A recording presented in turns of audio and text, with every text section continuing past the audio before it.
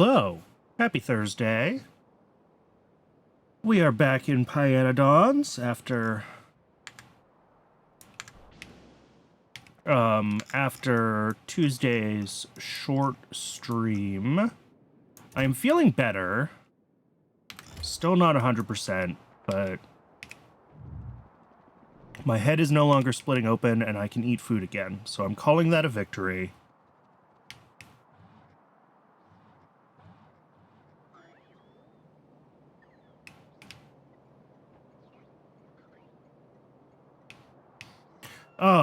What are our goals today? Did I leave myself anything on the to-do list? Raw fiber ? What does raw fiber look like right now? I mean, we have heaps of fiber here. Why did I think we were out of fiber? Don't love that. Also, this fluid train has... Oh, they're turning around. Why are their trains turning around? Funky. Where are they coming from and going to that they need to do that?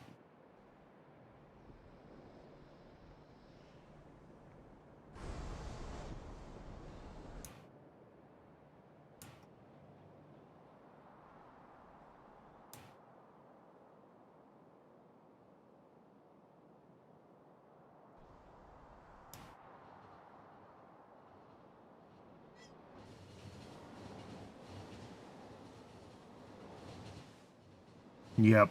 The problems with a cloverleaf design are definitely becoming apparent. This intersection is the worst one as far as, like, cloverleaf issues go, but it's not the only one. Maybe I should try to, like, turn this into a roundabout or something. Hopefully I have the space to do that.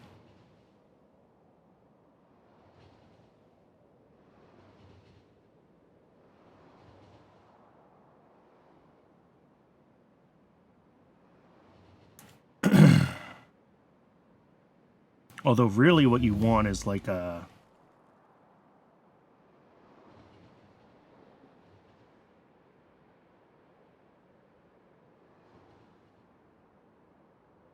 I don't know what you would call it, but like... If we forked this off here and came through here and looped around, that would be a better connection, right? Because we'd have our diverge before our merge. And the issue with the cloverleaf is the merge before the diverge, where all of the traffic has to go through the center portion. Even when it's turning.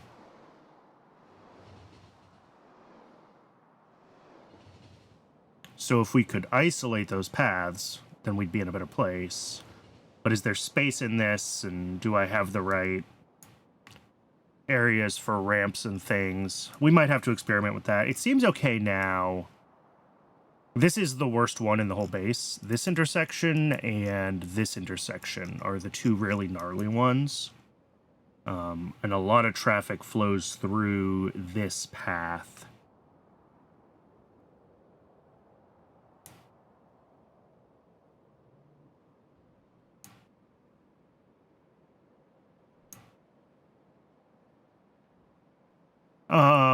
All right.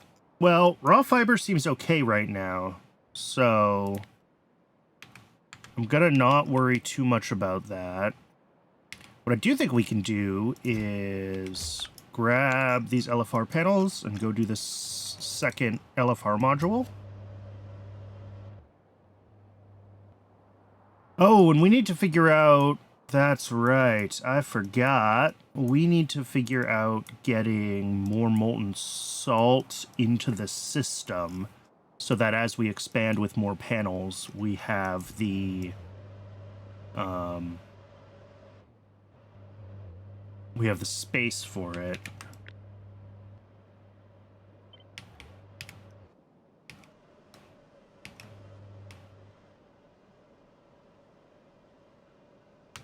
So first of all, that.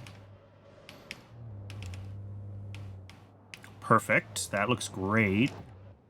But then we do need to handle, like I said, the molten salt input to the whole thing and get that figured out.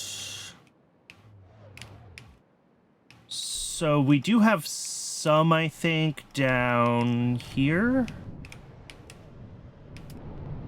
Or did we manage to get rid of that? Yeah, we have some here. Right, which is currently disconnected. So I can connect that. And that'll at least help with getting molten salt into this loop.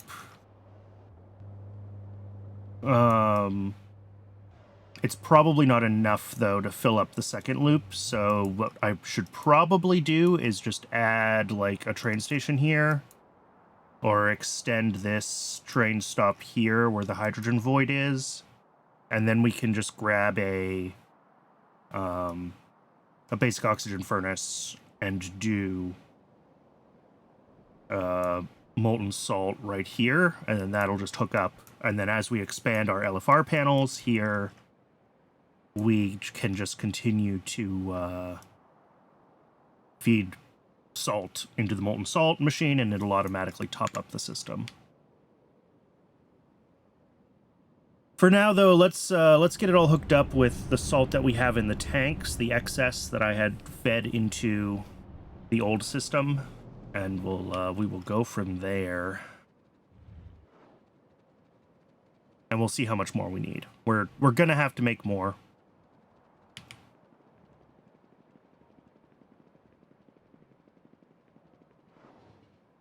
I'm just not sure if it's going to be like, yeah, it's not quite running fully efficiently more, or if it's going to be like heaps. Oh, and I need boilers. Sorry, pressure pumps. I didn't grab pressure pumps. We're probably missing some other things too that I didn't put in this, but we'll see what we're missing. Is it just the pressure pumps? It might be just the pressure pumps. Cool. That's easy. Let me get the request in for that then.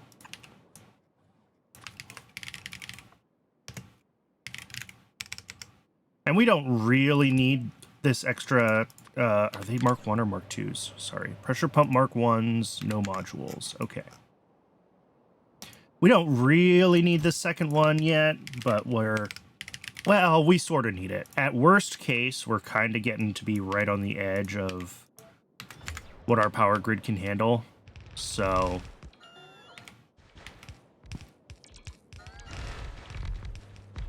we want to be ready.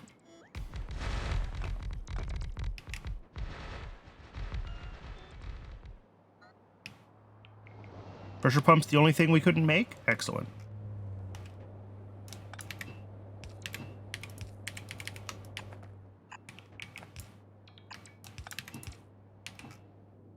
And then these are top-up valves, and each segment tops up to the next segment. The segments are all isolated. So I believe, well, here, let's throw a pump down. Oh, I've got a bunch of science from working on the science build. I should go drop that off where it belongs. Let's throw a pump down here, and that'll get the salt out of here.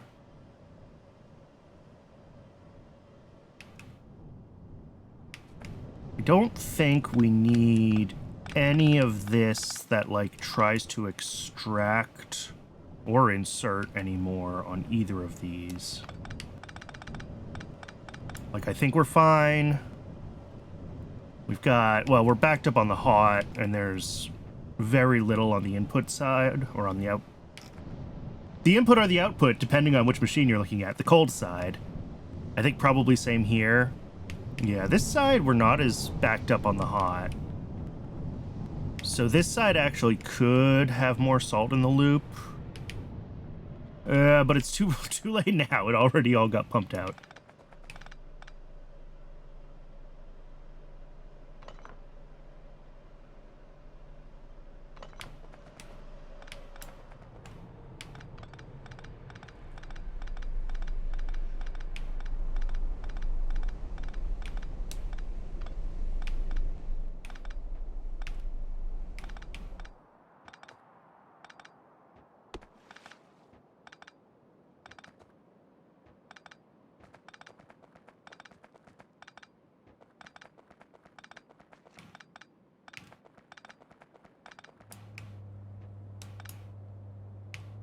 So 80, 80, 80. All right, these ones are all good. Up here... Yeah, 25% only on one of them. So we do need...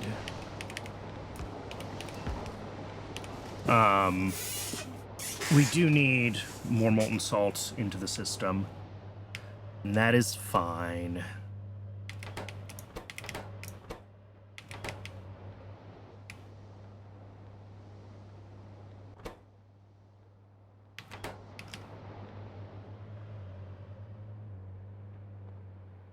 So like I said, I think we just expand this one, and then we'll have plenty of spots for train stations here to get our molten salt input.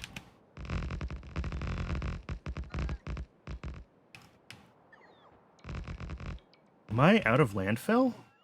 I am out of landfill. All right, that's cool. I guess I probably did just use a bunch up here, didn't I?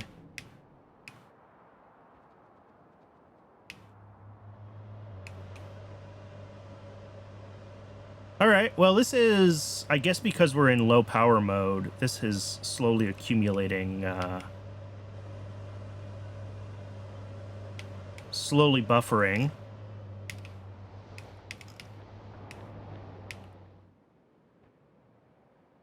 And as it gets into nighttime, the steam buffers will drain. That is, if I did my math right on those, and that is always a fraught proposition. But if I did my math right, then we have enough capacity to run the turbine 24... Oh, yeah, that's broken. Of course it's broken. We have enough capacity to run the turbines 24 hours a day, even though the LFRs are only part of the day. Because we have a that steam buffer, and that steam buffer handles the nighttime. I did that math a long time ago, and I am choosing to trust past Brannon and not redo the math. Is that a poor choice? Perhaps, but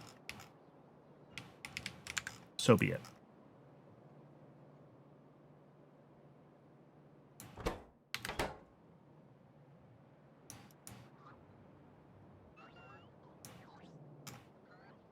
Oop. Yeah, past Brannon has never betrayed me. Exactly. Past Brannon has never made simple arithmetic errors. Past Brannon has never misread how long a recipe takes. Past Brannon is infallible.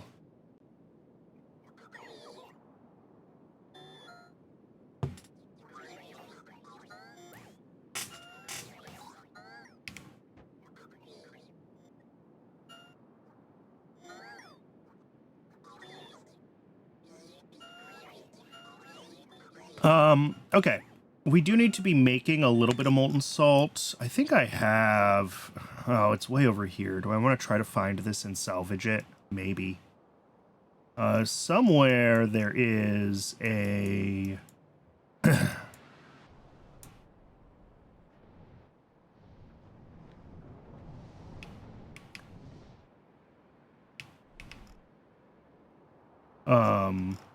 a machine to make molten salt. If I can find it. I think it's this pipe. And I could just steal this one instead of having the bots make another one at the mall, because this one is absolutely decommissioned. Is it over here? Here it is. Yeah. There's a basic oxygen furnace. Where is that? Okay, right at this corner. That's easy to find. Do we have enough landfill for what we need to do right now? I'm going to say yes. Let's go. Because if that... With those rails currently broken, the hydrogen void is inaccessible, and these are almost certainly trains that are trying to go to the hydrogen void, which means that Some other process that makes spare hydrogen is going to start backing up. Probably oxygen production. And that will break the whole frickin' base, right? Because we need oxygen for all of our metals. So let's not leave this broken any longer than we have to.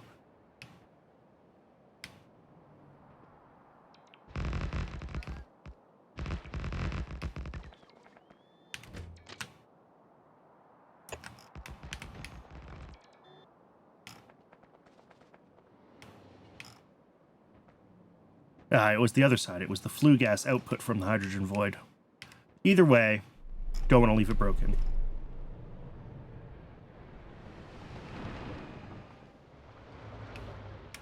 I should figure out maybe which of these things we want to decommission. I think it is probably... Well, maybe we can sneak through without... Like, all this stuff still runs, but in the grand scheme of how much power the base makes, it's just not that much. These make... Sorry, not those. Where even are the turbines? How do I have this hooked up? Oh, right, I unified them. So these each make at most, let's call it 500 megawatts. So 1, 2, 3, 4, 5, 6 gigawatts. 6.5 really, but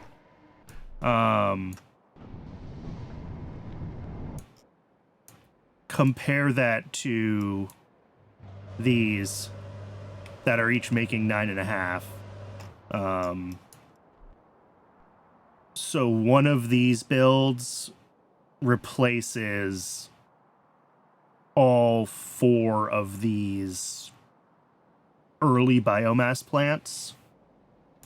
And realistically, one of these replaces one of the upgraded biomass plants as well, and is significantly smaller. So if we wanted to reclaim this, like, prime real estate in the middle of the base, and maybe try to get some builds in here...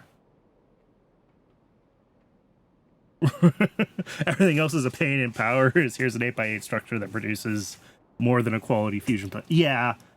Well, once you're to this point, power isn't too bad, right? I can be stamping down LFR panels. But, you know, once I start using a, you know, tier 3 particle accelerators, we're gonna have a bad time, right? No, see, still only 3 gigawatts. I can run 3 of these off of one of my LFR plants. Early on, power was a problem, though. Like, it hasn't always been this easy. I struggled with power a lot. And, like, we're gonna get to a point where 10 gigawatts is fairly insignificant, but also I think at that point we will have better power. Pi just makes the numbers big for no discernible reason. Yes. That is definitely true. I don't know what that is, but let's not do that. I think that was trying to put salt on an ash belt. Not like any of this base works, by the way. All of this is offline. Maybe when we get Mark II bots, it'll be worth it.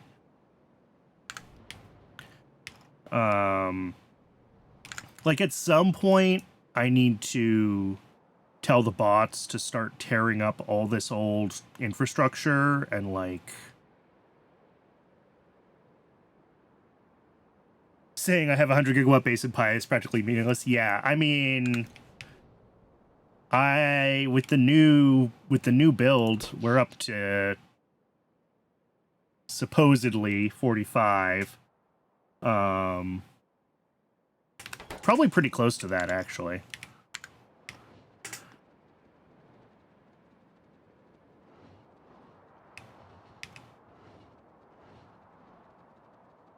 What's causing the 10 gigawatt spikes? Almost certainly particle accelerators.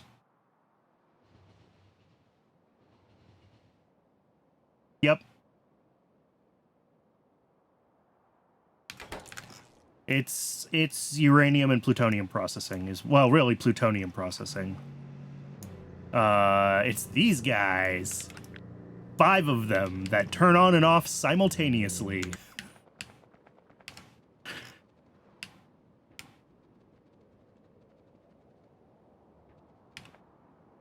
Why do they turn off?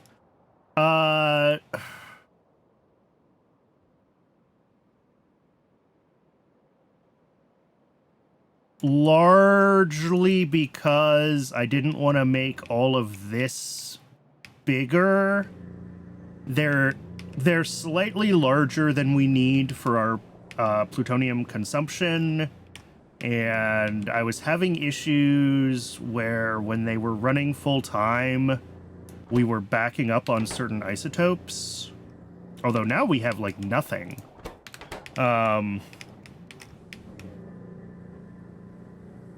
I could have them turn on like staged rather than all simultaneously. Although something looks like it was broken, because this shouldn't have been allowed to get this empty. Yeah. They're circuit controlled because I was having issues with like isotope ratios and stuff, and my option was to like, if I wanted to be able to fully process all of the isotopes as they were coming in, then this column would have had to be even bigger. So like they turn off and it lets us process down some of the isotopes we don't use as much of, and then they turn back on and bring stuff in. It's weird. I don't remember my entire thought process for it. But it is designed to stop this. Realistically, I just need a bigger buffer. But that's a pain in the butt. So, instead... Although I'm surprised it's this empty. Because, like, this is supposed to let this fill up to, like, 10,000. So something else must have been broken.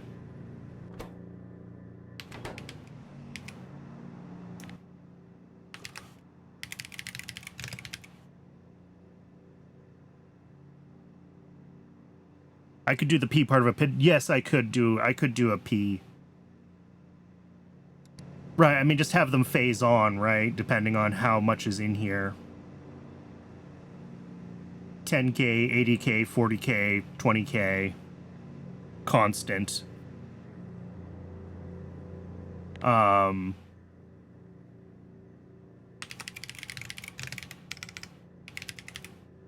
like this spike in plutonium oxide production makes me think that we were out of plutonium oxide for a little while.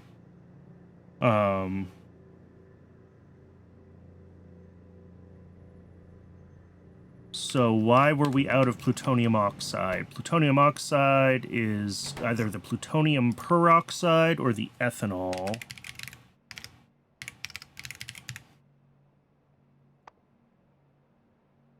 All right, the plutonium peroxide has the same spike.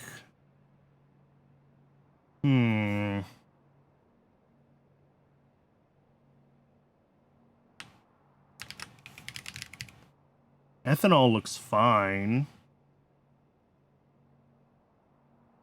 Like, ethanol has been a very consistent production ramp.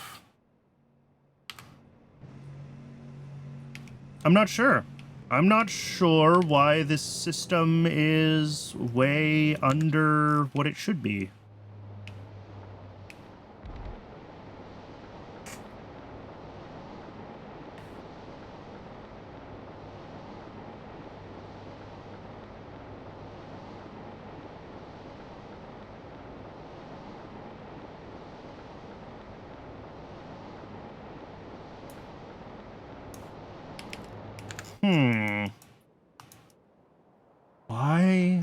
Why would this have been oh, here we go. Yeah, no, we're running low on antimony phosphate. Past Brandon strikes again, yeah.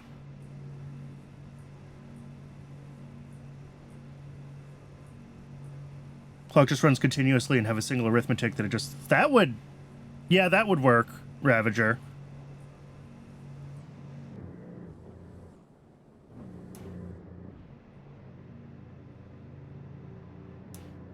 It's a lot more effort than just, like, linearly scaling the thresholds of how much is missing.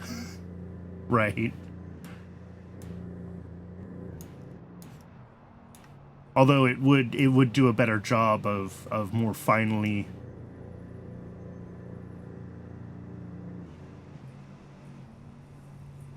Okay, so why was antimony phosphate causing issues? Wait, why are you yellow? Purex concentrate is...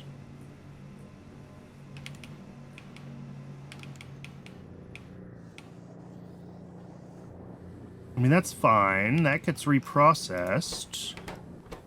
Did I screw something? Those are only tier 1 buildings.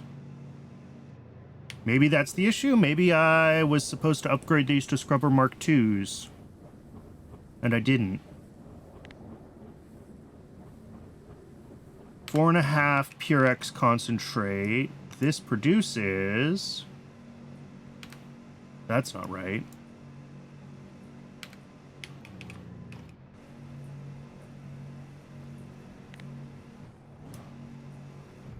There's something else that produces Purex as part of its output. Am I losing my mind? Oh, 6, yeah. Oops. I think I was supposed to upgrade these to Mark IIs with double prod modules, and I didn't.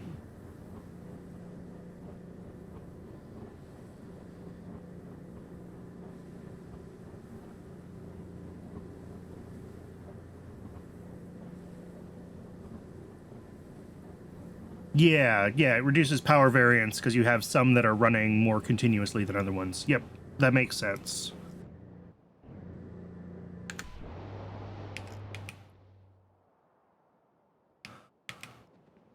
Okay. Let's check YAFC really quick. I want to see if my theory about the Purex concentrate is correct.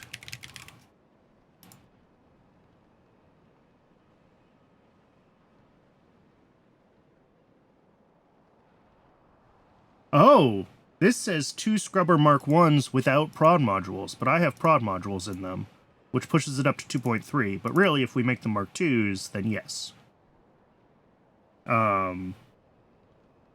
I love that you could prod this. You should not be able to prod this recipe. Like, this is part of a loop.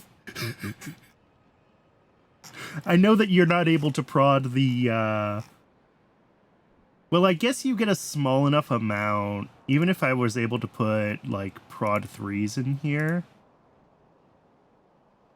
And would it make enough? Okay, it still doesn't make enough antimony oxide to close the loop. I'm just surprised. Usually they don't let you prod loops like this. But yeah, that is what was wrong, is I had 1 prod module in Mark 1 buildings, and it's starving the whole system.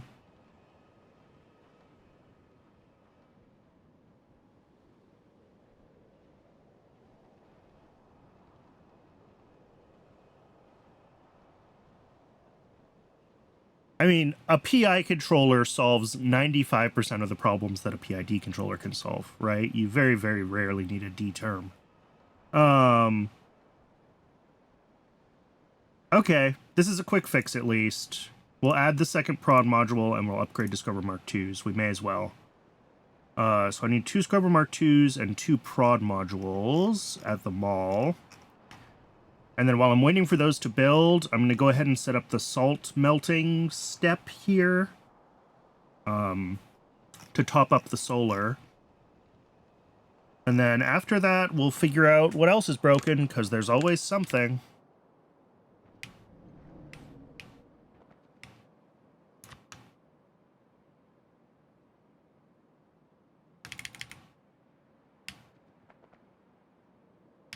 Wait, really? Ugh, why, Brandon?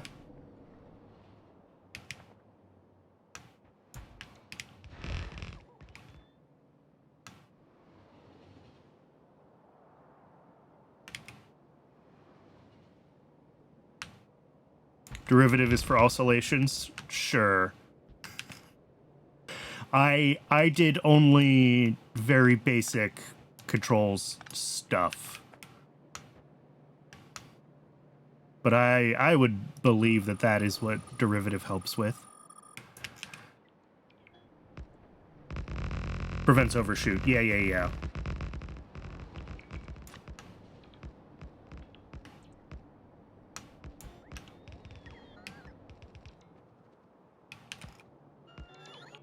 All right.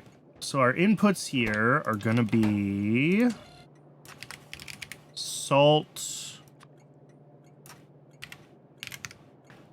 and we may as well just do Coke, and we need a single fluid because we're going to need oxygen because it's an oxygen furnace.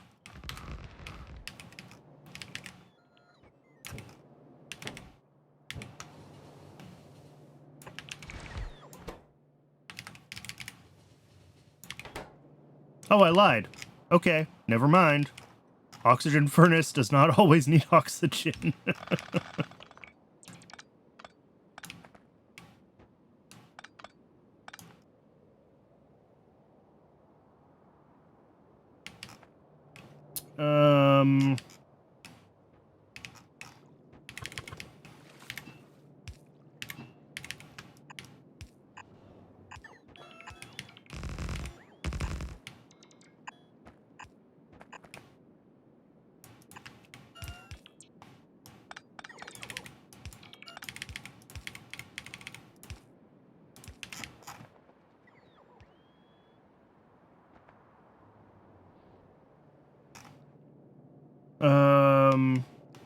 Yeah, so this just needs a couple of inserters. One of them can be filtered here. The other ones will all be filtered to the salt. We need an outserter.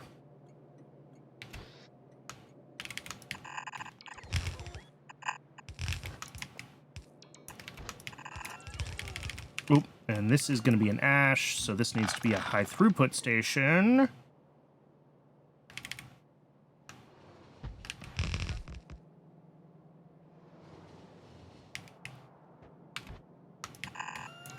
As long as you apply a soft cap to the rate of change on the integration component, which you could say is a crude Is that a crude a soft cap to the rate of change on the integration component is just a soft cap to the proportion term?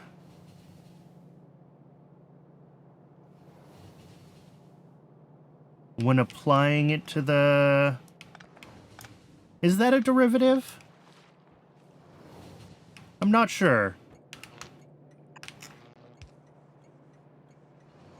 I'm not convinced that it is, but that's okay.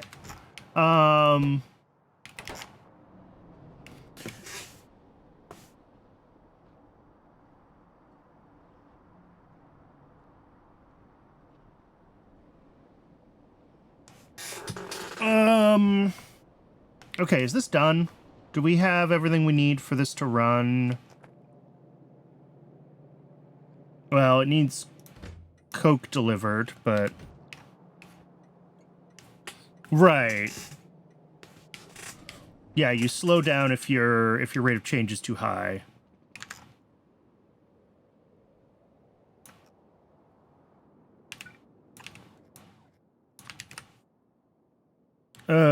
What am I doing? What are these things? They are scrubbers. 2 of them. And also 2 prod modules.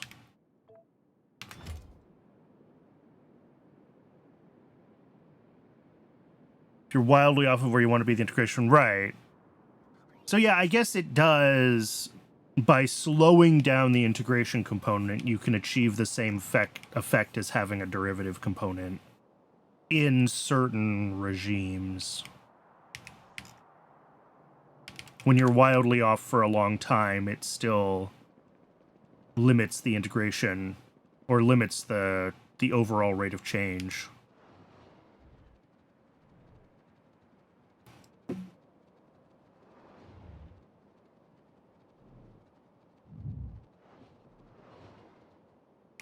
If we're crazy far off, ignore time. Yeah.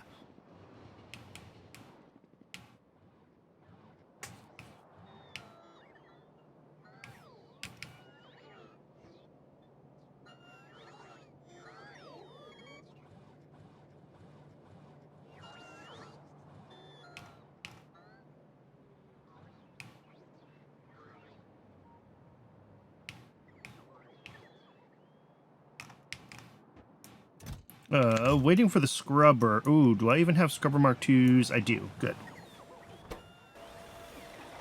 There's one. And a few more Nexalit plates, and we will have number 2.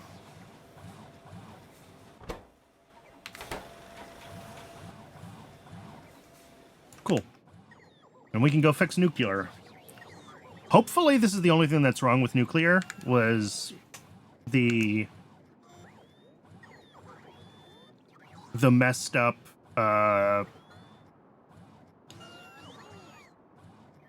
calculations around having prod modules in those scrubbers.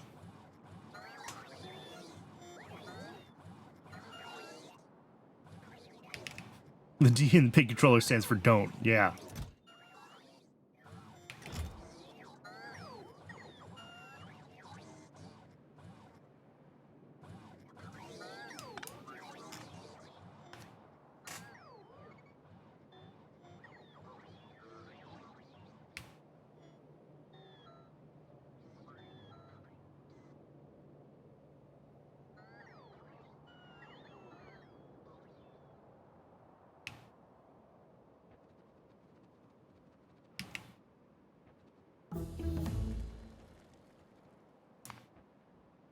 Let's see. Moss stage 3.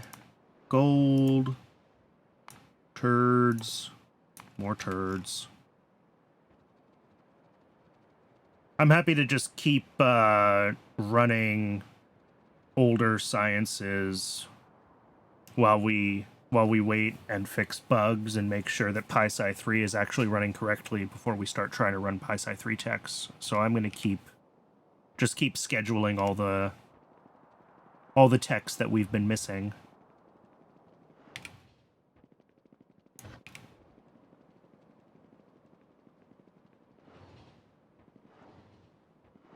All right, over here we should have these guys that need to be upgraded and get their extra prod modules.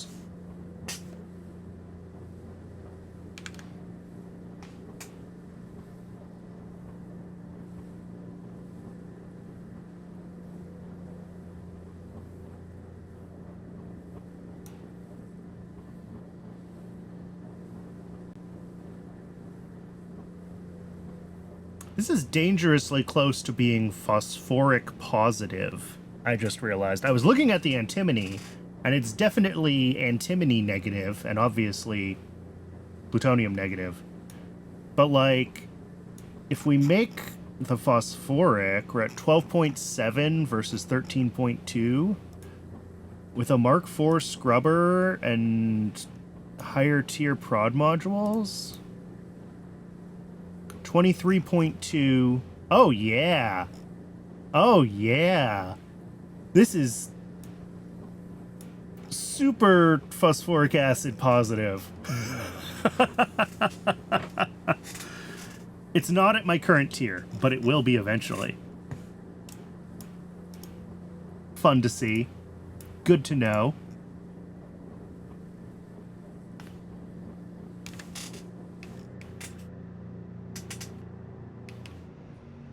All right, hopefully that unblocks these guys. Oh, we also have just this.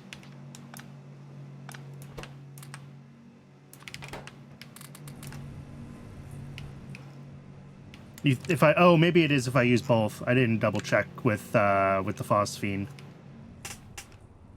Although some of our phosphine does get diverted to things like silicon, right? Not in huge quantities, but... Which I'm scared that silicon is backed up. I haven't looked at circuits in a while. Oh, that feels good. Okay. We've got circuit 2 like really figured out, just in time to start thinking about circuit 3. What about up here? How are we doing?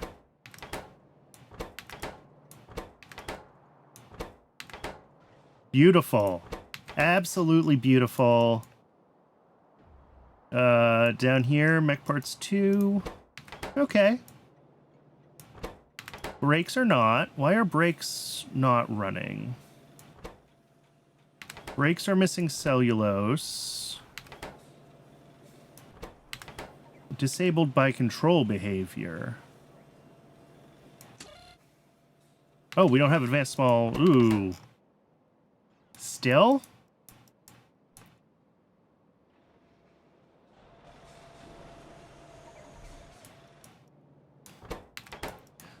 I've talked about this a few times. We might just need more advanced small parts. Yeah, they've been running pretty continuously. I mean, not perfectly. They blipped out.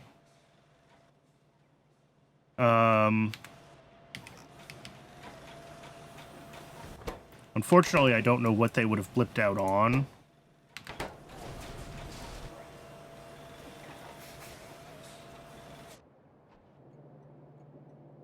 Stainless is surprisingly fine. Where are regular small parts? Are those... Yeah, those are keeping up. But I suspect that even if advanced small parts were running excuse me, we would still have issues with them. Yeah, we are missing a lot of advanced small parts. Okay. I think we're gonna have to,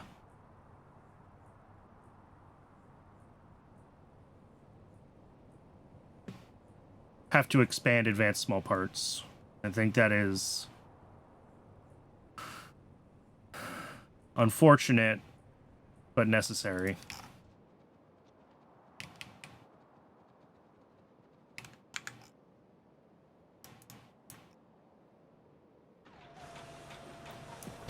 Because, yeah, this is already a tier 2 machine. I think the question is, can we double it up, like, in place here? Or do we need to set up a bigger...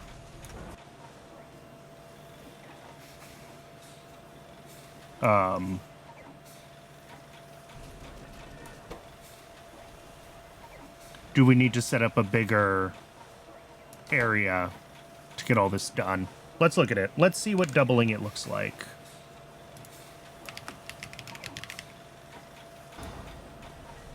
So if we want to go up to... Sorry, let me zoom out a little bit so that's not as loud in the background. All right, we still get away with one of each casting unit, which is fantastic. We do need a second machine making belts. That's fine. All of these are in fairly low quantities, except for, like, bolts and sticks.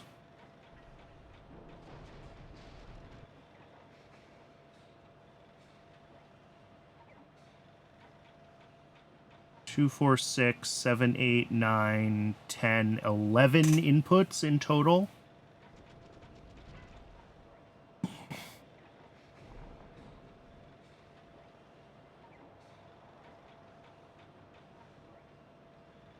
But it's also like...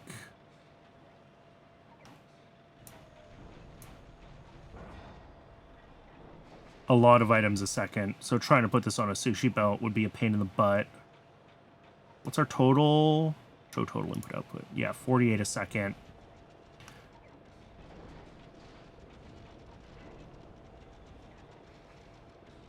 Belts, bolts, and iron sticks coming off would be...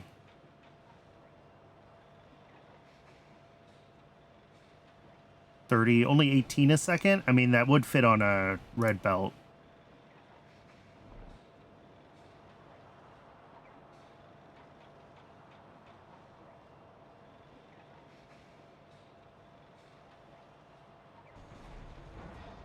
If I didn't want to do sushi belt, how would we route it is the question.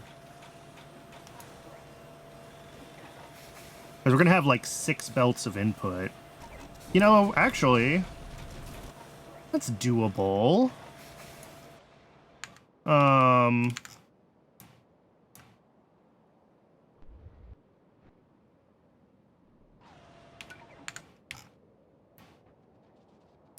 So if we've got like... Here, let me actually just copy that whole module.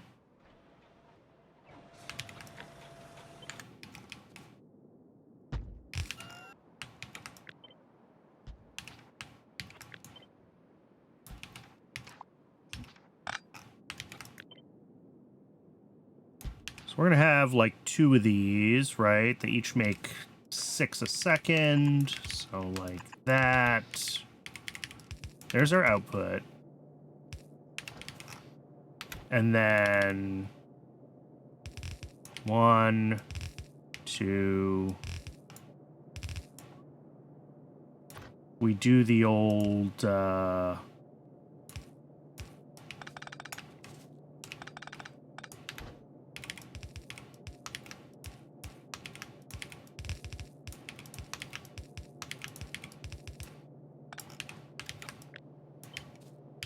right? We get 3 belts on each side. 6 belts in. No need for any sushi shenanigans. Output is easy enough.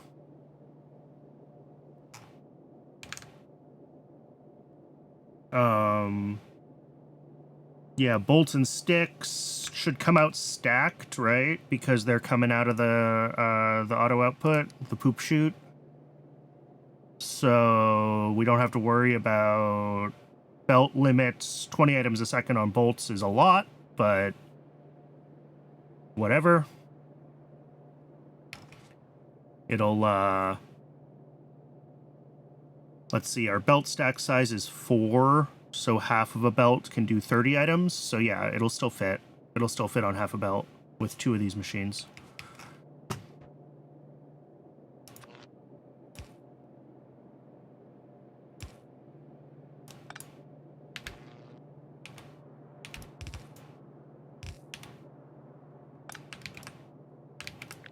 Maybe lift this up 1 more. Just so that can go there. Yeah, and then if we wanted to double this, these can go right next to each other.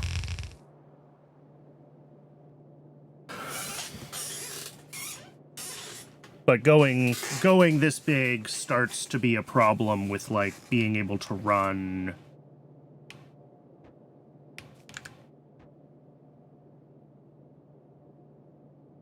the number of bolts we need, etc. Why does this say 60 a second when YAFC seems to think that that is not correct? Oh, because the modules aren't in yet. Yeah. Sorry. It's not calculating for what the modules will be when the ghosts are fully resolved. It's showing me. Got it.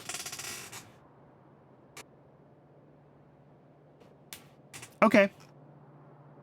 So this works. Let's build it to 2 machines now, and then we can upgrade to 4 when the time comes. So we just gotta route all the belts correctly, and then figure out what the outputs are gonna look like.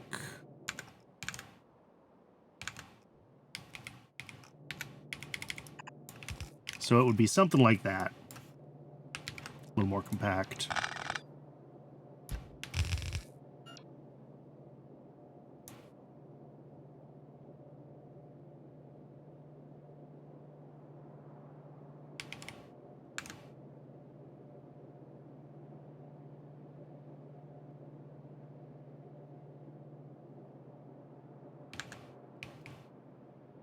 All right. Cool.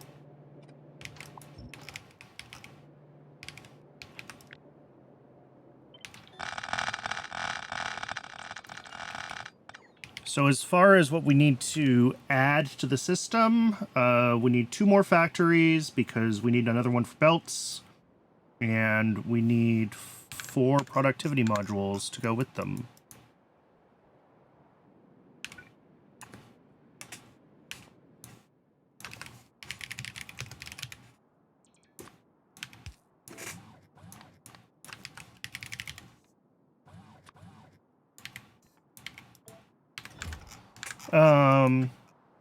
Are we making... Yes, excellent. We are making...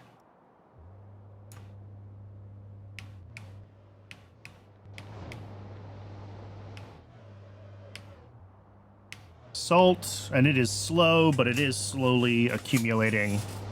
This was at like 24 before, now it's at 27. There's a lot of storage space in all of these. Like, there are 1,000 each. There's going to be 150,000. And yes, we want that at 80%, but still, that's like 120,000. And this makes 3 a second. So we'll just let it run slowly and it'll fill up the buffer and it'll be fine. I should probably put a tank here with a pump or something like that, and that way the next time we need another 120,000, we have it just like on tap and we don't have to do anything weird with it.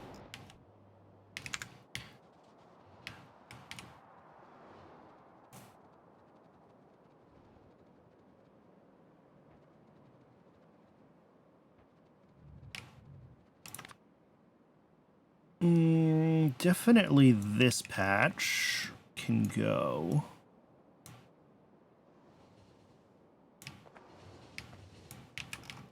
I don't know about this antimony patch. We might use that. Probably not. But it's not on any other infrastructure, so I'm not gonna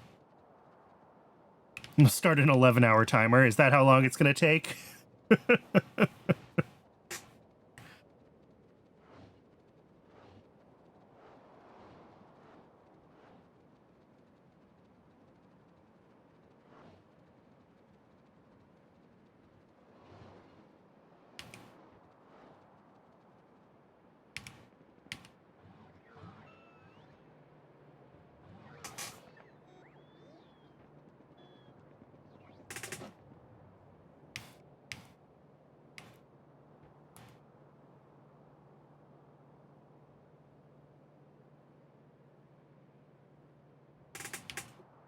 Yeah, about 11 hours.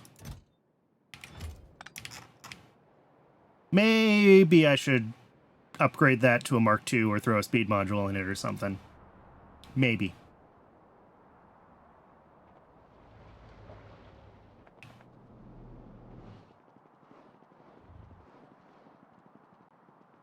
All right, let me see if we can manage to get everything to like fit where it needs to fit in trying to upgrade advanced small parts over here, or if I'm going to have to move them somewhere else. I think we can get it all to fit. I think that build that I did should kind of fit nicely like down the middle here, and then everything else is just a matter of belt routing.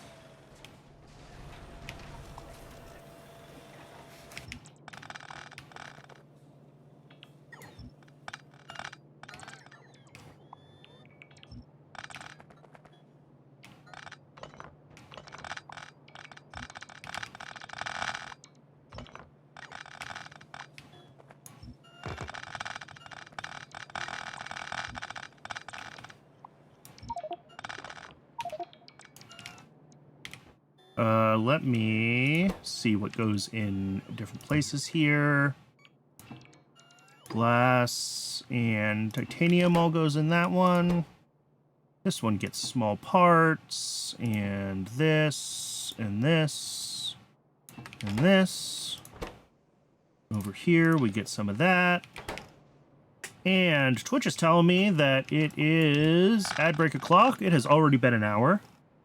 So as per usual, I am going to go ahead and let the ads run. I'm going to step away and get some more water during the break. And then when we return, we will we'll figure out what we're doing next. I guess we'll keep hooking up this this little build here to get advanced small parts a little better scaled up. I will see everybody in just a few minutes. I appreciate everyone sticking around through the break.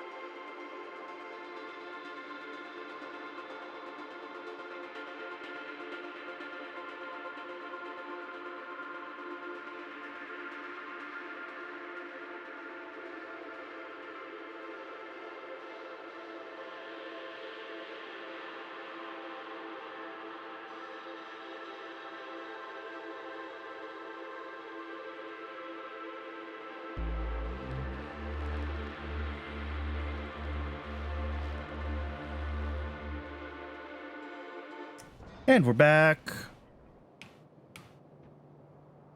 All right. So I think as far as our inputs to these go, there's only a couple of things that are like high bandwidth. The big one is the bolts.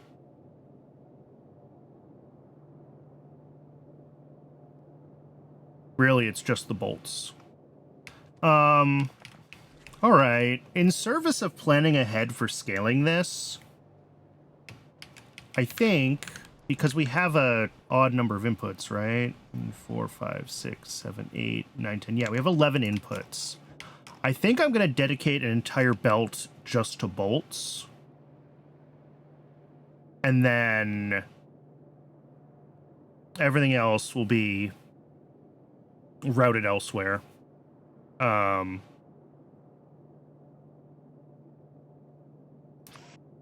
like, we've got that.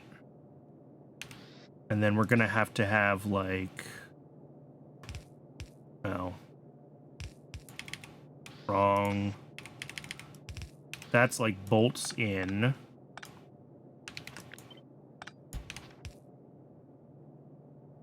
And then that one. And then on this side, I think it's fine to just do normal stuff. So this side needs the extra inserters for the bolts. That's...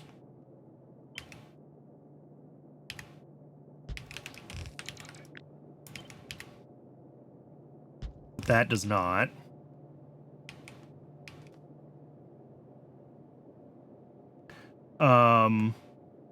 What is... Oh, I didn't... I see. My bad. I didn't mirror these. I mirrored these inputs, but I didn't mirror the...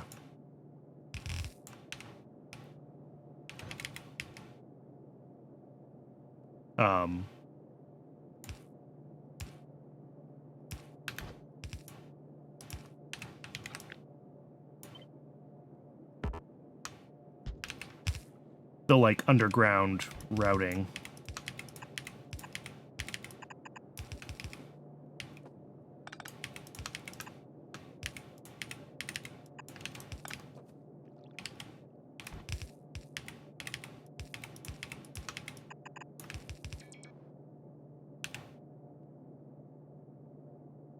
Which means we don't actually need that power pole on that side.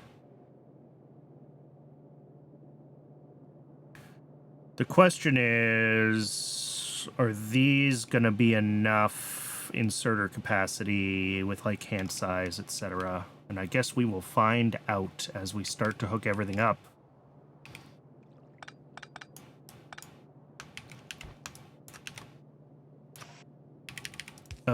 We're going to upgrade everything here to twice as much throughput.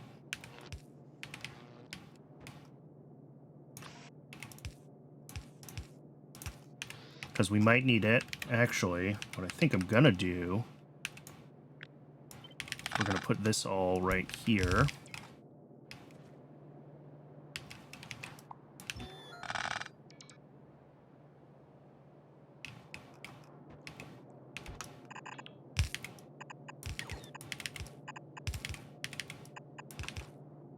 So steel and advanced small parts should be fine.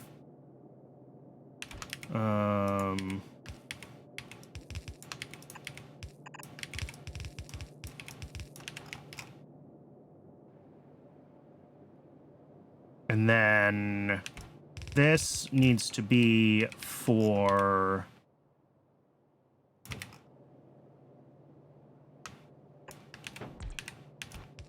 casting unit and eventually another one, which I can't mark as a ghost right now because I have one in my inventory. Thank you, Factorio. That remains my least favorite. The inability to mark things as permanently ghosts always makes me sad. So this is bolts.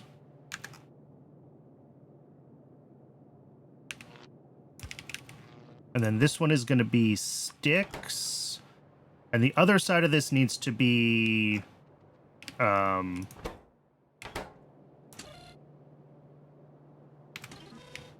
belts. So we're going to need to pull rubber up and then get belts on here.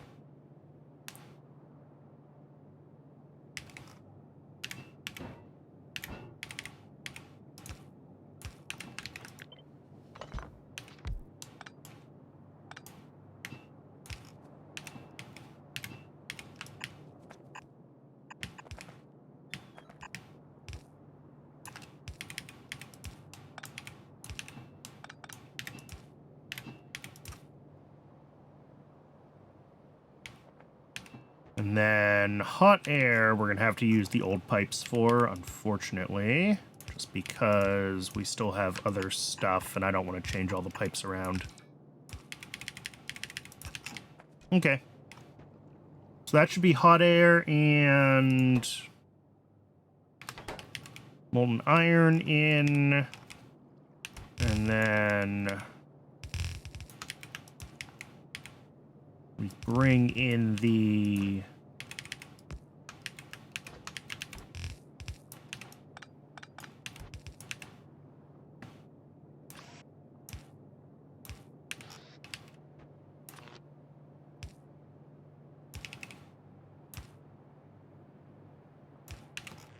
okay.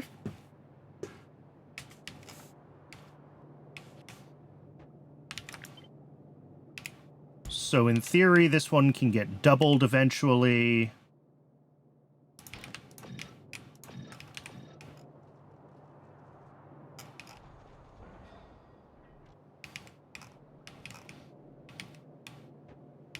We're going to need to, like I said, we're going to have rubber that needs to come in to the other side of this belt from somewhere. I'll think about that in a second.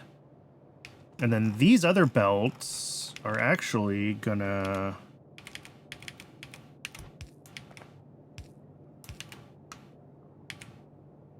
I'm gonna have these ones go north.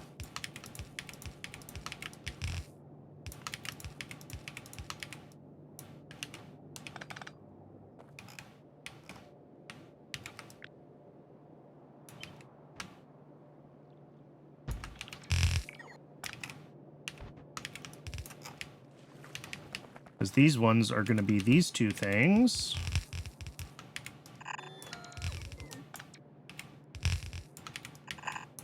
And they can just hook right up there.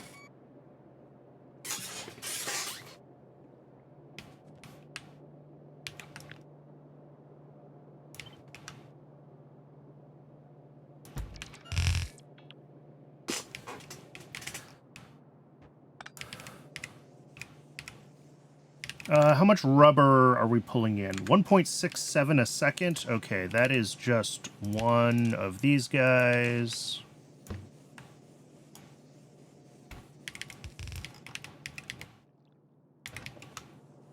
Feeding our two assemblers here. Making rubber belts. With prod modules, if I can find my prod modules. There they are.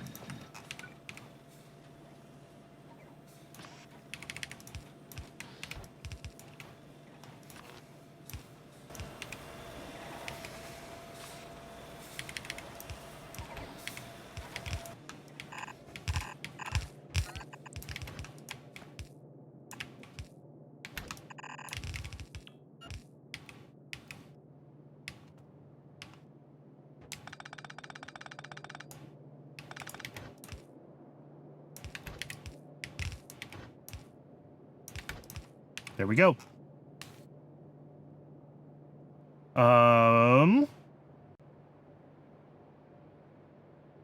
That looks right. That'll be belts to both sets of machines. Should be able to ghost these ones in now.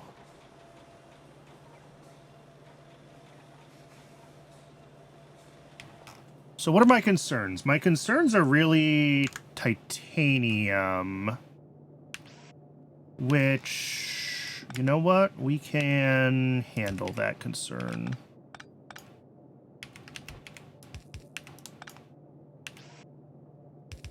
There we go. That handles the titanium concern.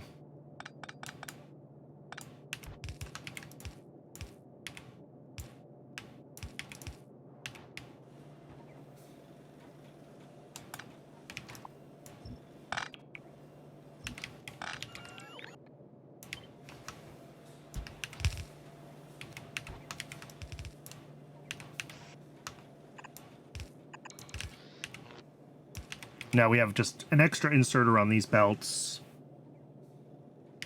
I mean, maybe we want to do this. Whoops. just to give that inserter a little better chance so we're not dealing with two inside corners.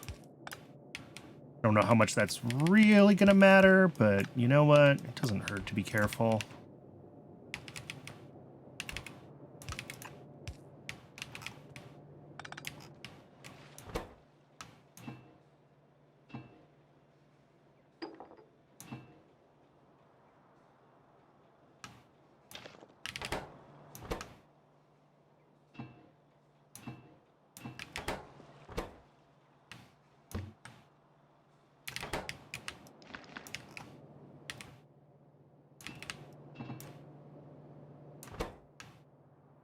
Small parts. I'm just trying to get everything out of my inventory into the machines here.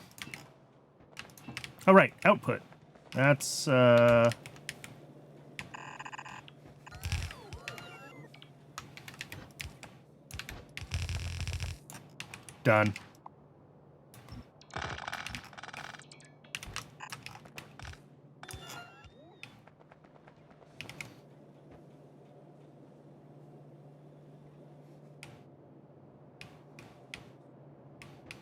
Yeah, we want to run like 2 more of these. It's going to be,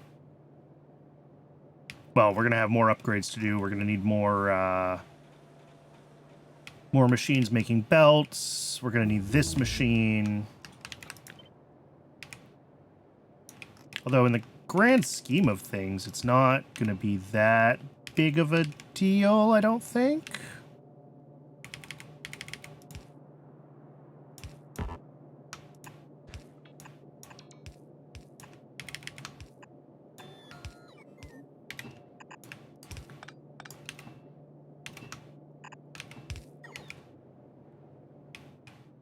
Might need more throughput of borax or castings, but yeah, I think getting this up to all 4 machines would be very doable if we decide we need to do that. All right, let's plug this in. And then the question is, are we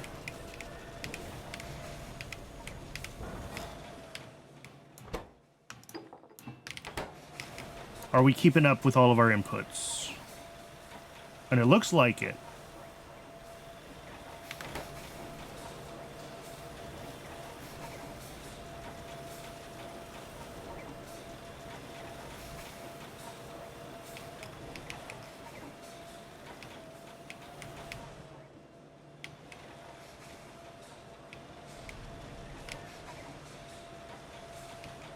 We're still burning through the backlog of bolts and sticks, so it's hard to verify that we have enough input capacity for those.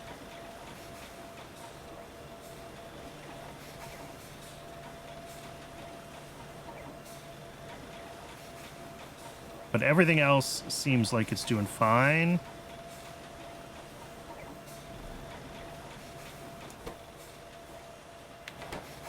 All right, bolts are running here, and that looks good. Same with this one.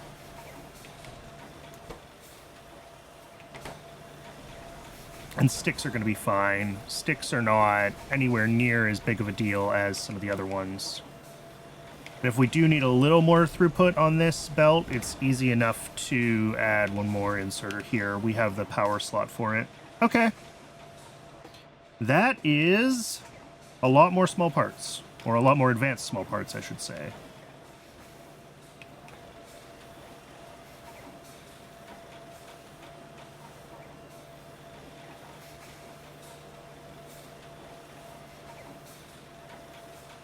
Hey, Dog of Chaos. Good to see you. Welcome in.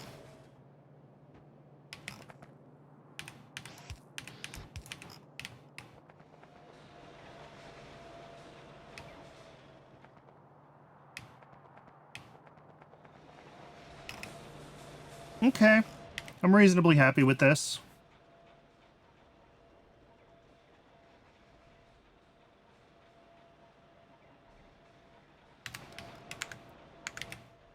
How much landfill do I have? 1,300? All right, let's go,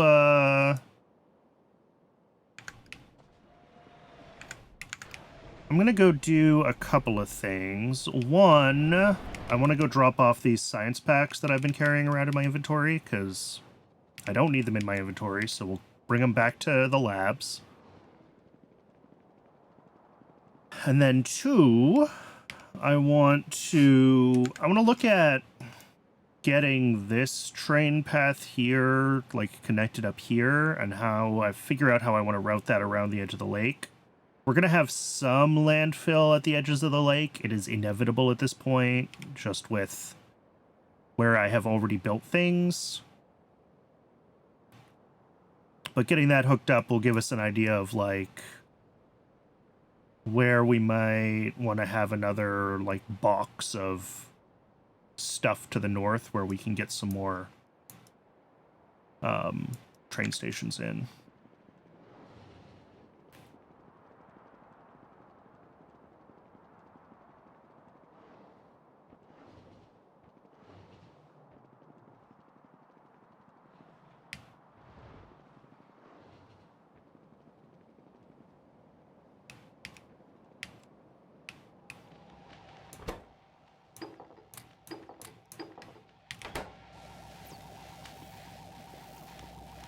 How are these doing? Mostly good.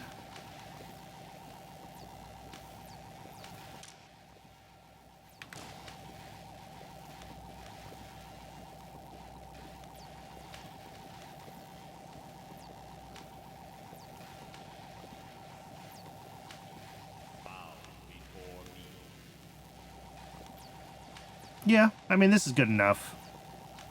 It would be nice if all of the labs were really running full-time, but I'm happy with, like, you know, a dozen running.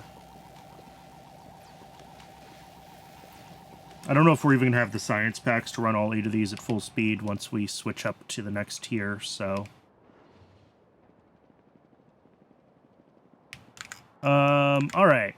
And then the other thing, while I'm in this corner of the base, is let's start laying some rail and just figuring out where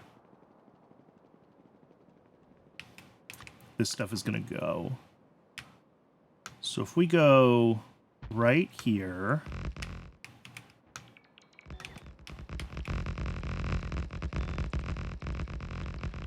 but enjoying with the P2CE, I need to make some time for a P2CE stream. I've been thinking about that. But I need to do the prep time and, like, spend some time finding well-regarded levels in the workshop and actually have a plan for what I want to do with it. Right? It's not like I can just install the game and jump in.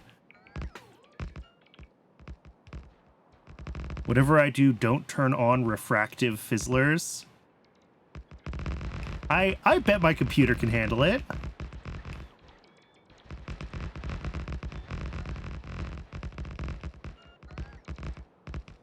But who needs frames when it can be pretty?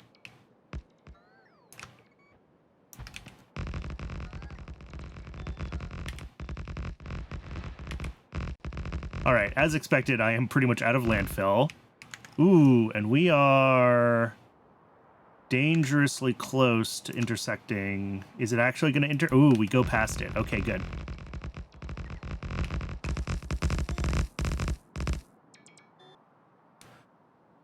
Yeah, so you have a slightly better CPU than me and a slightly worse GPU than me. I'm on a 7700X with a 7900 XT.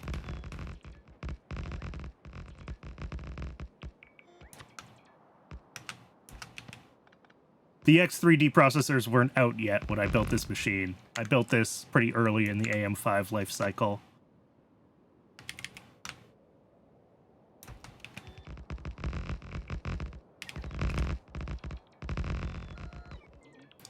Okay, so this mostly seems to go where I wanted it to go. I don't necessarily love... Yeah... If I try to turn right here, though, instead, we're going to run into... Ooh, no, we're not. We can... we're going to hit it. Yeah, we're going to hit this. Okay, so we do have to go north. We do have to go up over the water just a little bit in the corner here.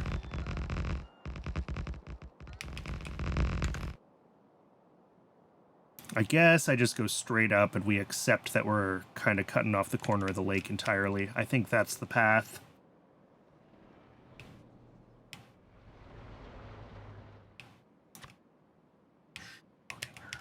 Are those a new thing? Or have I completely forgotten something from Portal?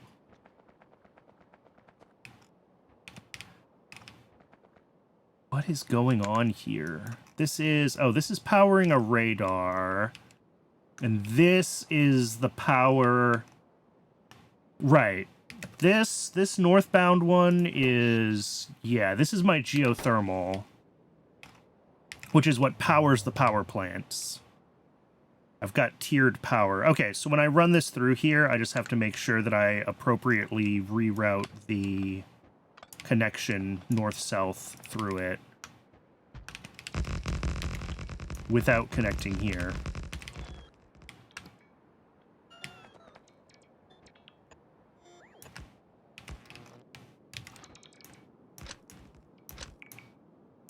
Just like that.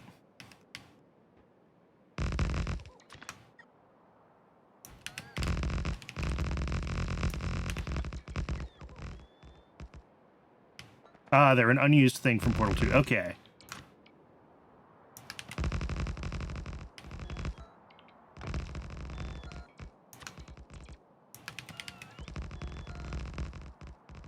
Oop, and we gotta fix some pipe routing here.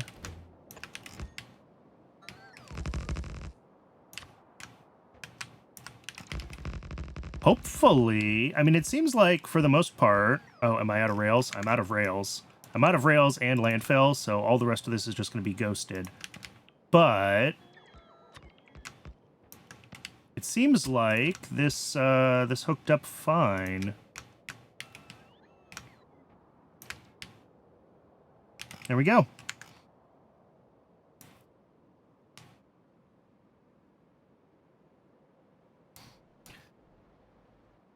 Hopefully this secondary route to the top here will take some of the pressure off of the sort of spine of the base through here. Hopefully some trains will choose to take this path.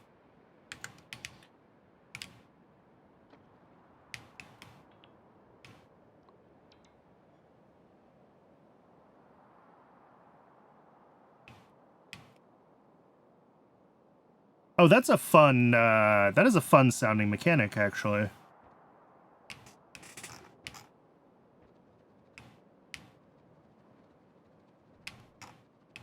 All right, let's make sure we still have input power. Yes, and it's not bridged. Good. All right. I think that's correct.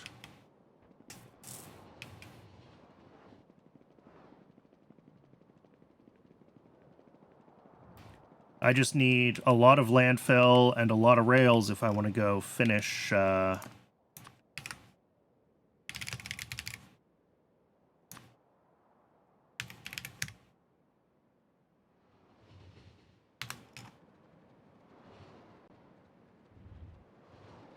Oh yeah, we're back to the pie base. We're getting there.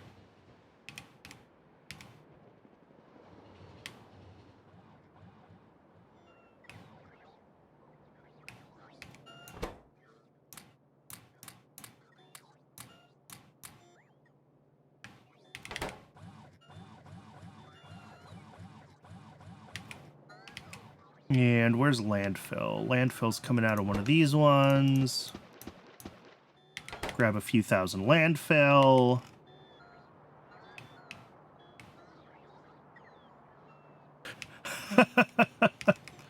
Yeah. RimWorld is one of those games that uses a lot more CPU power than you might expect, because it's running so many simulations in the background.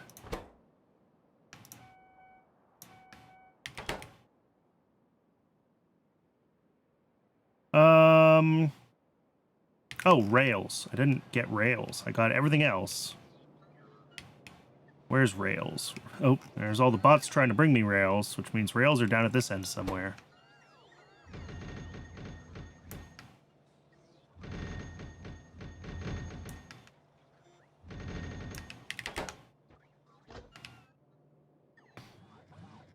Okay. I think, well, I don't know if this is going to be enough rails to go actually finish getting that route in place, but it'll be a start. We should get most of it done.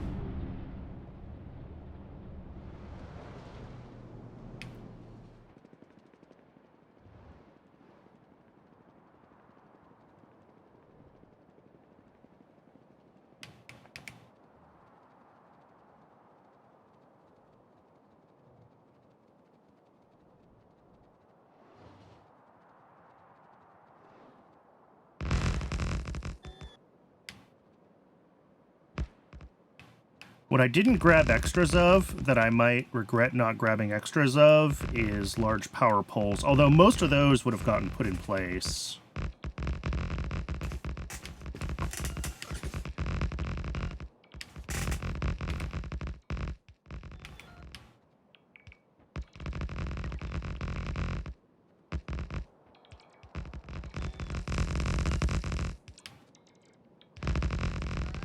And, like, it's fine if there's some things that aren't,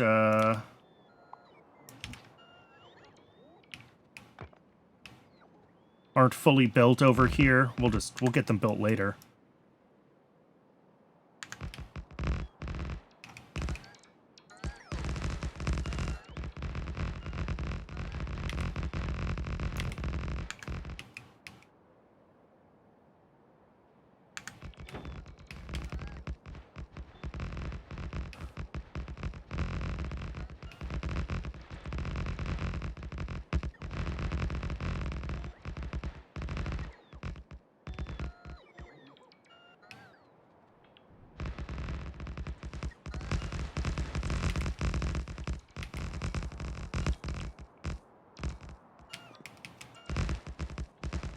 All right, there we go.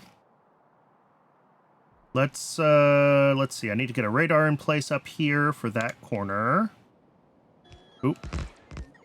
And this is why... Oh, am I really out of lights? I'm out of lights. I have one lamp that... Well, two lamps. All right, that's mildly annoying. Yeah, and all of this should have gotten built, but I will come over here. Just do a quick... Clear out any debris that's over the paved sections, because I need to be able to move quickly through here.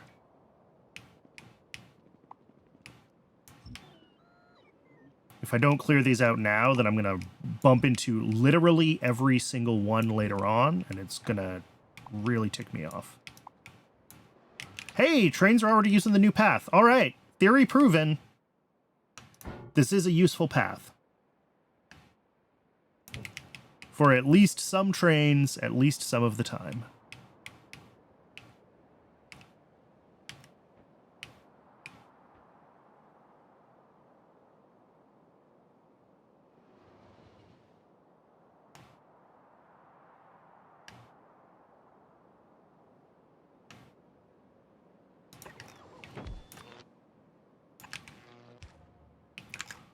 And now we can see it.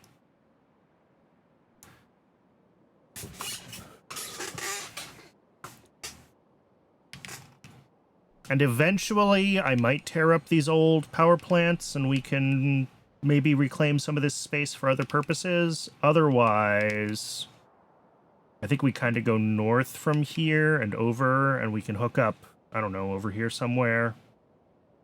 And that'll just give us a nice row of places to add more stations and builds.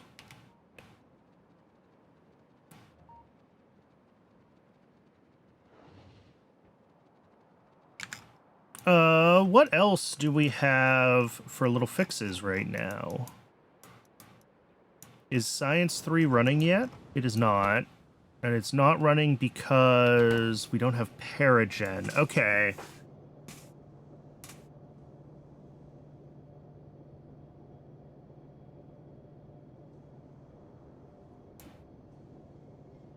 This might be...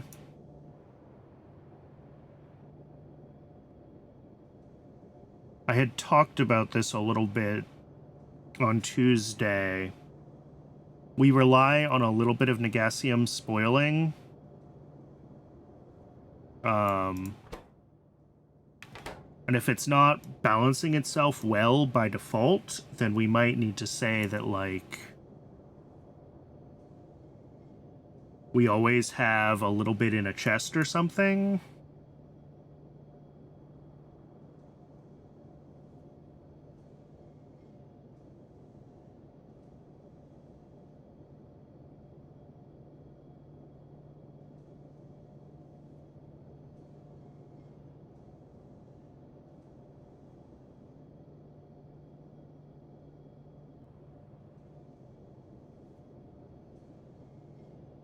Because we could do, like... Oh, it wants to go there. Of course it does. Well, thinking about the exact routing of the belts...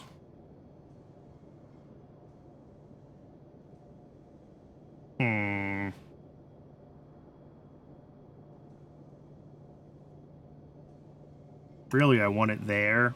So, like, we do these belts up zigzag. Put a chest here. Put an inserter here.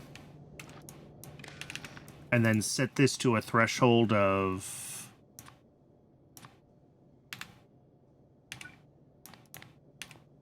however much needs to be decaying to keep up with our demand. And I'll have to double check that amount.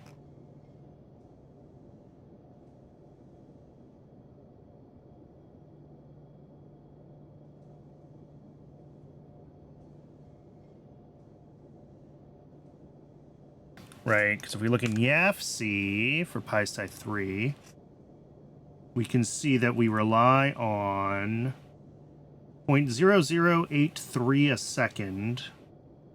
Oh, 18.5. Okay. So we just say enable if we're less than 19.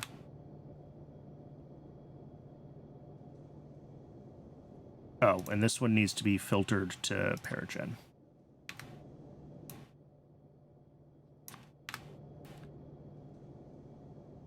That should do it. That should pull out, like, just enough Negasium that we're always... We have some that's just sitting around trying to decay. The only problem is that we're going to average the decay and it'll come in bursts, and I don't know if that's totally going to work right. It's the problem with using a container.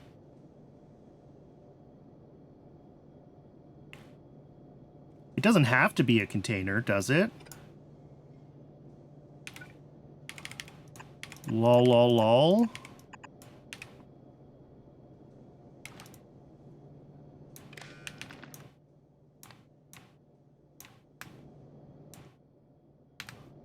Same deal, but stupider. This way we're not averaging the decay, and they all have time to decay sort of in their own time. Am I insane? I'm looking at this and I feel like it's really stupid. But I don't know how else to avoid the decay averaging. How else to keep them as, like, separate entities.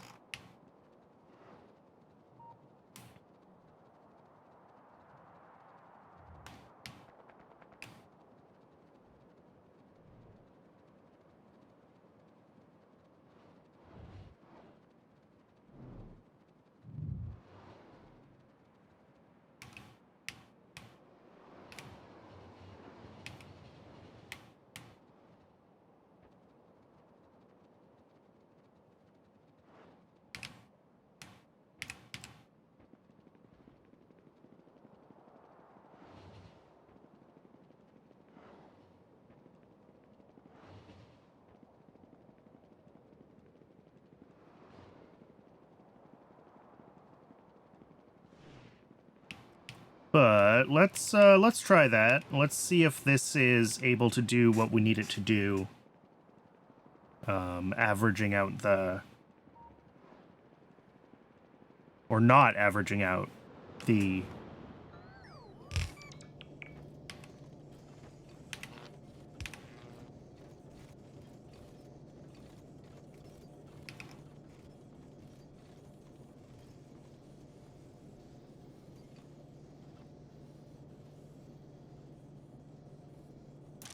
All right, there we go. Well.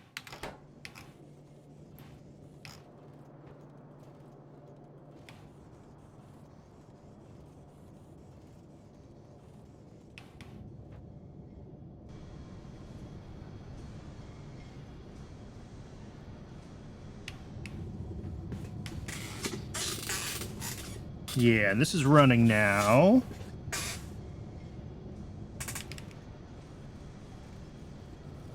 So what should happen is as these decay, new ones will get put on. And the rest will get pushed through. We do still have to wait for these to decay, and their initial decay time is, okay, about 40 minutes. So it's still going to take a little while for the system to, like, figure itself out.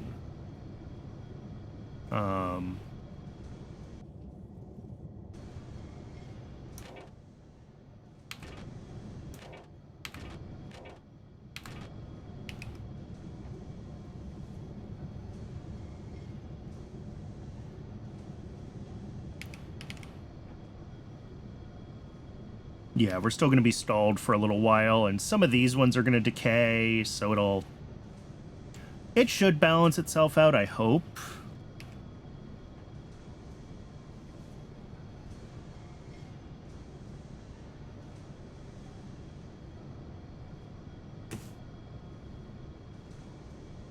This is almost 19 that's waiting in this queue, but these should all be younger than the ones in the loop at this point.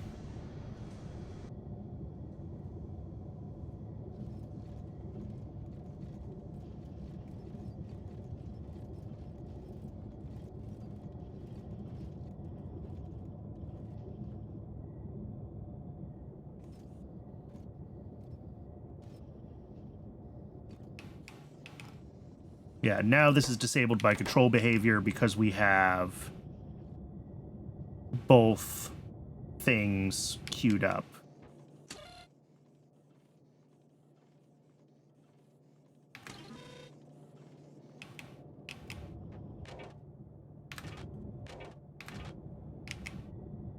What are we looking at? This is Pi-Sci 3. I probably could have resolved this in another way. Maybe just making this whole queue a little bit longer. But the issue is that I need a certain amount of the Negasium to decay to balance out the production versus consumption rates. Yeah, I was worried about it being bursty, because when you throw it in a box, the decay gets averaged. So I did this specifically so it wouldn't average out the decay. And maybe it doesn't matter. But the problem is the Paragen also decays. So if we suddenly spit out a bunch of extra Paragen... Yeah. Maybe. Maybe.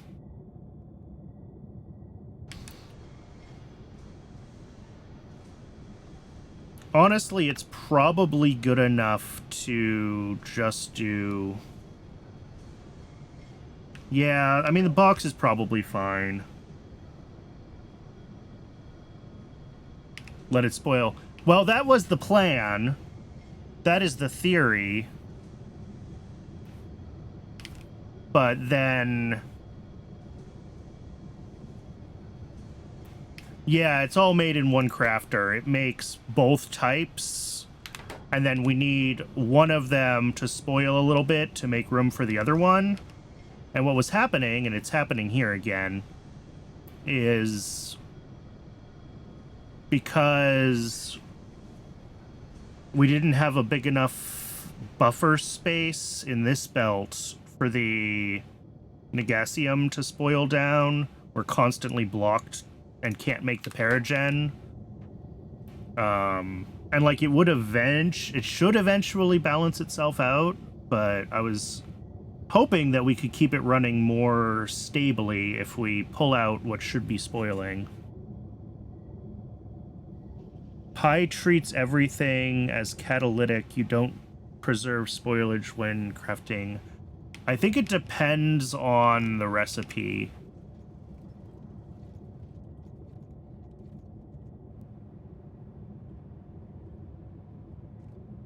Well, the science packs can't spoil, so in this case it doesn't matter.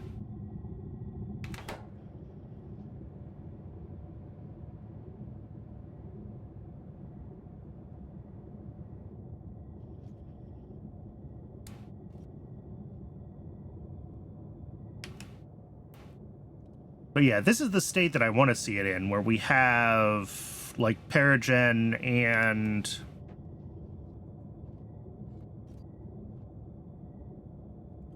Yeah, I could just let it add more of the blue to the sushi and let it decay there.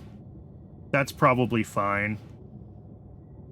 As long as there's room in the sushi belt, and that is always a question. But yeah, if we do like that...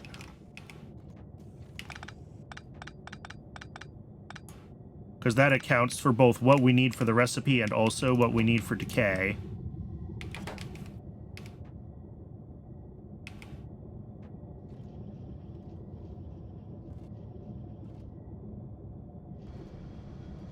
Then in theory, this might be fine.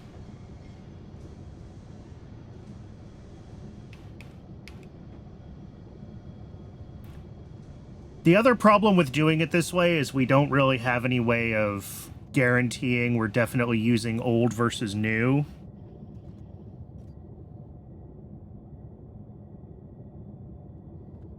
Could just have it all in a box. That is also an option.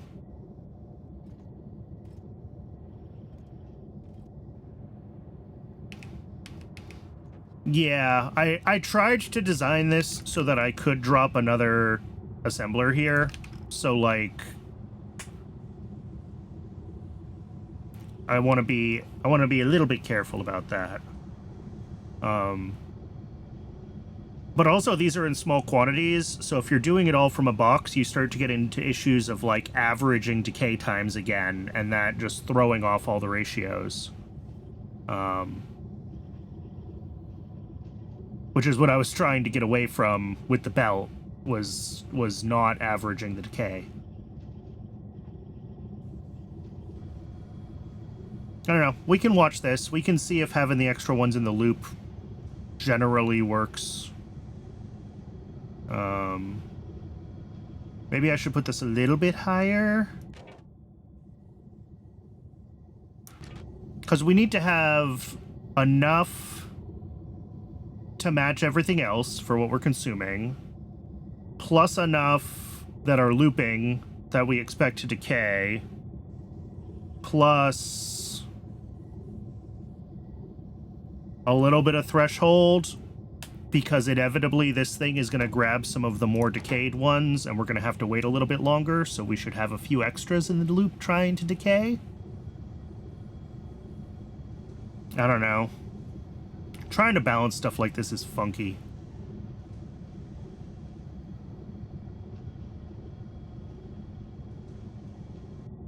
What happens if we don't produce science for a while and the belt gets full of rotten ingredients?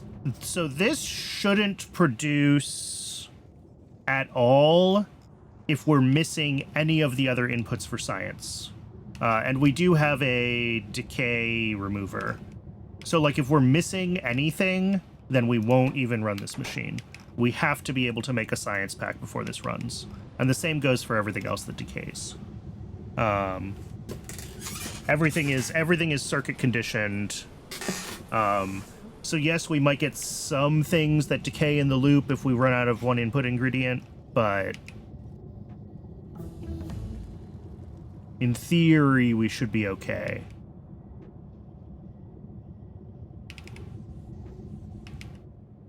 With a really long craft time, you want as little excess in the loop as possible. Yeah. And this is like, it's not a fast craft time, but it's not an absurd craft time. But yeah, I try to keep the loop fairly tight. All of these have, you know, we're reading all the input belts to make sure that we're not backing up too much on all the decay things. It is a lot of ingredients, yeah. Hence the sushi belt.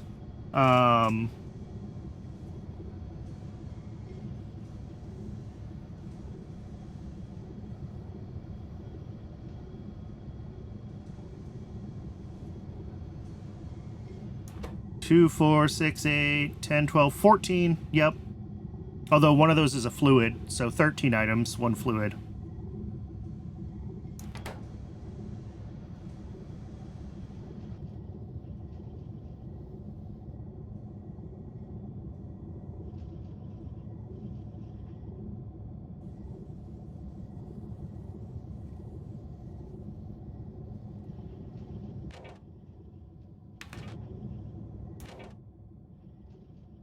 Yeah.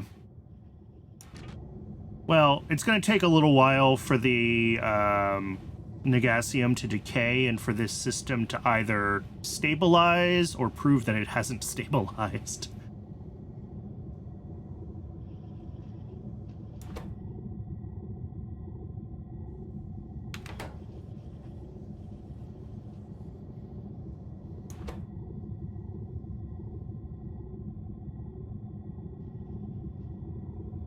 And I also dropped a handful of it into this machine, so it hasn't even really started running quote-unquote normally yet.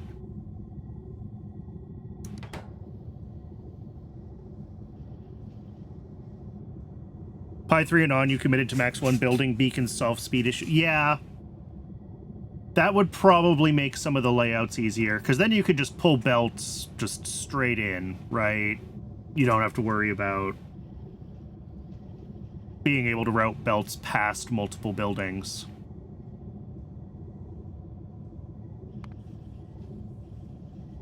We're still short on fluid trains. Interesting.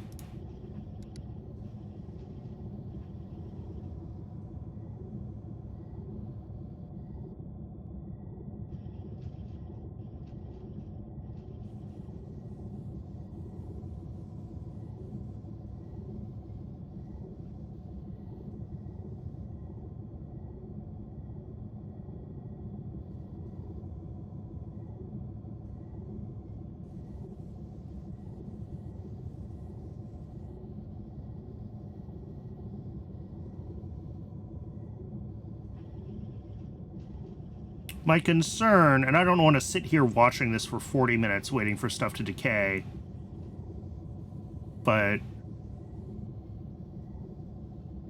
it's...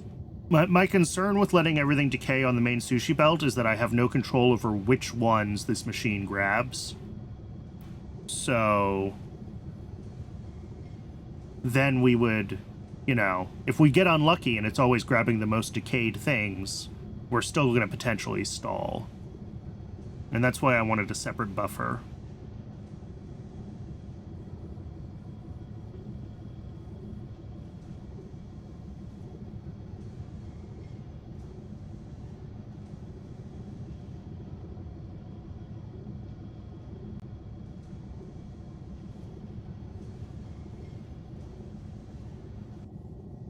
How many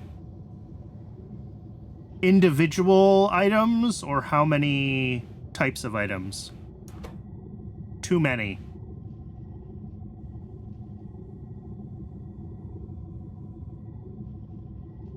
Yeah, I mean, if I do decide that I just want to run this as how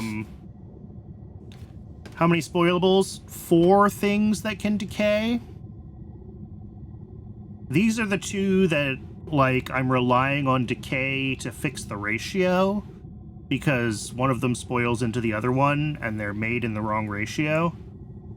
And then three others that can decay, but don't decay into anything useful. How much of each per craft? It's 1 to 2 on the Negasium to the Paragen.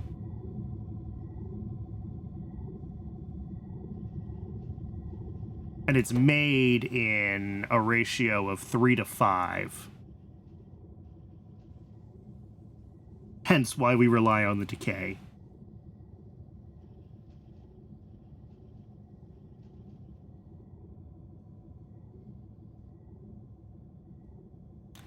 The Paragen spoils down into solidified Sarkarus, which we are just treating as a byproduct and letting that decay to chitin. It's used in lower tier sciences, and if I felt like co-locating my science, I could make it useful. But that's way more effort than I'm willing to go to. So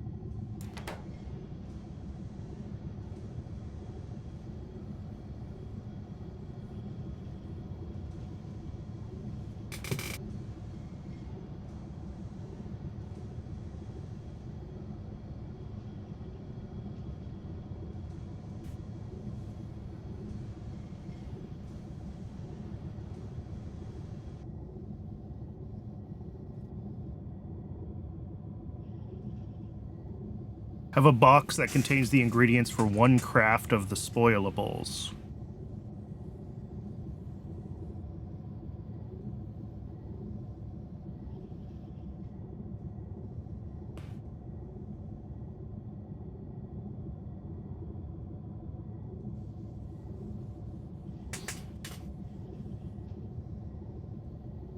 And then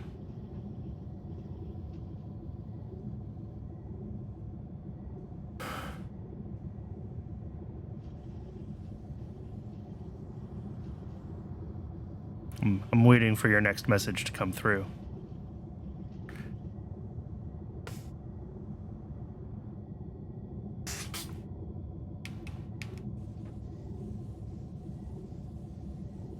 Yeah.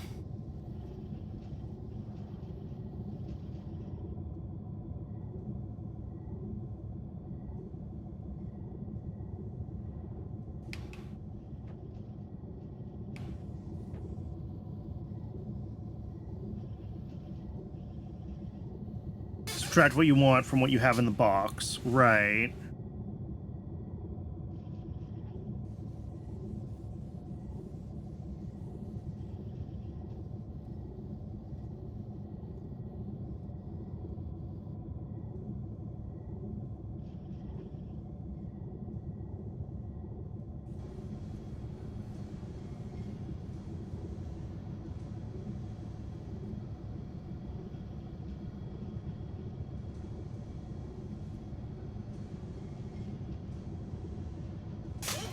I mean, so far this is running consistently. This might be fine. It might be fine with the excess on this belt, and we just move on with our lives.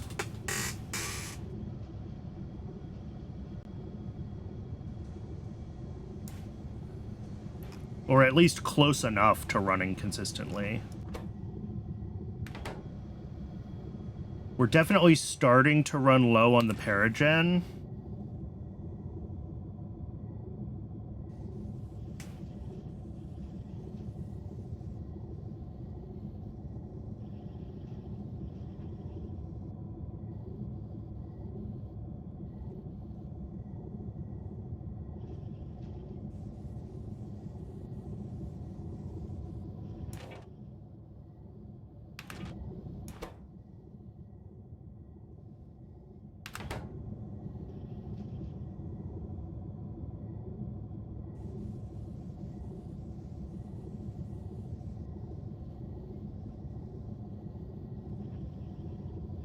Have a sushi belt that doesn't have to loop. Take the total of all your requests from each of the boxes, run them through a decider that compares what's on the sushi belt versus what you want in each box.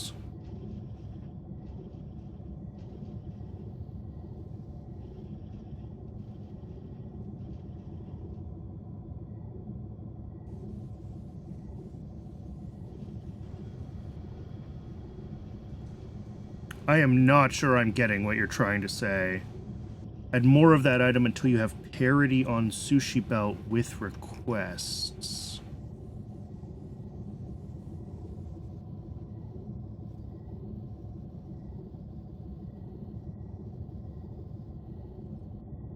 Oh, shoot. Ad break snuck up on me. Alright, I'm gonna get some water while the ad break is running, and I will see folks in just a couple of minutes. You don't get ads, yeah. Lucky you. But no, I wanna, cause user scripts, I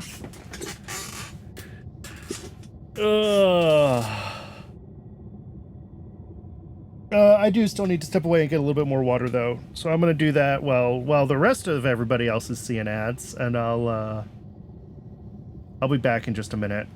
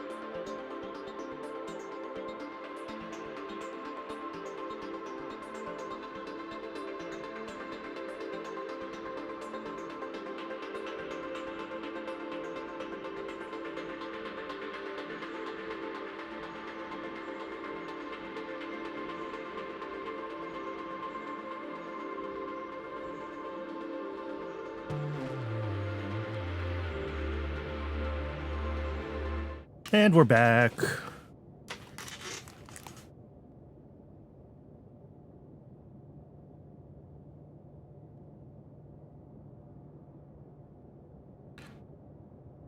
Store enough for one craft in the boxes. If there's a deficit, you add more to the mixed belt. The belt runs in front of the boxes, and the inserters pick up the items to store them in the box. Means you only replenish the boxes with fresh stuff. Okay. Yeah, that mostly makes sense, but also, don't we still end up with averaging there? And it's the decay averaging that's gonna, like, mess everything up as we keep adding fresh stuff on top of partially decayed things. That just stalls out the decay processing.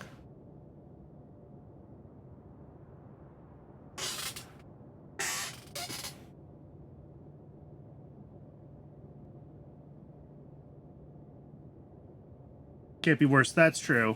Well, I guess because you're only stacking N things at a time. As long as it can pull them out fast enough before you put the new ones in.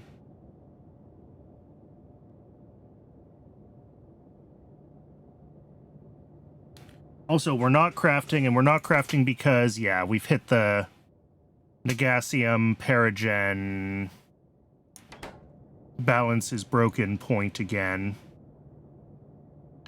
We do have a lot more Negasium in the loop, though, so when it does decay, the problem is it's going to decay in a big chunk, almost certainly, because a lot of it came in at the same time. Although maybe that's inevitable, just because we make... Well, we don't make that much of it all at once. So they should sort of start to decay and flow through.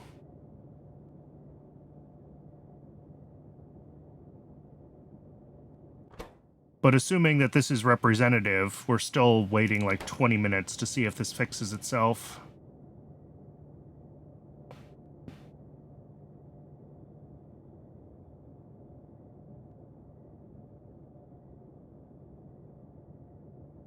Like, we have 50% more on this belt than we need to decay. So even if we get unlucky about which ones the machine grabs, like, on average, we're probably okay. It just needs time to get itself situated and for the items to actually break down.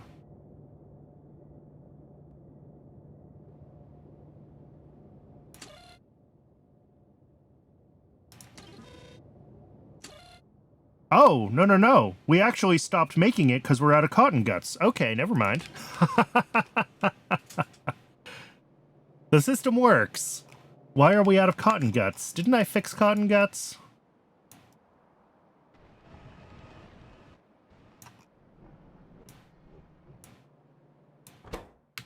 We are badly out of cotton guts. What?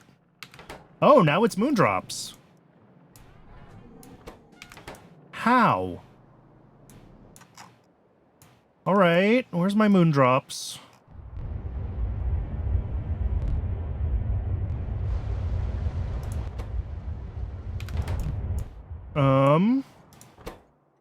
Yeah, we're out of moondrops.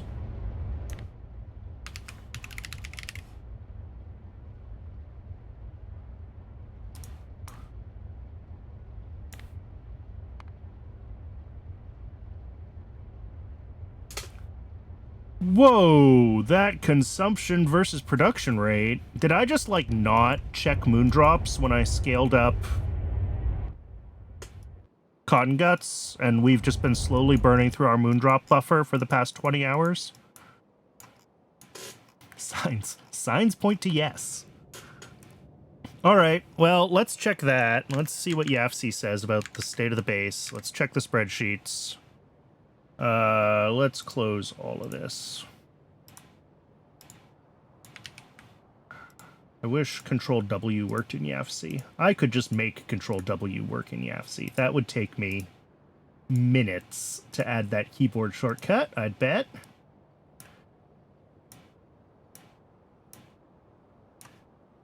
Alright. Desired products and ingredients, moondrops.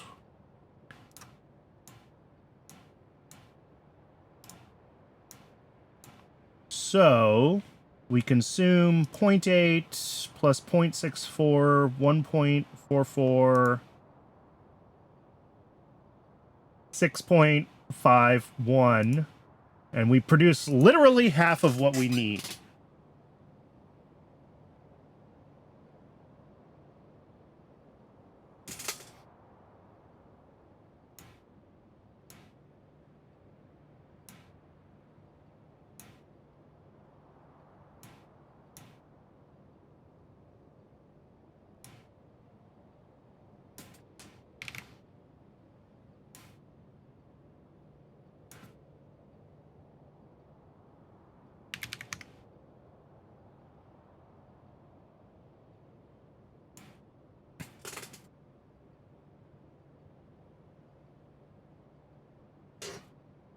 Side effect of spoiling the boxes, it'll be on a separate stack. You can use inserter spoiler. Yeah, for sure with the the red, you can make sure to grab the older stuff, and that would be fine. I'm not sure about the decay averaging on the blue and if that's going to screw things up or not. And again, maybe just having more stuff on the sushi belt is sufficient. As long as we have enough extras kept on the belt that it's able to not accidentally always grab the old ones.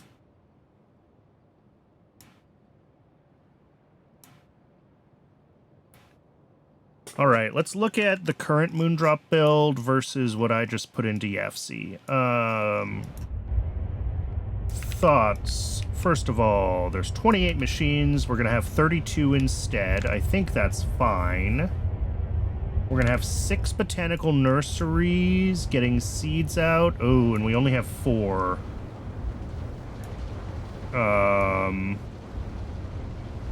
Also, this is hooked up to the Moondrop Mark II breeders in a weird way, so we're going to have to look into that. Okay. So we'll need to make these Mark II greenhouses, or Mark II nurseries. I don't have the space to make them, to just add more in here. And then soil extractors, yeah, we're just going to need extras of as well. Okay.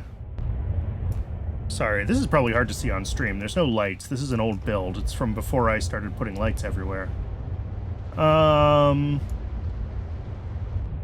Yeah, so we need a bunch more soil extractors. We need a few more greenhouses. I almost want to go a little bit further even than 6.5. What did I say we needed in total? That's 1.44. Yeah, 6.51. So this would get us to, like, just barely our peak consumption. So maybe we want to go a little bit higher even.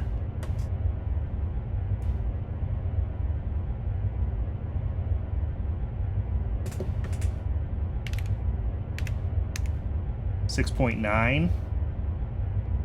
Make it 34. Or even 7.3.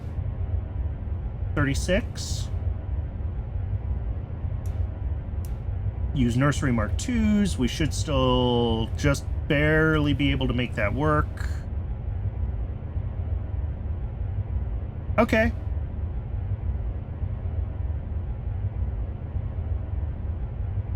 Which Moondrop recipe did I use for... Oh, probably better than Moondrop Mark II. Nope, I'm using recipe 2 for fuel oil. Here, I can show this in YFC. I just looked in game, but... same one, recipe 2. I probably could upgrade. Do we have recipe 3? Yes. What does recipe 3 need? Ash, fertilizer, and biomass. But presumably... Oh, I have to fix my modules.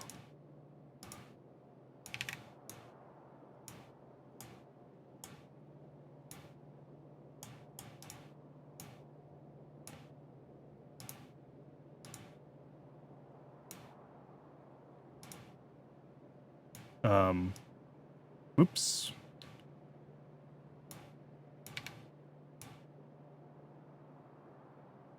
Oh yeah, we could keep this to a,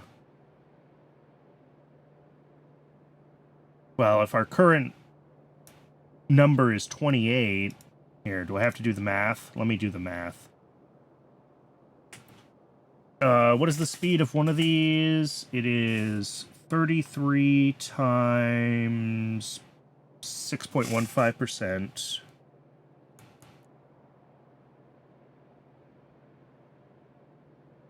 So just over 2. And if we want 28 of those, and each recipe makes 16 in 100 seconds, 9.1? That seems like it's wrong. Oh, I probably missed Right, 50% speed. 13.7. Still wrong.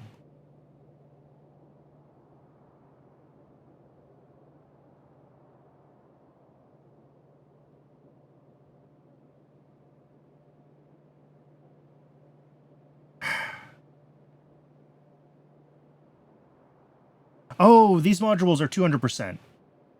There's my problem. Okay.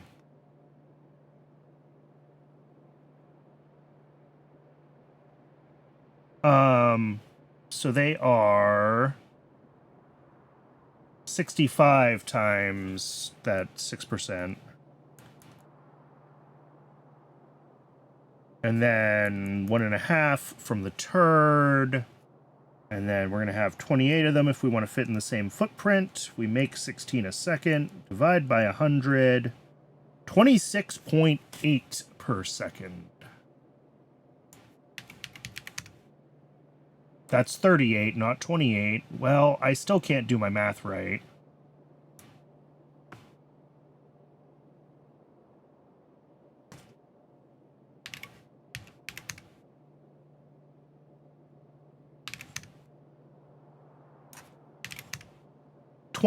This says 20 is exactly 28. I don't know how we get to that number.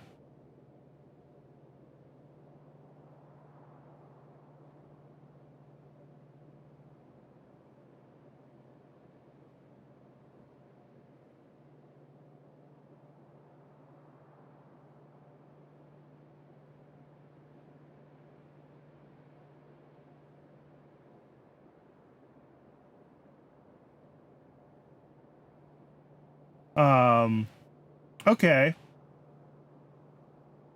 This still takes heaps of botanical nurseries, though, so we are going to have to, like, refactor the build. A lot of soil extractors.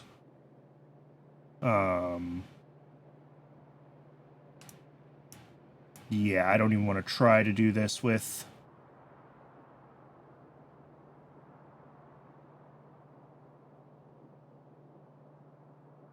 Alright, I think we just refactor the build and we do the whole thing from scratch then.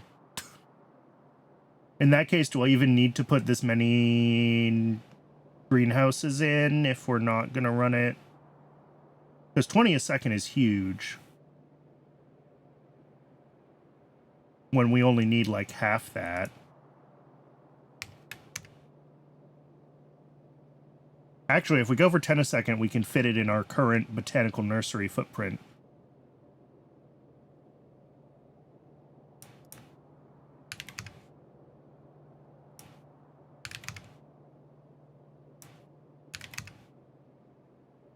$12 a second.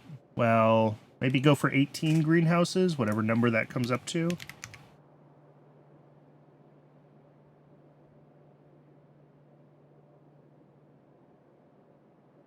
We're getting to be more than half a belt of moondrops here, though.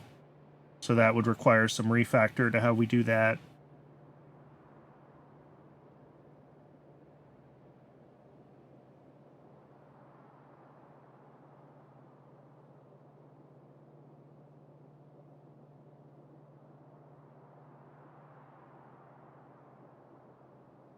All right, let's...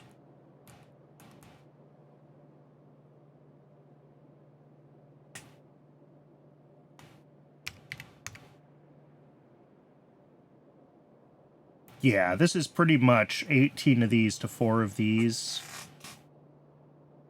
Do I have... I don't. I don't have my Moondrop Mark II breeder in YAFC.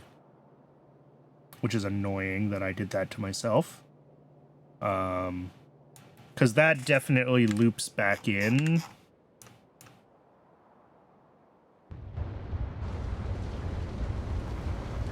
Yeah, the Mark I Moondrops get looped back. Seeds go into the seed system.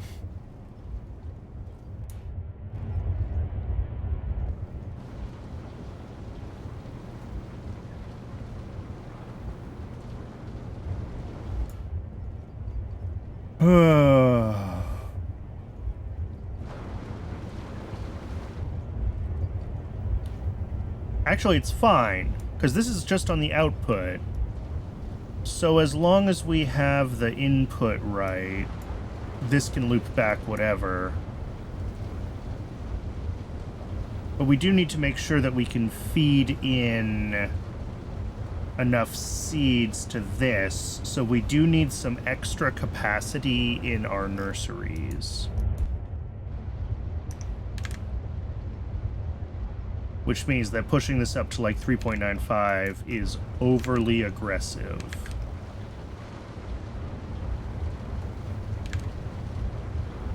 Because we need to produce an extra, like...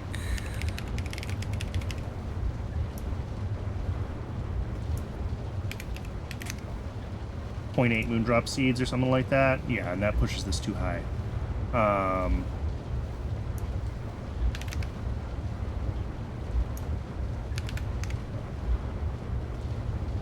Okay. So we do 16 moondrop greenhouses. That's fine. The other question, I guess, is do I have the space to bring in ash fertilizer biomass? Wait. We're already bringing in ash fertilizer biomass.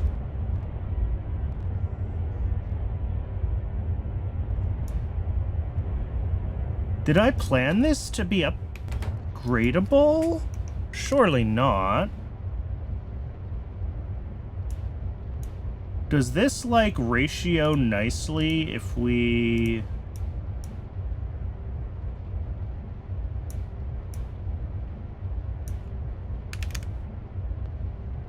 I mean, very nearly, doesn't it? Okay, so if we just switch these over to the new recipe and upgrade the botanical nurseries, this is very close to working. It's still wrong. I should have like 26 greenhouses, not 28. Yeah. And I have the wrong number of soil extractors, I think. Yeah, we need more soil extractors.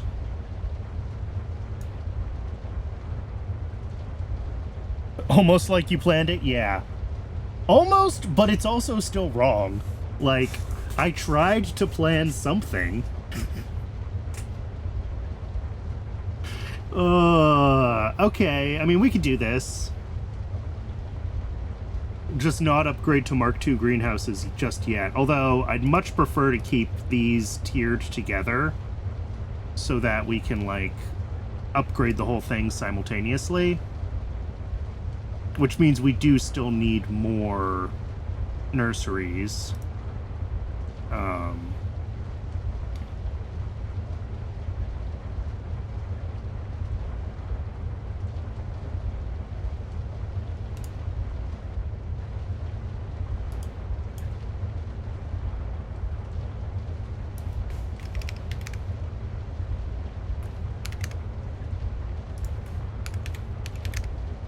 Yeah.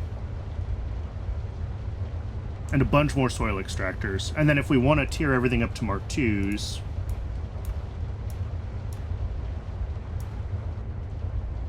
which is not quite twice as fast.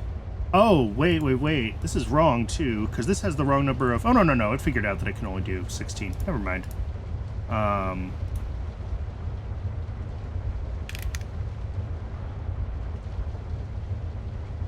Alright. I mean, let's do... Well, this isn't going to work. This is bringing in way too much ash, fertilizer, and biomass. Even if I upgraded to Mark II belts, we would need way too much ash, fertilizer, and biomass. Well, not way too much. We're just on this side of too much.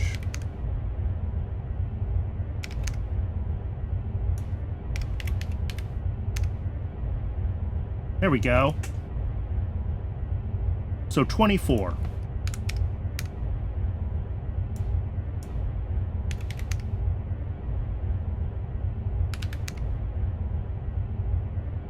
24 Moondrop greenhouses, 8 soil extractors, which fits in...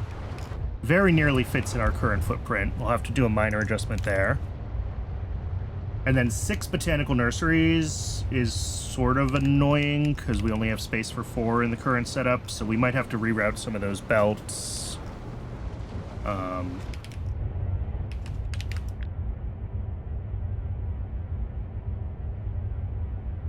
But so be it. So yeah, we'll take 4 of these off. We'll add a couple more soil extractors, and we'll figure out everything else. And then the other question is, do we have enough inserter bandwidth here? Maybe. Because they do have a hand size upgrade. All of this has to be red belts. Oh, actually, 24 is still slightly too many. Sorry, because we only have half a belt for seeds. So...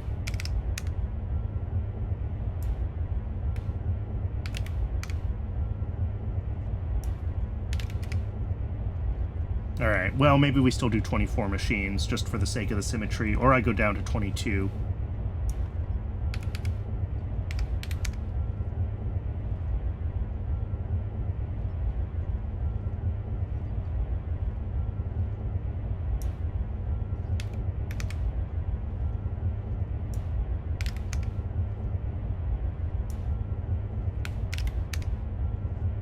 Do we like 22 machines? I like 22 machines.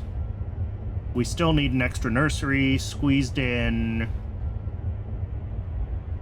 Still 8 soil extractors because we need them in pairs, so I don't have to mess with the layout too much. Okay.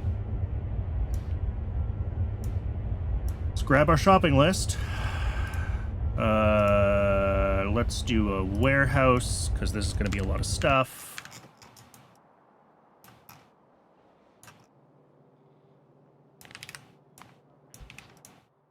We're not going to ask for the moondrops or the pumps.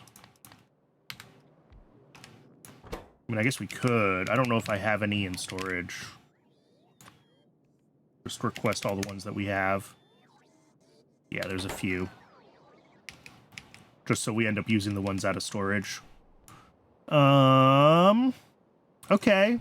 And then that'll be a relatively straightforward upgrade. The only thing is gonna be what?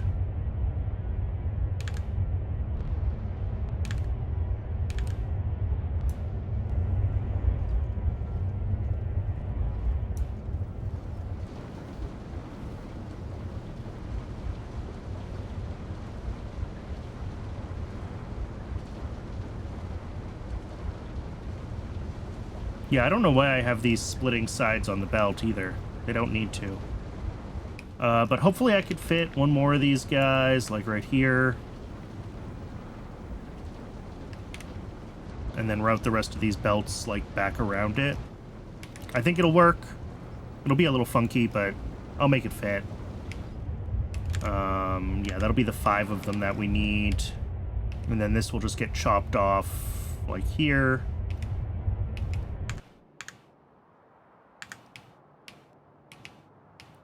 How is this doing, by the way? Still... Oh, no, we don't have propolis. Why don't we have propolis?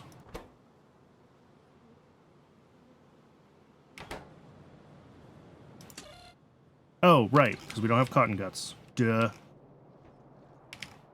That's what this whole exercise is for.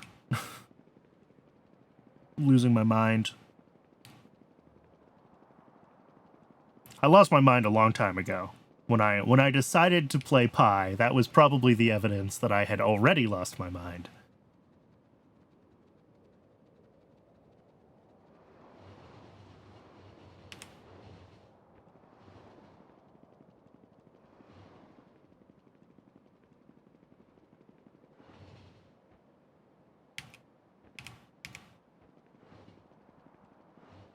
All right.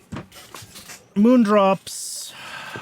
I mean, I still don't know what I was thinking with the current layout, because, like, the ratios are wrong.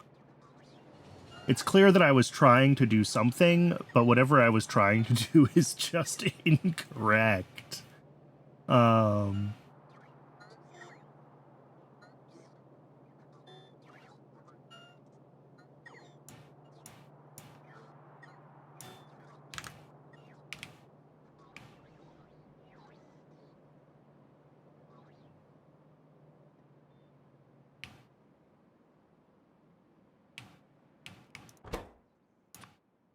And we actually want 8 of these for the sake of symmetry. We've already got all the Moondrop greenhouses. Excellent. And we're just waiting on... Wow, that all got built fast. It's amazing how quickly things get built when my bots aren't busy doing crazy crap for me. Let's also get rid of some of these excess rails. And niobium pipes. No, we want those. We have enough yellows. Get rid of some excess stuff there. Get rid of this blueprint. What else is taking up space in my inventory? Lamps. Extra pumps. Oh, I've ended up with heaps of extra inserters.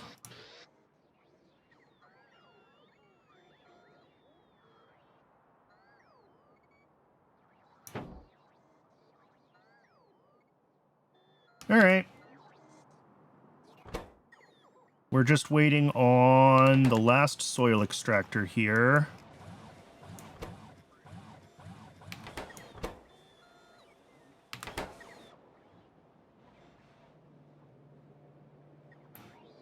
And of course, I did the thing where I give the bots lots of stuff to do in my Logi slots when I want them to be doing things in the mall.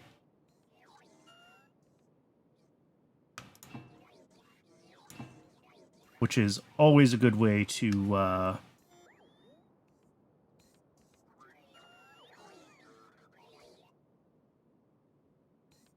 have my stuff not get built.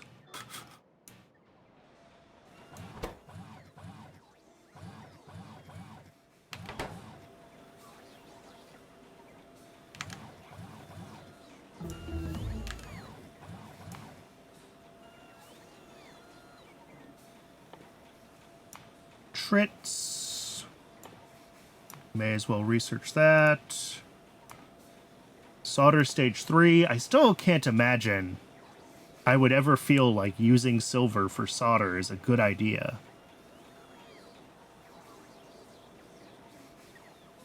Silver is so expensive.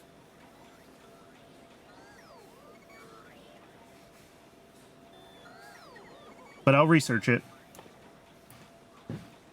And then we'll grab the upgraded titanium processing, zinc processing. I mean, we're just going to keep pushing through the research queue, right? That's the... It looks like up through here. So we've got a couple rows more, but some of these also require military. So 1, 2, 3, 4, 5, 6, 7, 8, 9 more, plus what's in the queue. So 16 more that we can do before we need Pi 3 and or military to do anything further.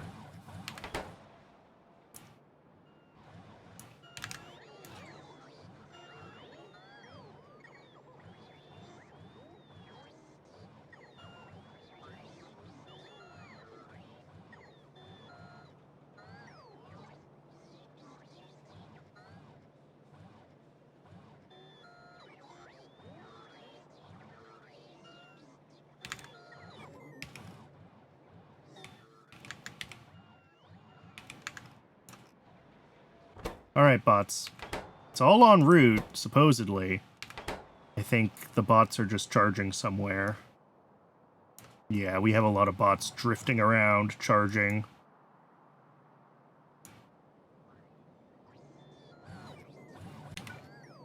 I mean, that's a thing that we could,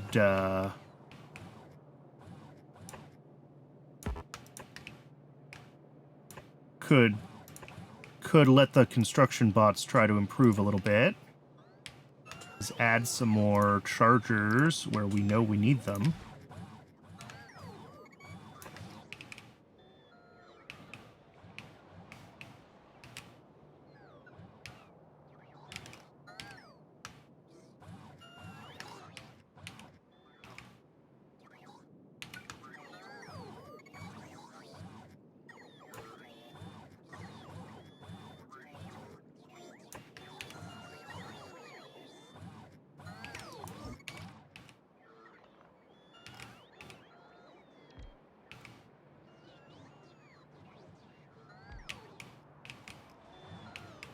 Because the construction bots should be able to do that on their own.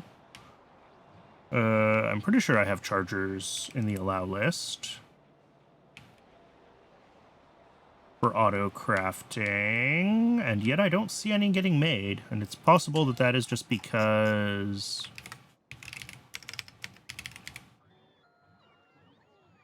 Nope. Yep, they are allowed.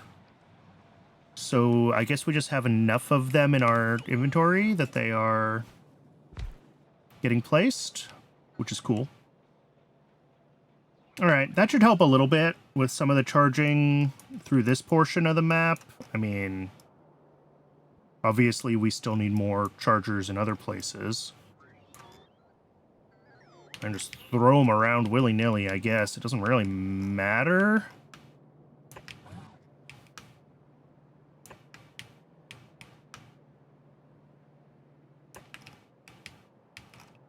Add extra ones all through here.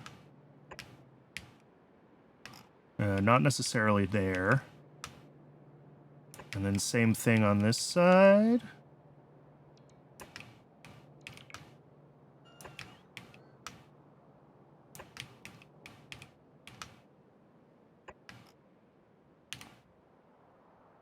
That should help a little bit with some of the bots coming to and from various train stations here, right?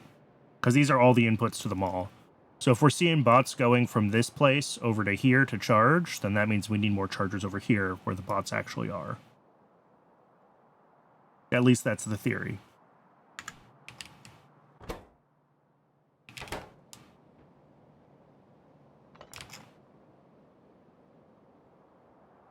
Let's go upgrade moondrops.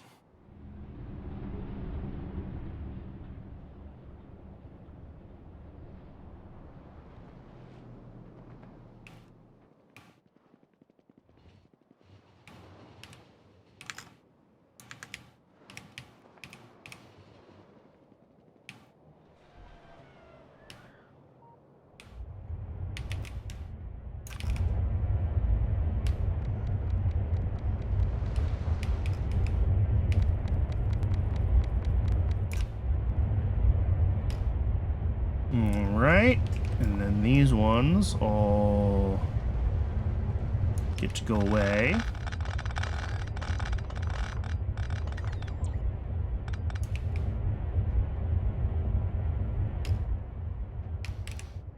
These guys need one more.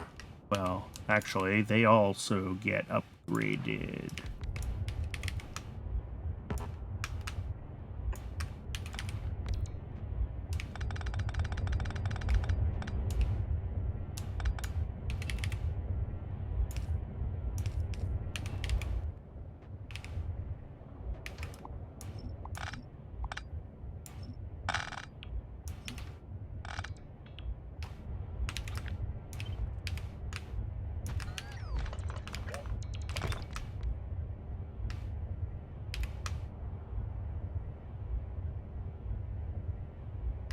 No, it just doesn't like that, does it? All right.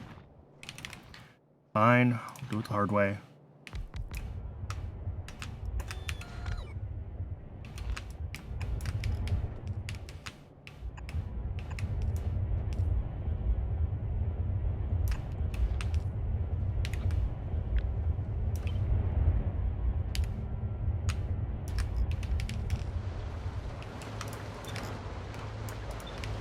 And I shouldn't have to do anything weird with the soil because it comes out stacked, so we should have plenty of capability there.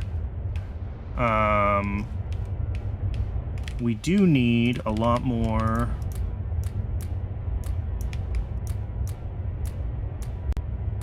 moondrops.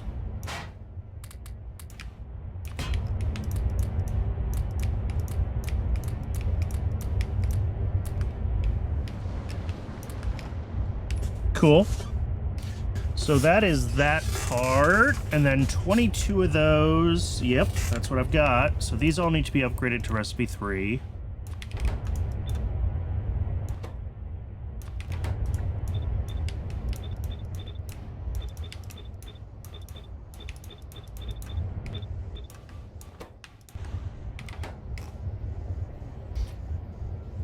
Yay. Now, all of these input belts are red belts at this point.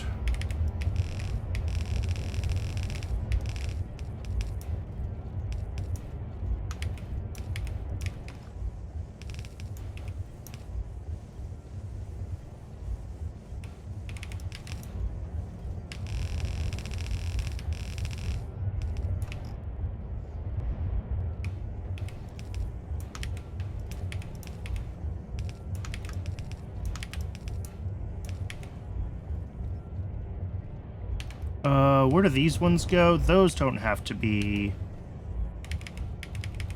Those can be yellow. We're not upgrading that path at all.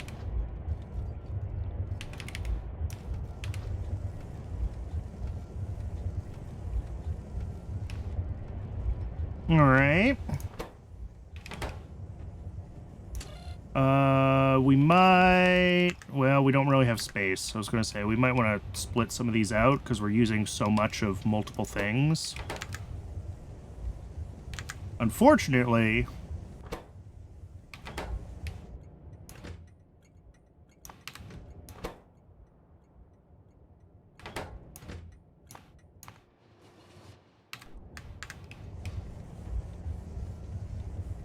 I don't know if I can do that.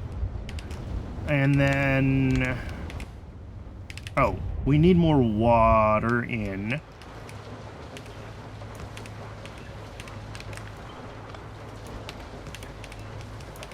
I always forget to do that when I'm upgrading builds.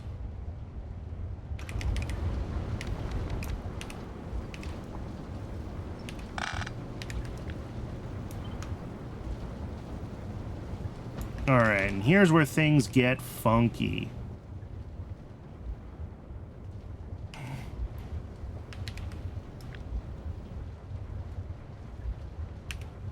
Everything here needs to get reshuffled.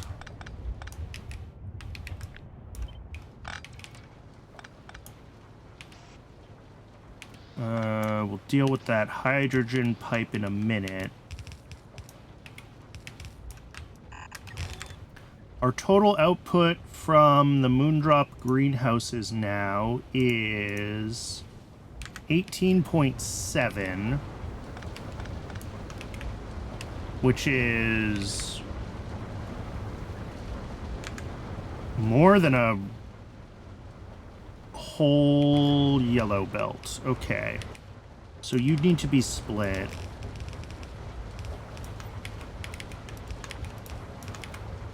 And you also need to be a red belt.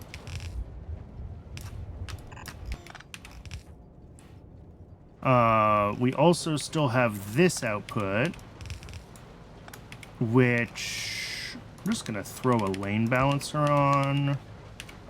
Actually, you know what? No. Let's just do this. We'll dump these on. No, wait, no, I need these to be prioritized. So we will bring them down here.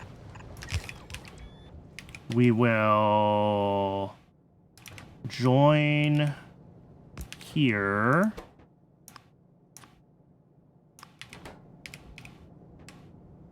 Like so.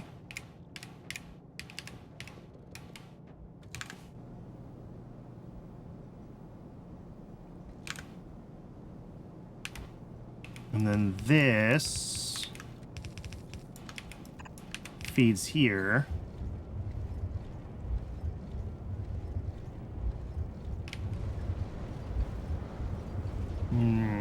That's not right.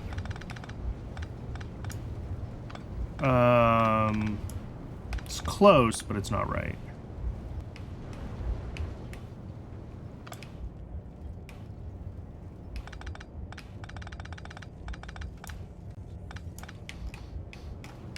Let's figure out... Okay, let's figure out this part first. So we've got moondrops that are the output of our actual moondrop system.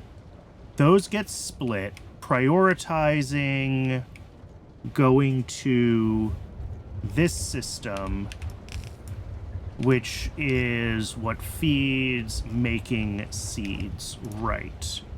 So that gets split again and comes up here. Otherwise goes here.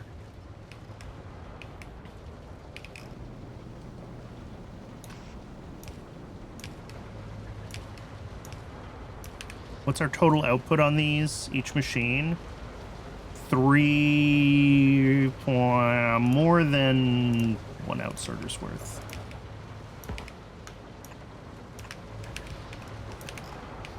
Alright. So then we take that, we merge priority input on this side. It doesn't really matter. And then output priority left is moondrops and right is seeds. Okay.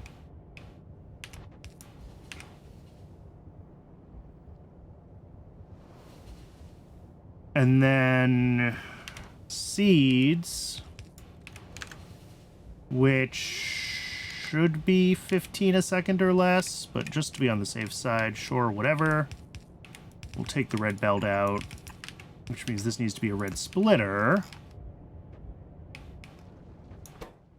Priority left. And then here, this should never be that many moondrops.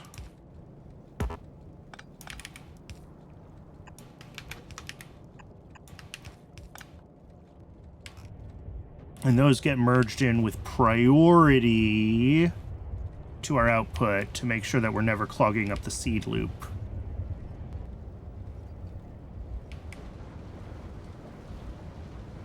I believe this is correct. The only thing that I guess I could make better would be if I wanted to have this merge in up here instead of down here so that we loop these. Instead of...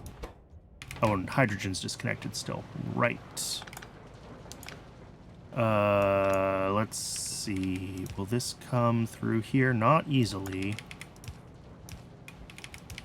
And that goes over the rails. Ooh.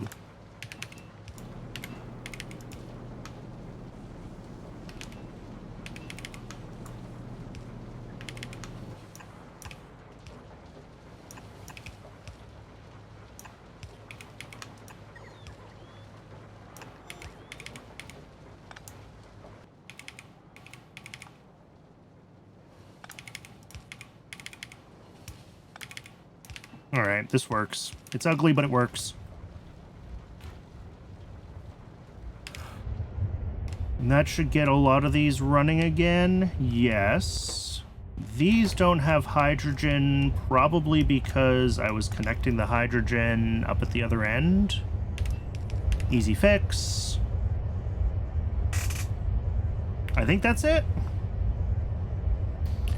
Like I said, the only improvement would be to loop these ones into making seeds instead of...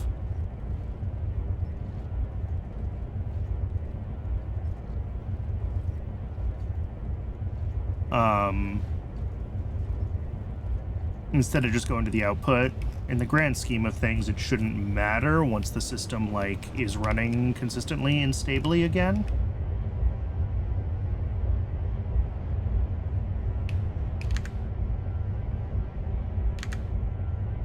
Alright, this whole thing does make more moondrops than fit on 1/2 of a belt, though. So we do need to do this. And we need to swap sides at some point.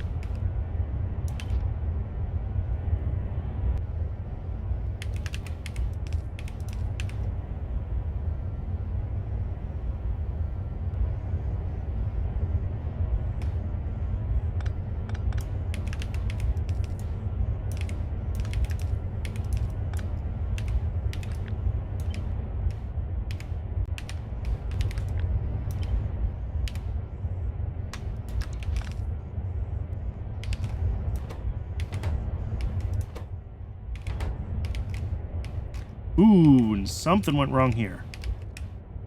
We should not have moondrops anywhere in the input.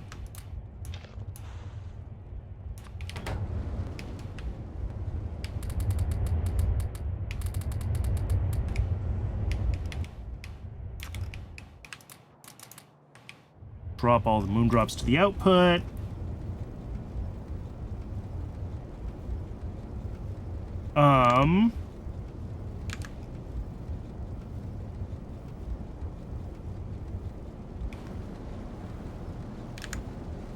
Yeah. So some portion of the moondrops go this way, and the other portion go this way, and it should be only like 15 that come out. So I think that is good.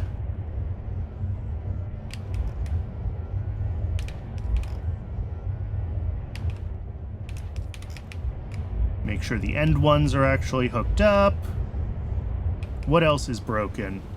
I don't know. This looks like it's working.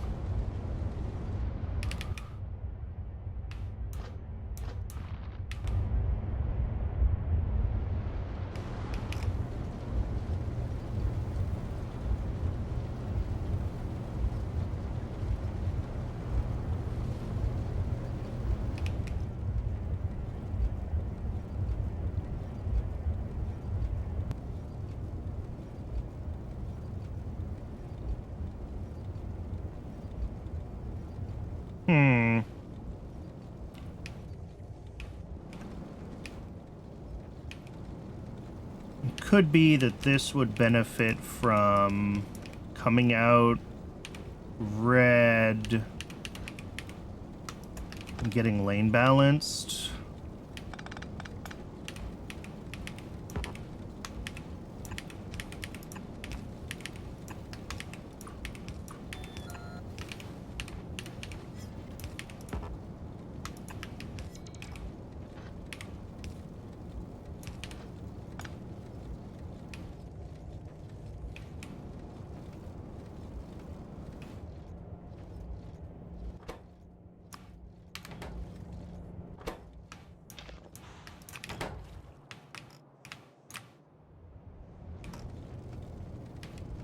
Yeah.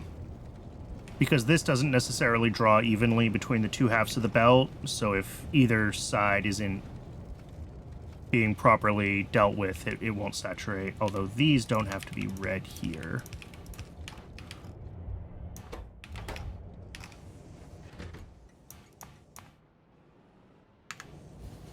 And this is what I was concerned about as far as like how much stuff we're gonna need on the inputs.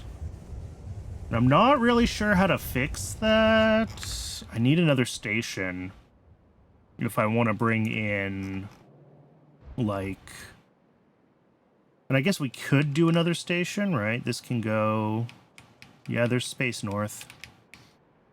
So I could bring in the ash on a separate station if I so desired. And I kind of do desire. Yeah, let's do that. Let's not bring in ash here anymore.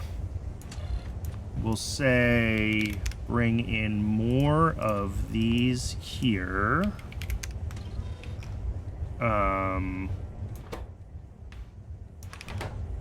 We will change all of our belts a little bit. These need ash and fertilizer. Interesting. All right.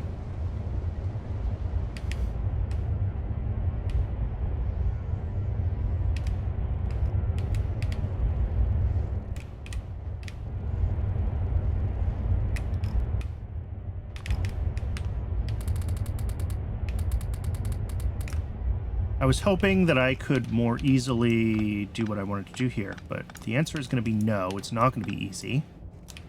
Never is.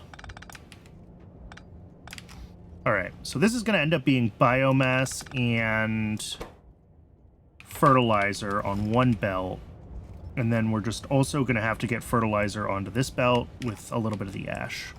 It's going to be a multi-step process here. So first things first. Biomass and fertilizer.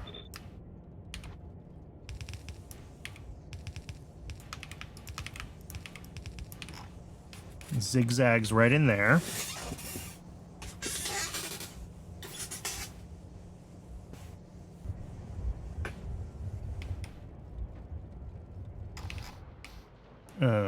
Up here, we're gonna make some trains very sad briefly. But we'll get all this hooked up.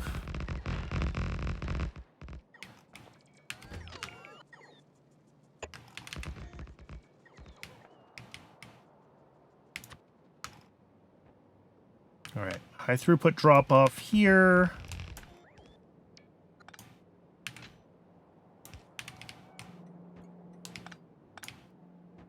This is just going to request ash.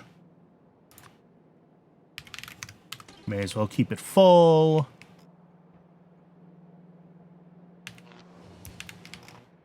All right. And then how much ash do we actually need in total? We need quite a bit. I'm going to go ahead and say, let's do a red belt of ash.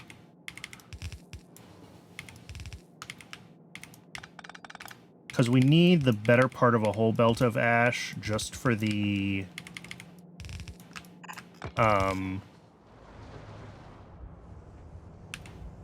just for this, plus what we need to send up to make the Mark II doodly-doos. So we'll bring it down as a Mark II belt.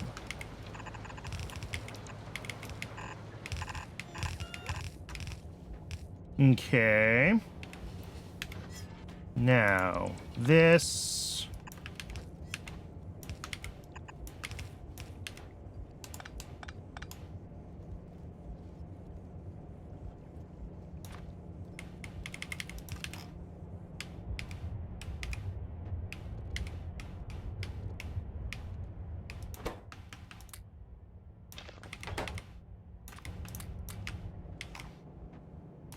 comes in here. How much fertilizer do we actually need? 0.81 and 0.4. Okay, that is what I wanted to see. We need almost none for that. So this guy splits. We come over here with a bunch of it. And then through here with the rest. The only issue with this is that everything is on the wrong side of the belt. So we just gotta drain this.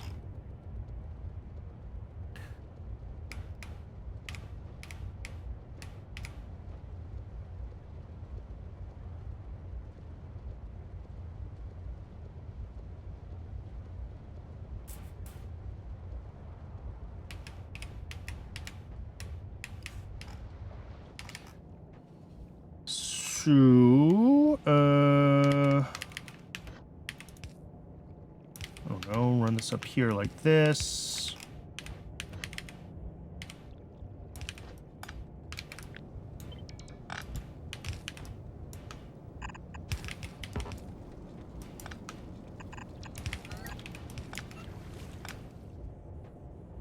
That should do it.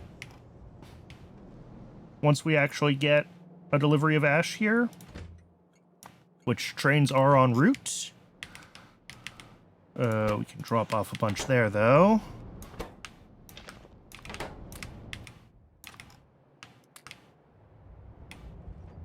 All right, it has been another hour, which means it is time for another ad break.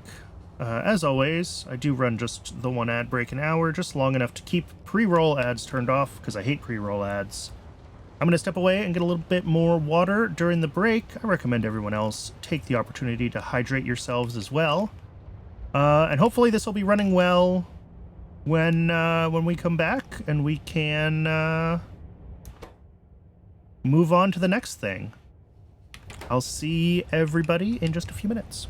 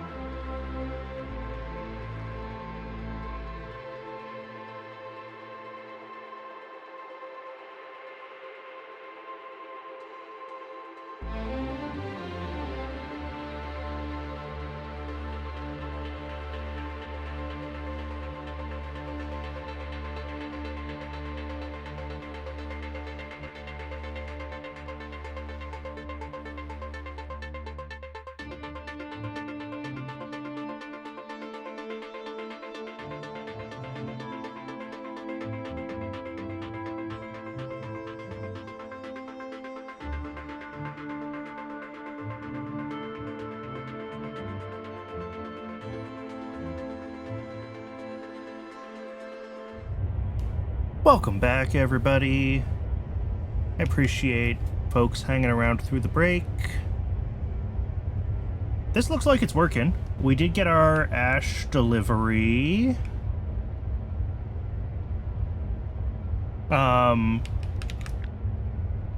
With exactly 22 machines, we're like right on the edge of one lane on a red belt of seeds, so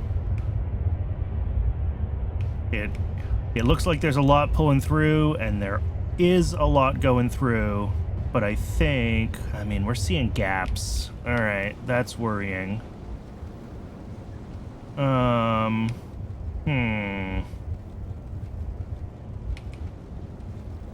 We might just have to make this a red belt through here. That might be the... Whoops.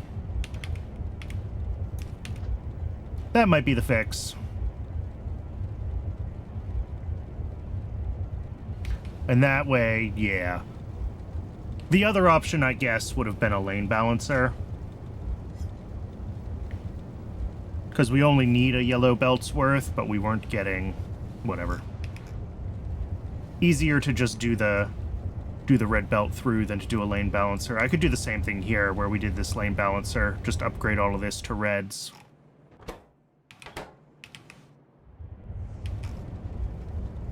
Two to one compactor, yeah.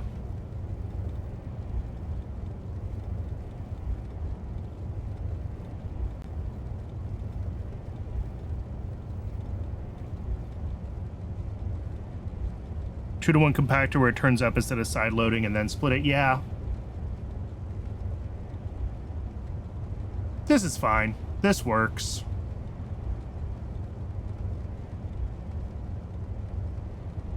I get lazy very quickly once it started working. I don't know, Chad, if you've noticed this, but I think we're good now. We're getting a full belt in.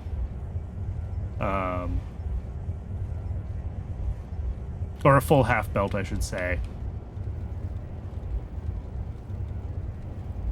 A full half belt. Yeah, those are words.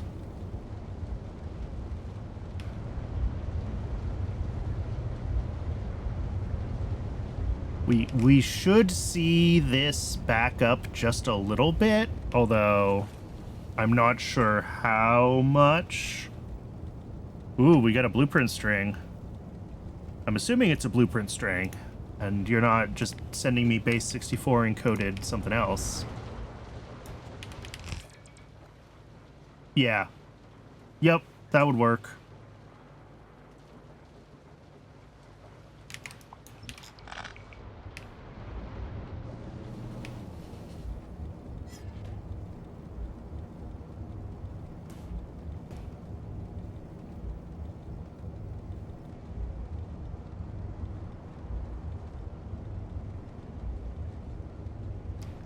Yeah, this is fine. A few extra red belts to keep the throughput is not that expensive.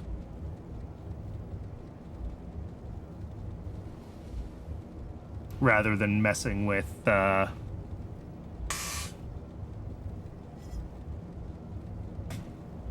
updated almost 15,000 productivity modules, no checks for the updated rates. Oof.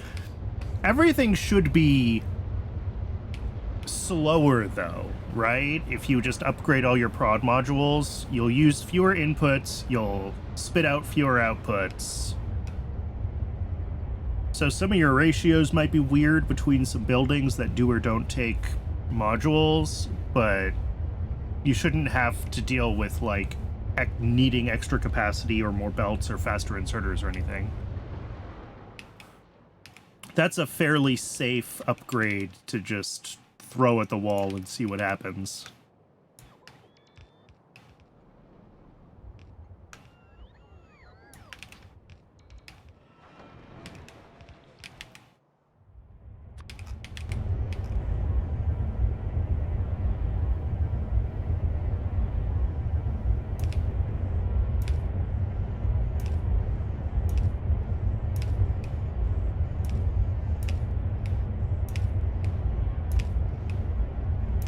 Look at that.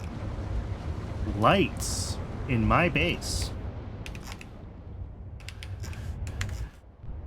Okay. This is running. And we are outputting, like, yeah, an entire yellow belt. That is, in theory, this can do a little bit more than that, but that's what we've actually got running, so...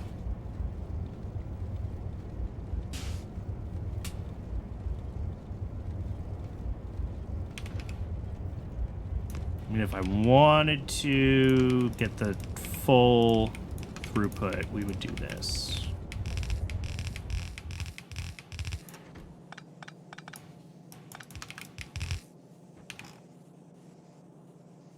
There's a limit to the speed penalty. Okay.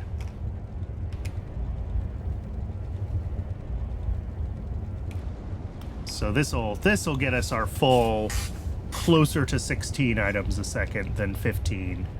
Putting it on a red belt. Is it necessary? No. 15 is already several times more than what we were making previously.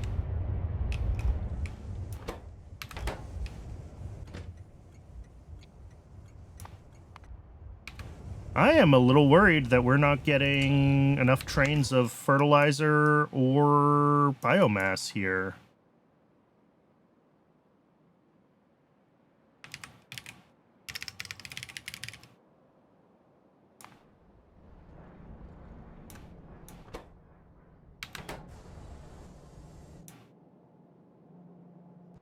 Did we upgrade Zogna when we made our new fertilizer build?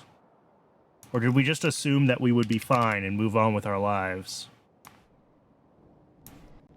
I mean, this is Mark II. What aren't you getting? Oh, well. No, that's right. Why is your temperature so low? What? Oh. Oh. Wow.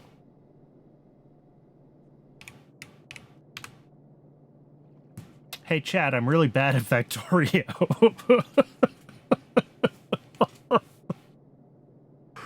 Oh. At least it's an easy fix. All right.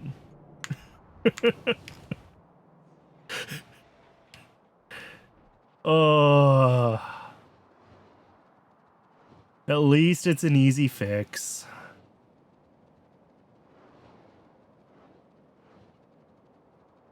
Streamer making mistakes live on air? Yeah. That never happens.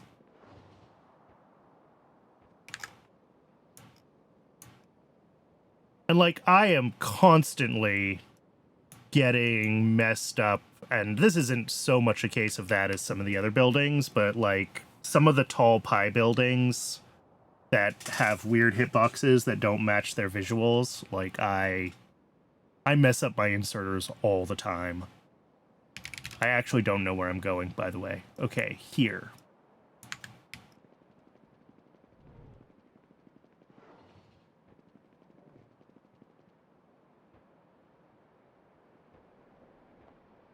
Which I believe is right down here. Take that ash out while we're at it. There we go.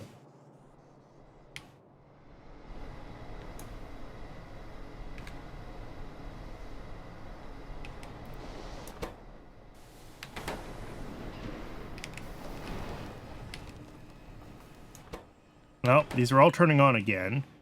These are all also, like, efficiency moduled and red tier, so I must have upgraded this relatively recently. So hopefully we actually do have enough capacity, just it hasn't been running because we broke the generator. That is what we hope.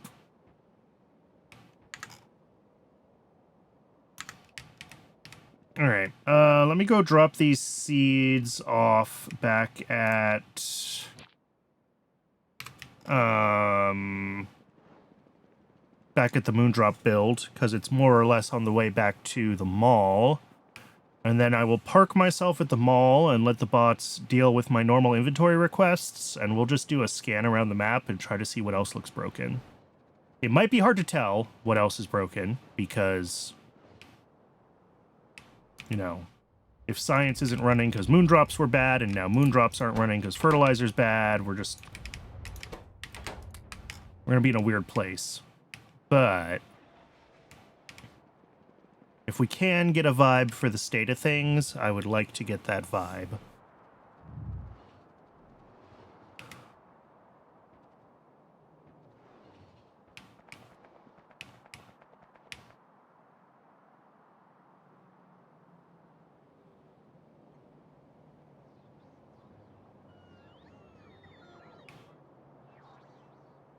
All right.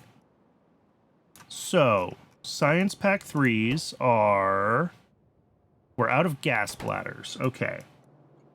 That is, I suppose, to be expected while everything else is kind of screwy.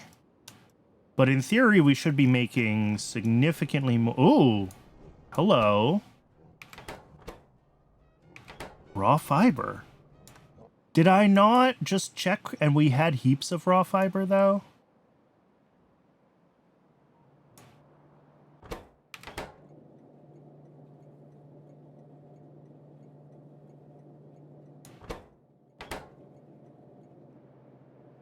Yes.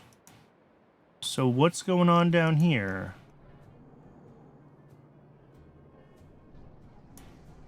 Oh! I upgraded the recipe.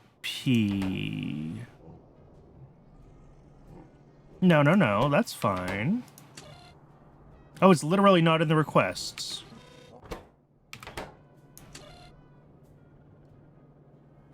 Because... I don't know why.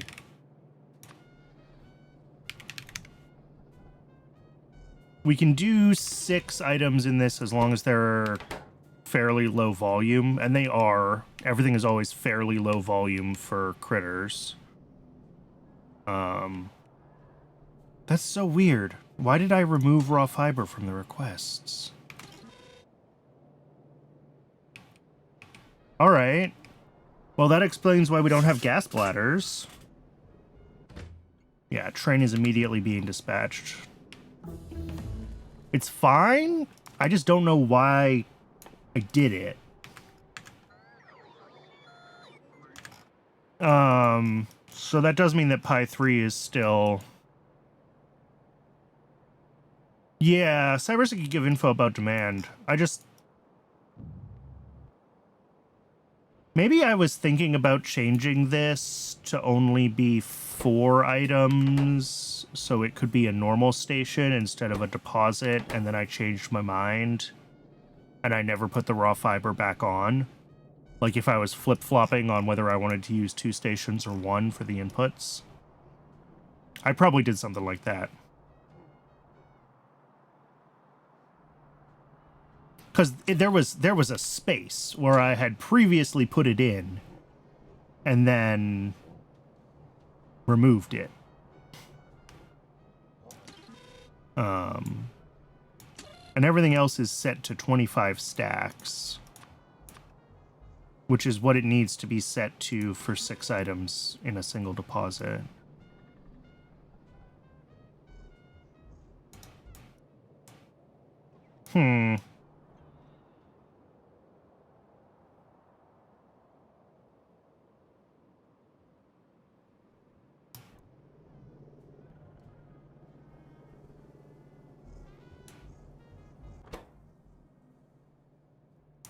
Alright, well, these will turn back on. And then we will have to keep an eye on... Yeah... Did we waste a bunch of them? Is there, like...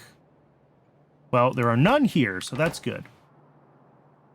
So in theory, we don't need to wait a huge amount of time to get a proper...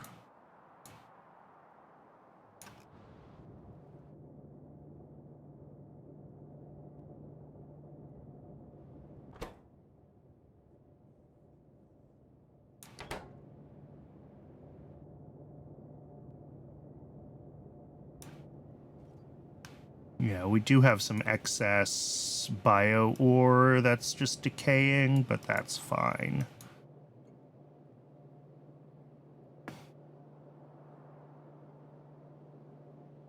Yeah, well, I had already set up the requests. This had a bunch of other stuff that was already, like, being requested that was only used for the tier 2 recipes. So I think I looked at it and said, oh, we're already all set for tier 2. And then moved on.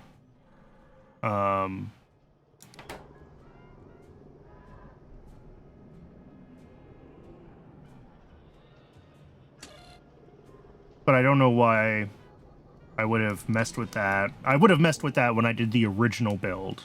Because I originally, apparently, built it to work for the tier 2 recipe.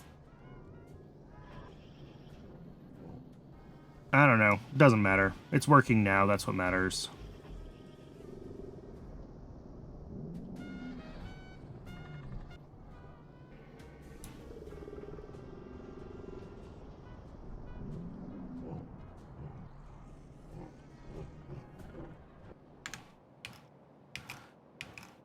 All right. What else is going on with the base?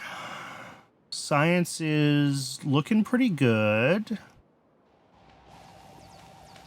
Yeah, these are all running, which is great.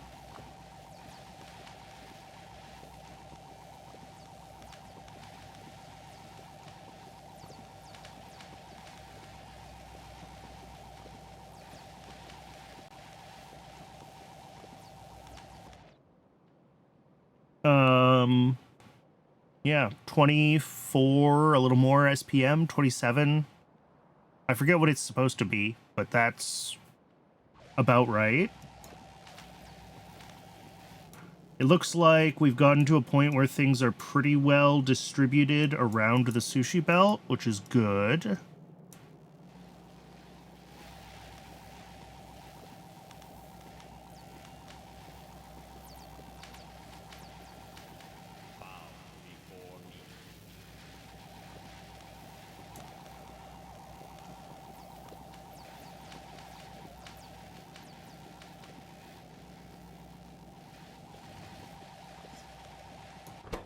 We've got all of our science packs here, well, except for PySci 3, because we're not ready to do that one yet.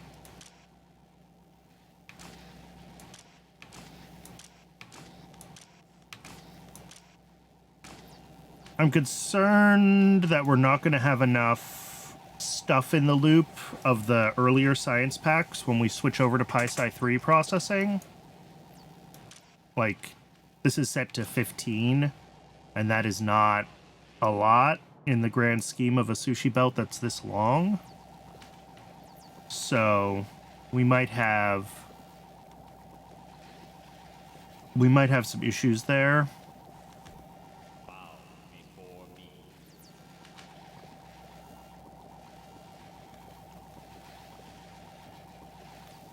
Because it seems like even at ChemSci we're having some issues where we just don't quite have enough of everything in the loop.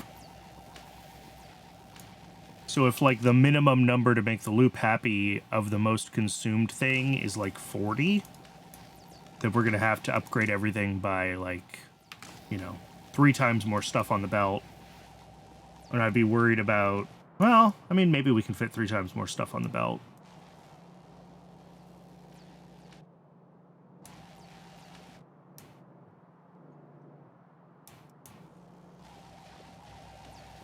Really, I think the fix for this is to scale up our VatBrain cartridges so that we're consuming fewer science packs and getting more science out of them, right? If we drop another VatBrain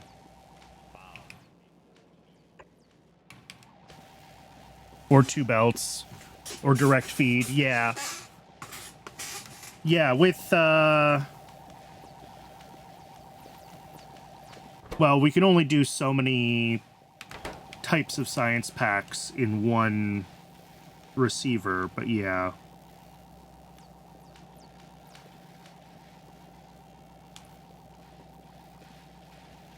But like if we wanted to, we could just nuke one of our columns and add another VatBrain computer here, right? And then we're looking at a much smaller number of labs and a much lower direct consumption of science. But also, as we get further in, like, these ones take 120, the next ones take 180, and that might just be enough to, like, balance out this number of labs.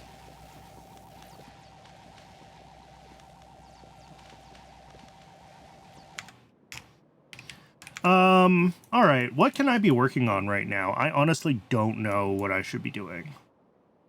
I've kind of just been letting text roll forward for a while we wait for PySci 3 to actually run, and we keep finding issues.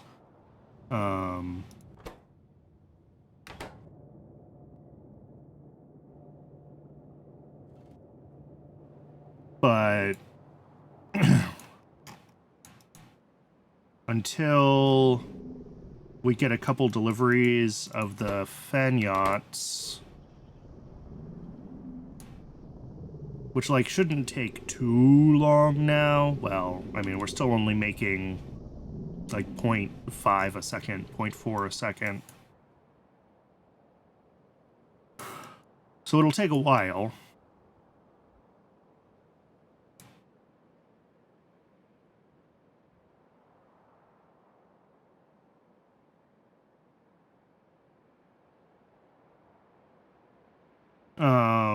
I guess I could work on the bot upgrade.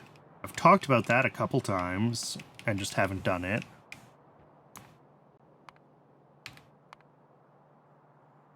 If we want to get Mark II bots going. Oh, we need super steel. Okay. And flying robot frames, which are not crazy.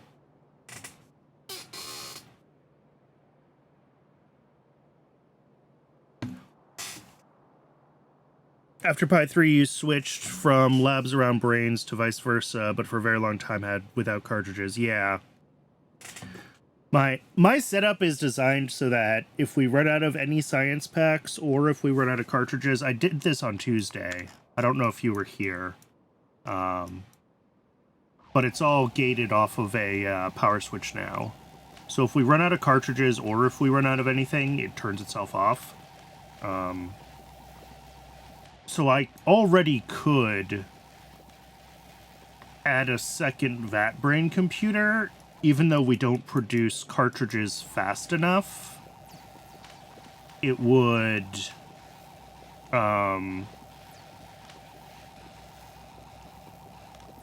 just turn off. It would cycle, right? It would run half the time, but we would get more prod out of it. And we could go further than that, even. We were feeling particularly spicy. We could make 3 more. Ooh, we could make 3 more. Maybe we should do that. And then, yes, we will have to work on being able to upgrade our VAT brain production. Otherwise, science won't run consistently. But, like, why not get the prod boost?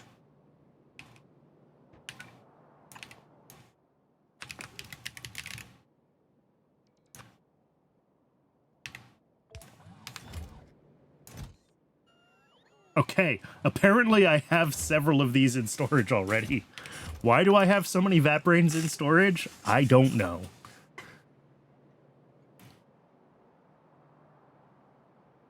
And then I should also work on upgrading the bots at the mall, because we need those, but that means we got to figure out super steel and some other stuff. So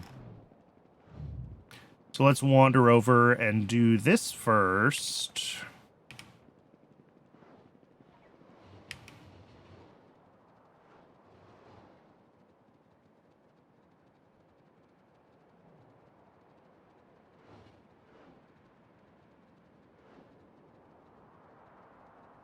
And then I'll look in YAFC for super steel, and we'll kind of try to figure out what that situation is. Okay, so I want to turn off half of these. And this for now. I have 4 computers, which... How many layers of... Okay, we have 4 layers of machine.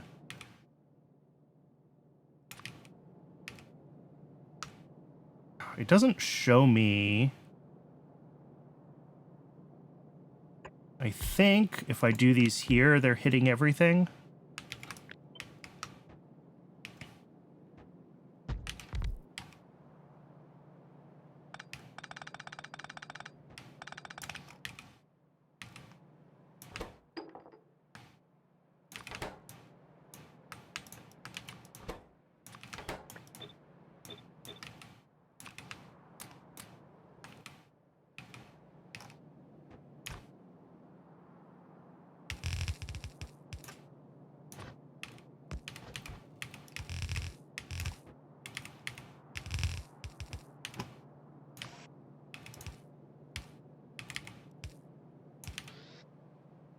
Alright, and then...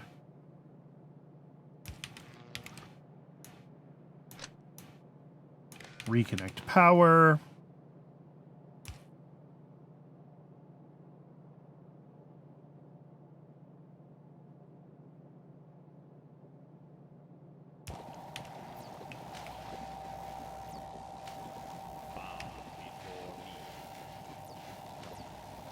There we go. Productivity plus 200%.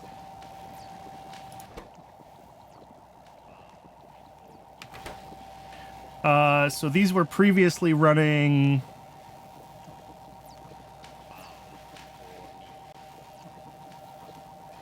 Oh, these are only consumed at 0.05 a second. I thought these were consumed at 0.1 a second. Weird.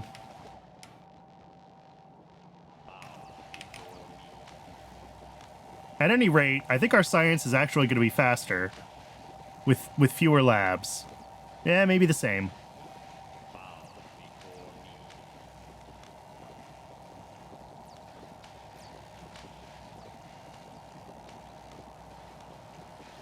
Yeah, I guess before it was 16 labs times 1.5, so that was 24. And now it's 8 times 3, so it's still 24. 26, I don't know. Well, we have speed bumps, so it's not exactly 24. It's 24 times...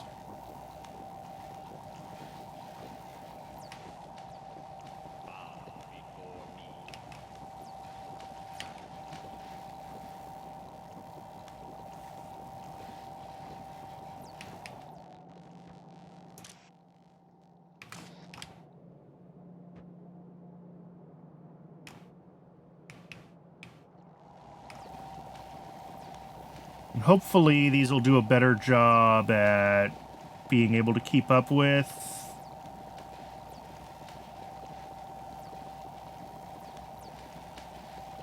Actually running.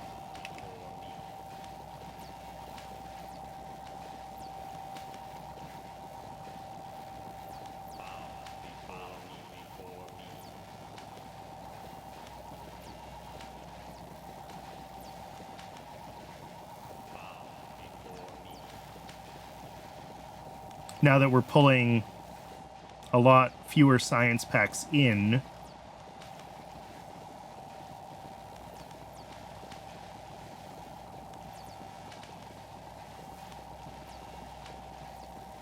seems like it, once they kind of got themselves caught up and actually have all the packs inside themselves.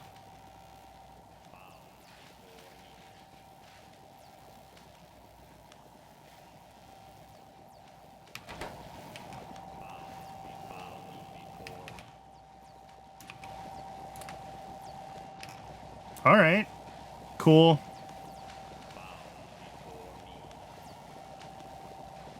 So I just, like, doubled our science efficiency, right? Because we're running half as much... Well, not quite, because the labs weren't running full-time, but... I'll take that. This is not going to be able to keep up. We will run out of Vat Brain cartridges, and the system will pause until we get another delivery when that happens.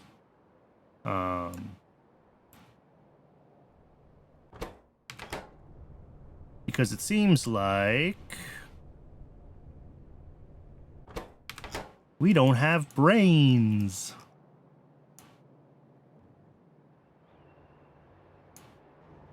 Oh. Hello. What's broken? How?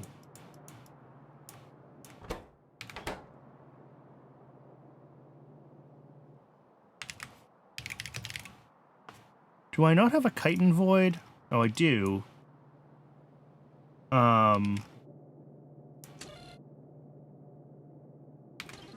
No fiber.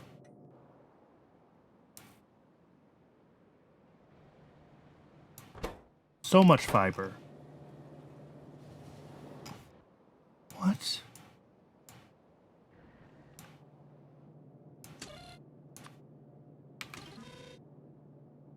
Oh, I'm an idiot.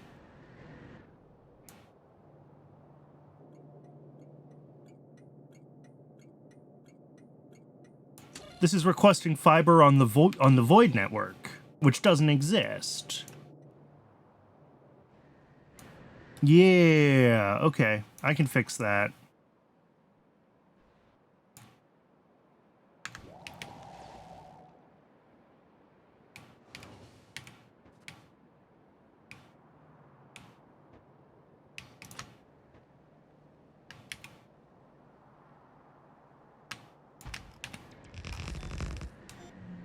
This is going to be messy because we've got other stuff going on here.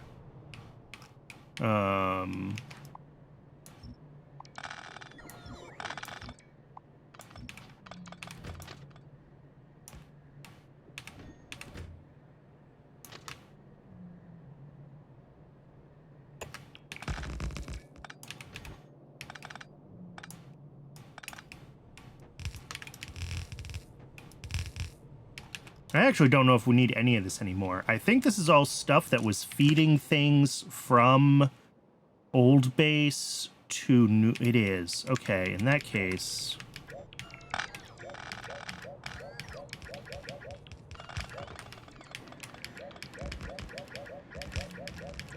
Sorry, we're going way back to here.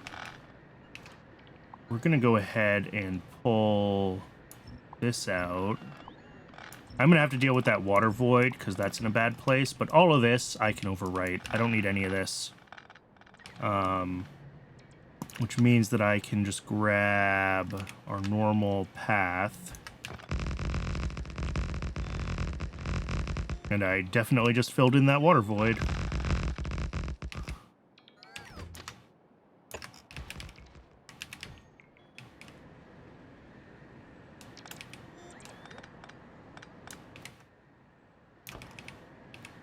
That's fine.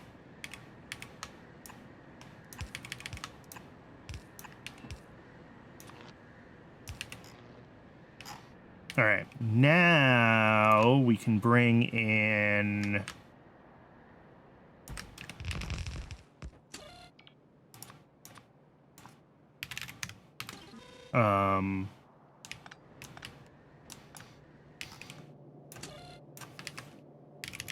bring in fiber for our fuel. And we'll actually mark this as high priority because it's fuel for a void, so we want to make sure that it remains fueled. And then... Yeah. Yeah, this void has literally never worked. I mean, I do have other minor consumers of it, but... Well, I say literally never. Actually, this is backed up on geothermal. Ow. Oh, yeah, it's not set as high priority. Which means that nothing will ever pull from it. Wow, I'm really good at this game, guys.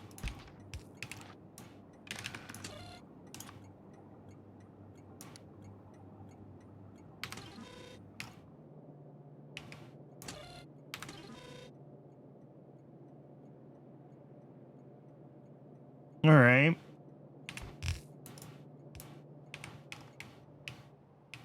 I think this is fine. I think this is fine.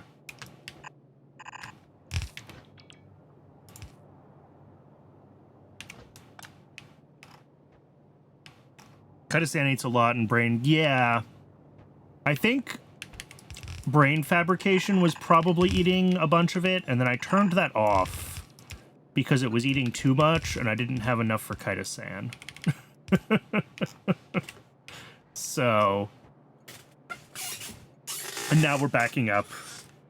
Because Kaido-san, yes, will use a lot, but it's also just generally slow.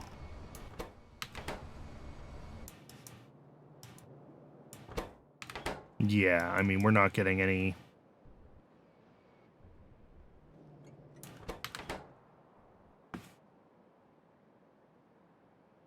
Yeah, with new setup, I need to ramp up brains. This is true.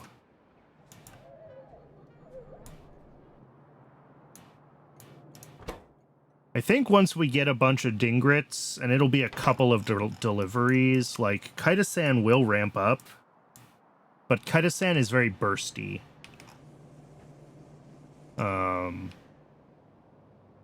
Just because of dingrits.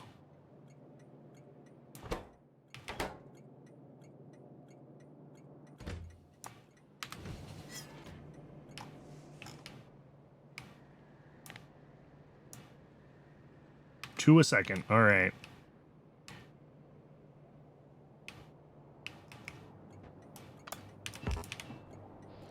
And then this needs to be, oh, high priority, not low priority.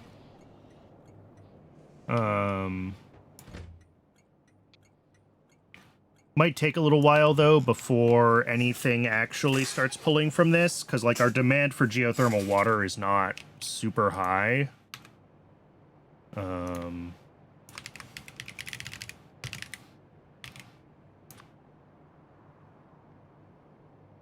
Yeah.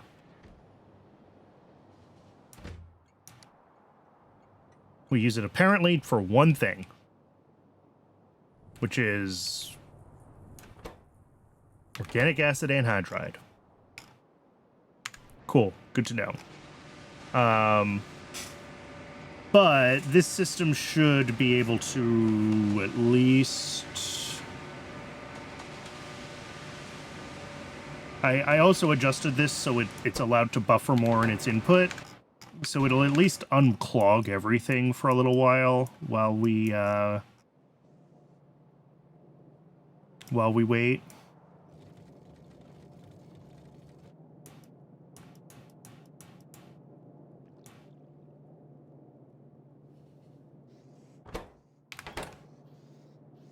I could probably add another inserter there, but realistically, this is a very degenerate case, so... eh.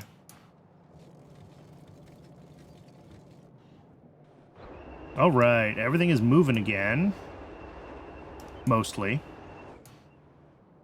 We've still got this lane that's blocked on chitin here, but everything else is moving again.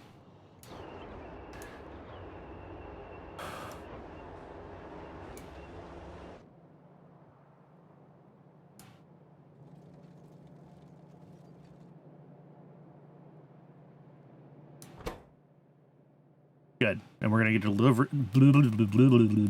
and we are going to get a delivery of brains very shortly. Which hopefully will just go to vat brain cartridges.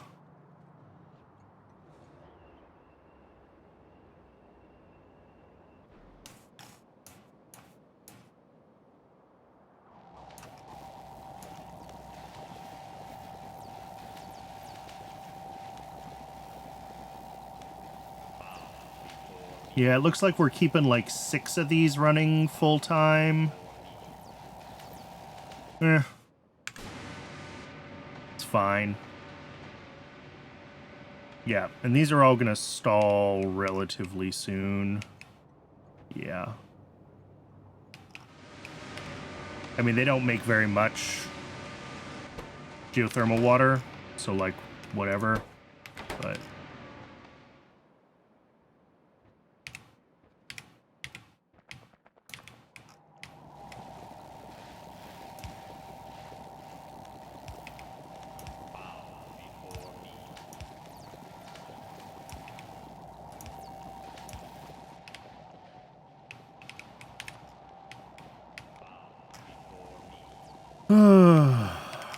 Okay.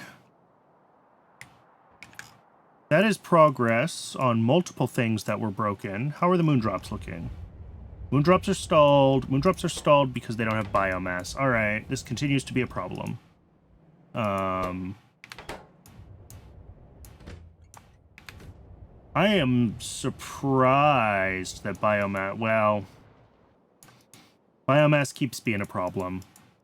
And I am surprised by that because we used to have so much frickin' biomass.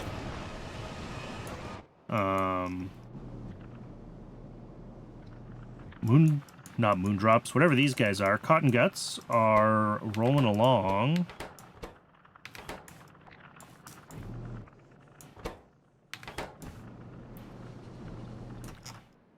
Which may mean we have them available again for Pi Science?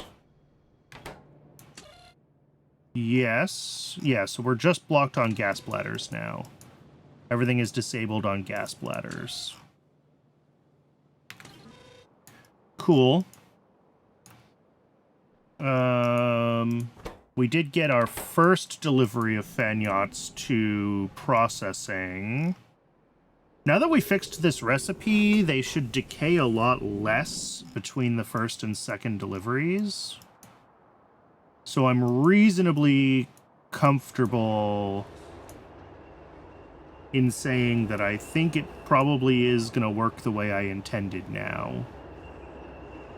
Where we have enough time for... you know, multiple deliveries of fan yachts, because the fan yachts stack to 50, but the gas bladders stack to 100. So, I mean, I guess I could if I wanted the deliveries to be in sync so that we don't have an idle period.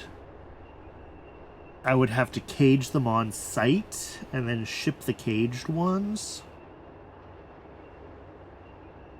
That would work. And then we also wouldn't have the idle period. We'd do 100 of them at once and then ship all those gas bladders up to where we need them.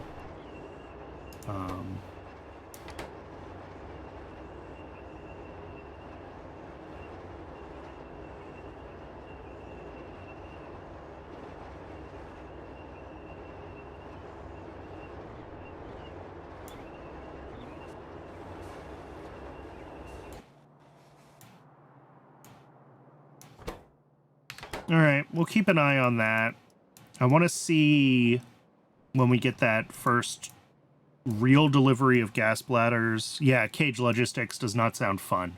There's a reason I did it this way. What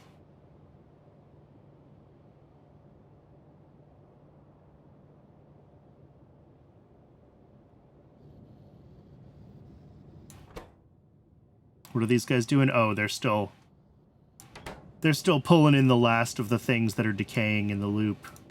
Yep.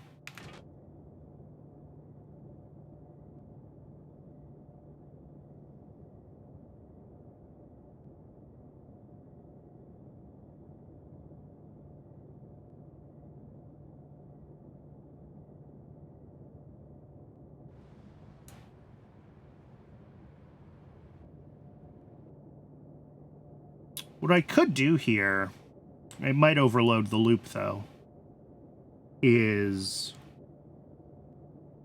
This is an ore condition, right? This says if you need either thing, make more. But it's based off of those things having backed up, being like, yes, we've saturated the sushi belts, and we're accumulating some here. Instead, I could just measure the sushi belts.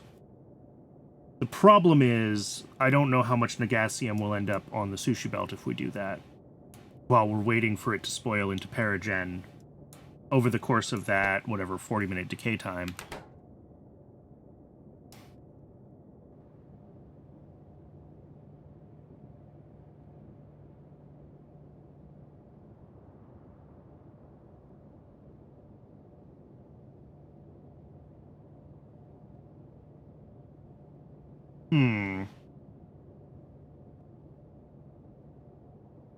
It'll stabilize eventually. It's just that initially it's going to oversubscribe.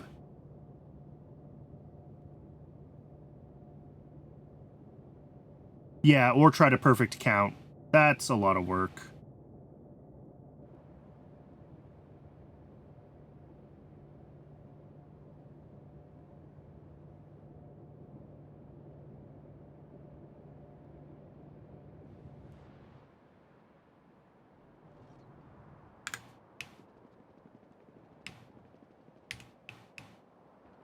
There are lots of ways to solve that problem.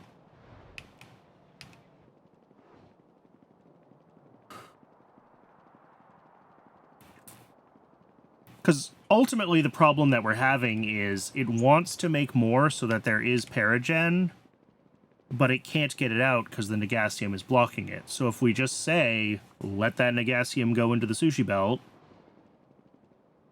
then we're fine.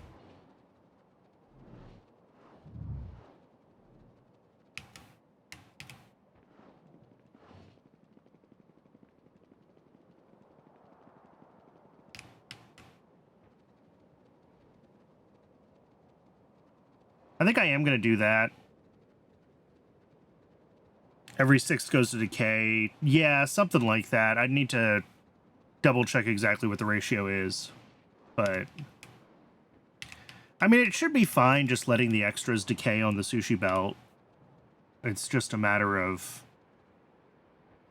getting it to a place where that's happening in a reasonable, steady state way.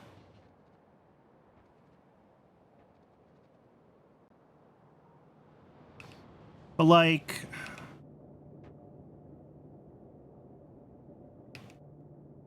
yeah, if I take these off...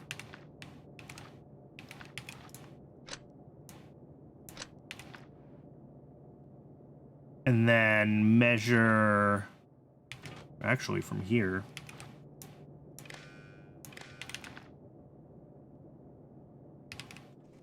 And then set these thresholds. Sure, that's fine. Well, yeah. Then we're going to push excess Negasium onto the belt for sure. But, like, it'll be fine. And if I'm really worried about it, I could move something from this side of the belt to the other side of the belt and make room, right?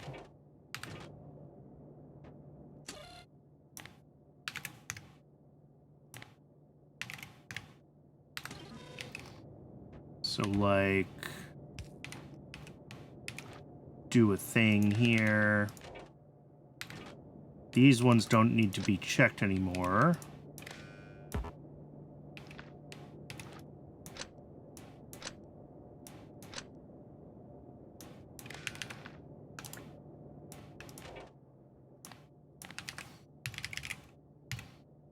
Let's move neodymium to the other side of the belt, just so that we have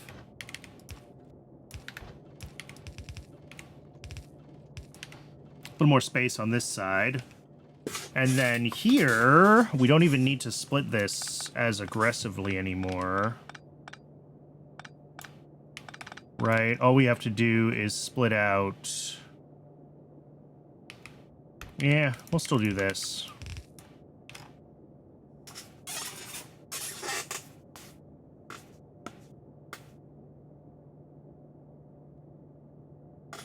I have to filter out the solidified Sarkarus, but the Sarkarus can also decay, so if we're in like somehow a really degenerate state, I don't want to have a splitter that's just filtering Sarkarus left. I want to filter the things I want to keep to the right and let the Sarkarus and potentially chitin go left.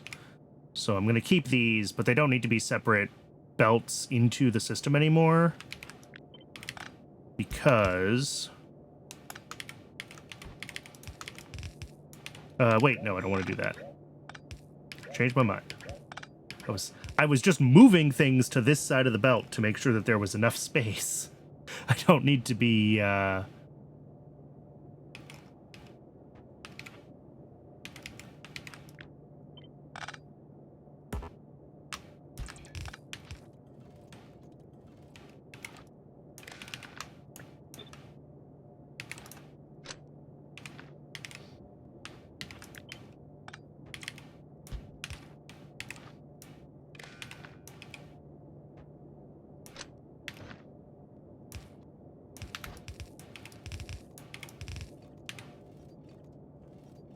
all right.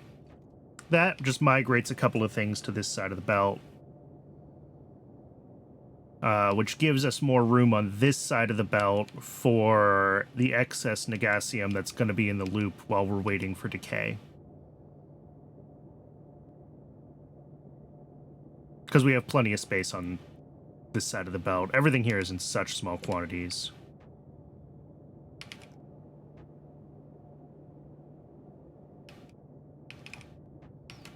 Right, we're looking at 10, 20, 70, 80, 90, 120 on this side. And on this side, 40, 50. In theory, 80 on this side. In practice, more than that while we're waiting for decay. Probably close to that. Probably more than 100. So I think the two sides are reasonably balanced. And then as far as, 13, 9, 26 plus 18, 44 times, so that's like 170 items in the loop, not counting the corners. So that should be fine.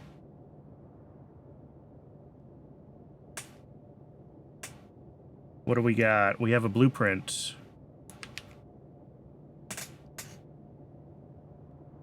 Oh, here, let me flag you as a VIP, and then you can just put it in Factorio bin.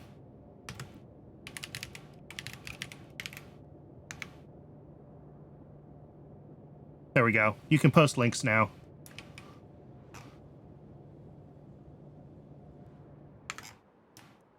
Right. How are our Fenyachts doing? Yeah, these build up fairly quickly now that they're actually running at the speed they should be. Oh, nope, and they're halted again.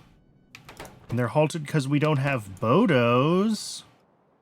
Why don't I have Bodos?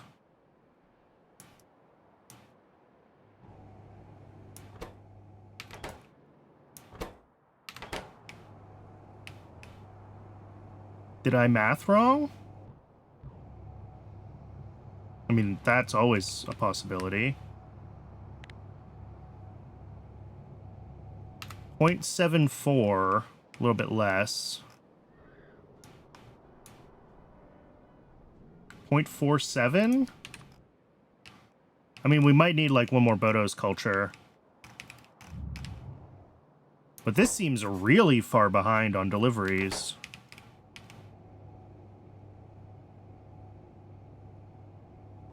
Oh, but Bodos also need biomass. I wonder if Bodos were stopped for a little while, if they didn't have...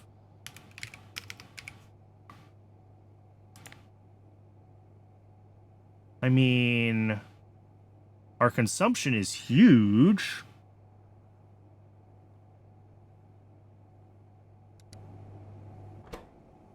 Something... Is this something else where I planned to upgrade to a Mark II recipe and just never did?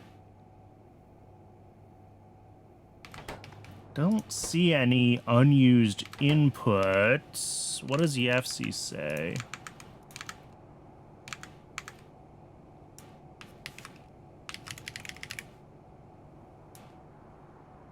Mark 1 recipe, making 0.74 a second.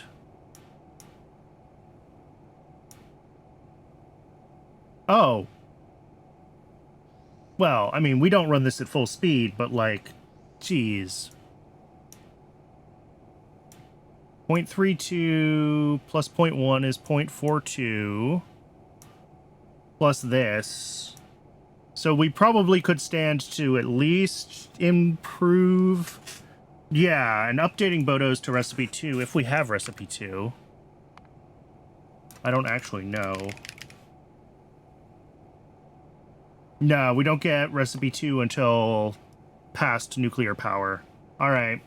So all we can do, unfortunately, is make it a little bit bigger. Like, which we can do. We can make this 50% larger or something like that, and that'll probably be enough. I don't think we have to double it.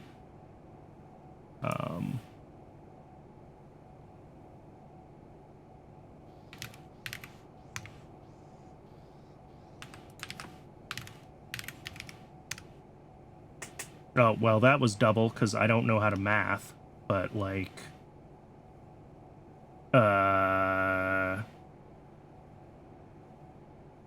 1 second. 1.11. There we go. Yep.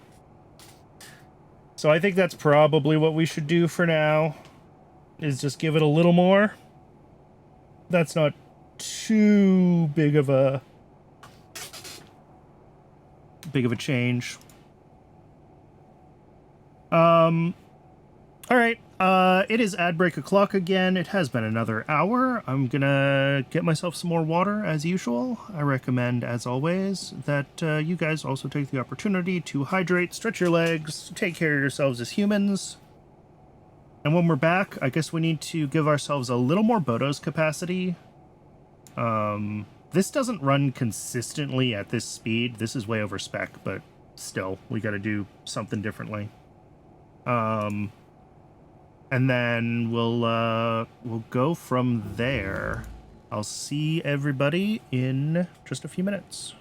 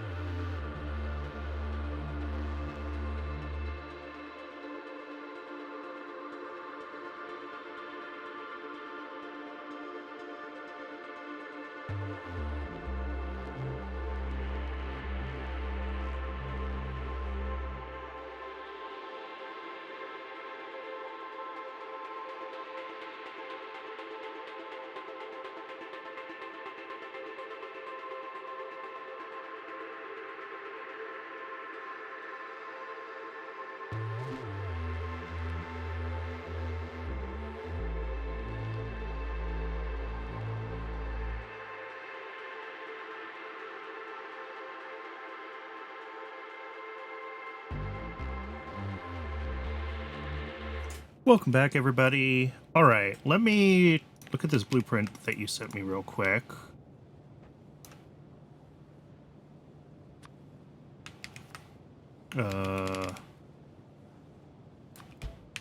So what is this doing? We've got...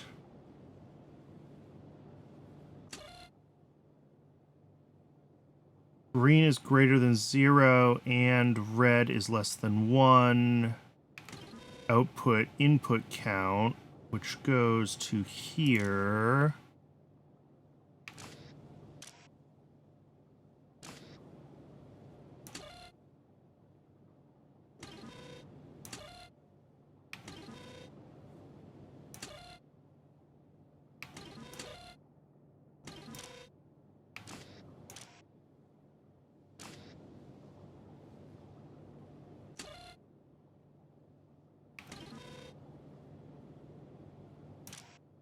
Yeah. Yeah.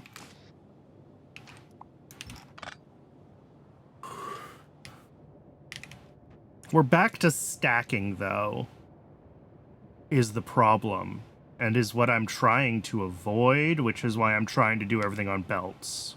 Because these have super long decay times, and I'm really trying to avoid the decay average.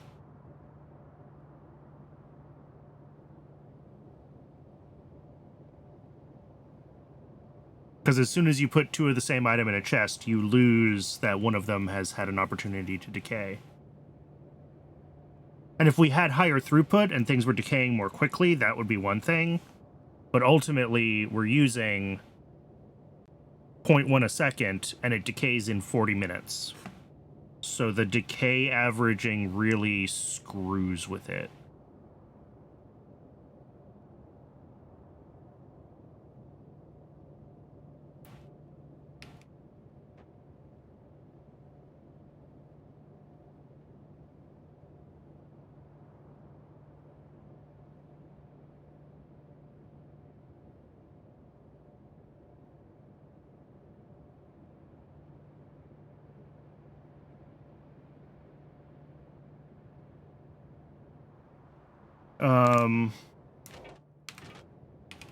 Let's grab what we need for Bodos, which is 4 Bodos cultures and 4 more spore collectors. How many spore collectors do I have here?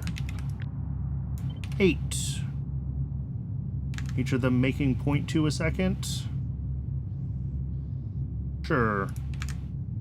So yeah, 4 more Bodos cultures and 4 more...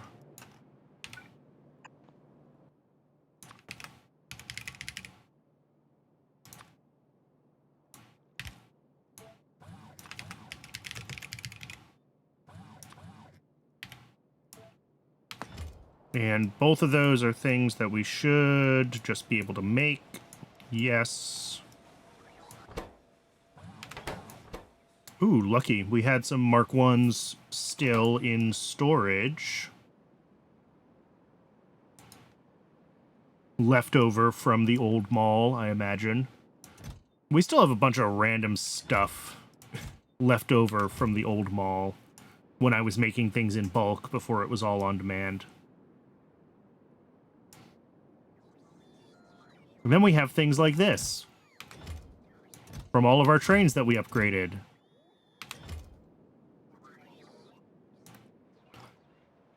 Maybe I should get a bunch of rails put down somewhere and make a train graveyard.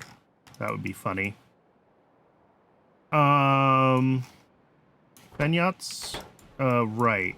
Bodos. That's the whole reason that we're doing this. Oh, there's too much to keep track of.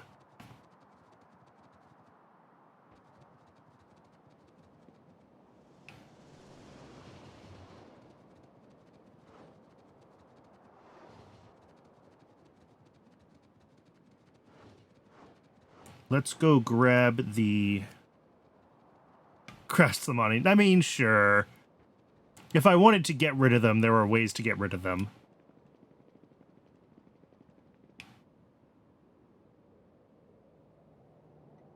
I could also put them in a chest and nuke it.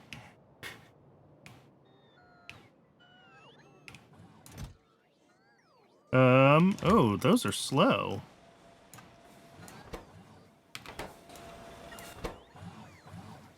Well, they're not. The bots are slow.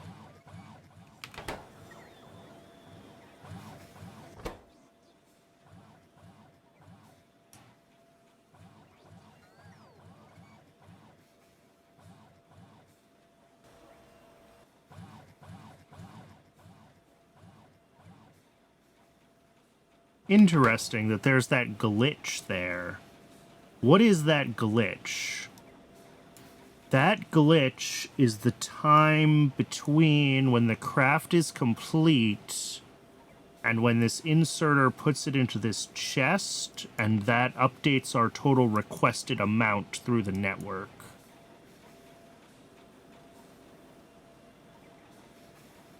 Can I fix that? I can subtract the hand information from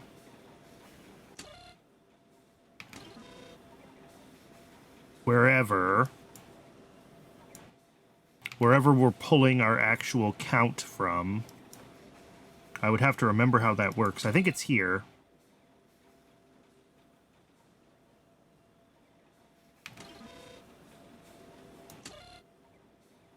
Yeah, this outputs 1. This is the latch. And then...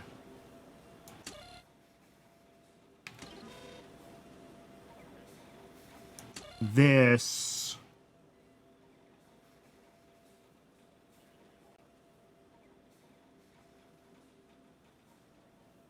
Why do I have requests for...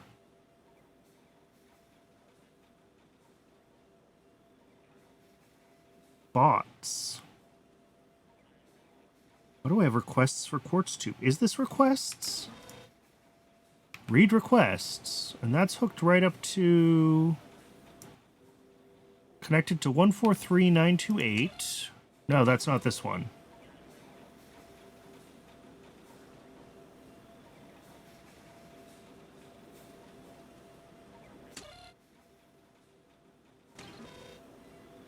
Sure, looks like it. Oh, yes, it is. 143928 on the input. Sorry, I was looking at the output. So yeah, this is all of our requests. What's requesting quartz tubes? What's requesting our 30? Okay, no. That's, those aren't real requests. Those are these. Right? Where we have, like, not quite... full stations of various things. Yeah. So we just happen to be sitting on exactly 3,000 quartz tubes, which is why the request was a round number, and the round number is what threw me off. Because a round number looks intentional, but it's not. It is a coincidence. Okay.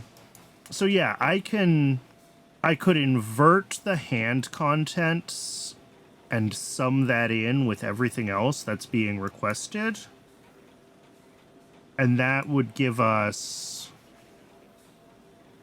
I mean, there would still be a 1-tick delay from when we grab it, and it's no longer in this. And then a further potential 1-tick delay when we... Well, that should balance out.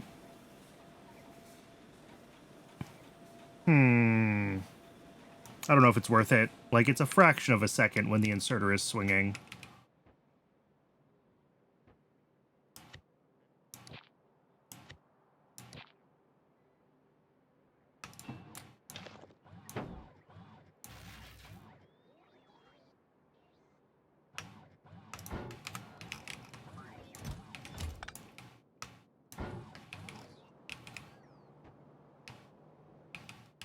All right, let's go upgrade Bodos. That'll be pretty quick. I should really make the boat. Well, where was Bodos sitting in the tech tree? All right, they're just under nuclear power, which I was going to make nuclear power my first target in PySci 3 anyway. And there was something else that was near nuclear power. Oh, lithium also gives us the path to the next circuit. Yeah. So, nuclear power is the first target. Upgrade Bodos. And then start pushing towards improved semiconductors.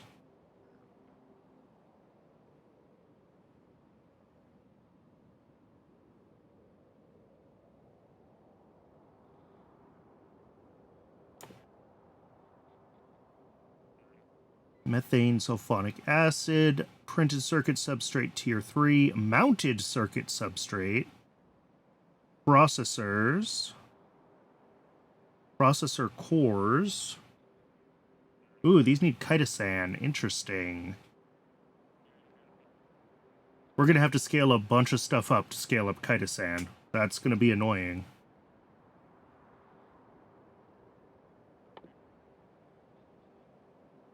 And then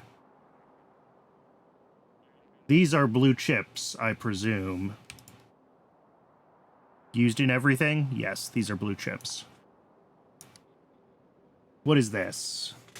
Need a red chip, of course. More MOSFETs, more microchips, more... All right, we need MLCCs, we need diodes, we need inductors. Do we get better? No. Silicon or semiconductor doping 2 does not give us better recipes for, like, MOSFETs. Are there ever better recipes for MOSFETs? No. Okay. We do get an updated recipe for lightly p-doped silicon. I saw that.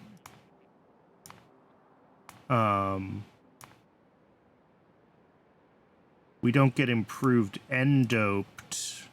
We never get improved heavily N-doped. And we don't get improved lightly N-doped until prod. Cool. So yeah, we're just going to have to do some serious scaling on a lot of our circuit tech to get ourselves up to blue chips. That is fairly far off, though. We are many hours away from that. Why are we only running it like 20 a second? Oh, because this is a longer... No, it's not. It's 120.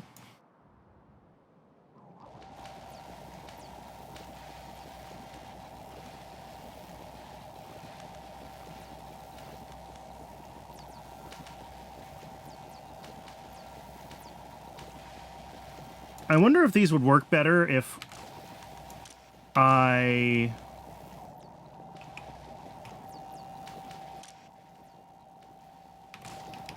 Why are you doing that? What are you...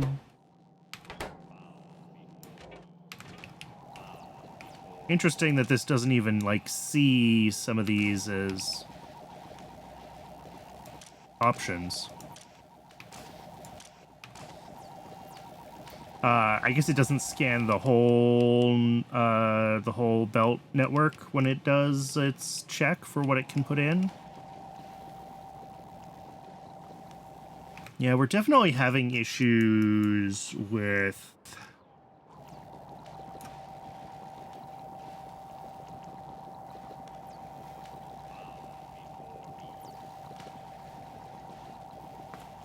I mean, how much science should be running in theory? They're 120 seconds each.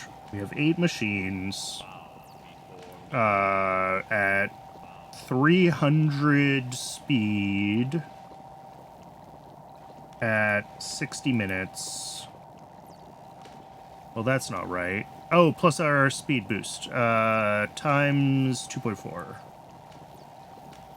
So 28.8 is our peak, If these are actually running consistently, we should be at 28.8. And we're running at like 17. So we're only running at like 2/3.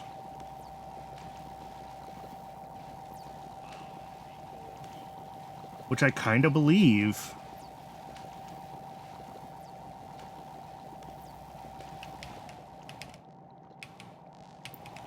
I think we might just need more stuff in the loop.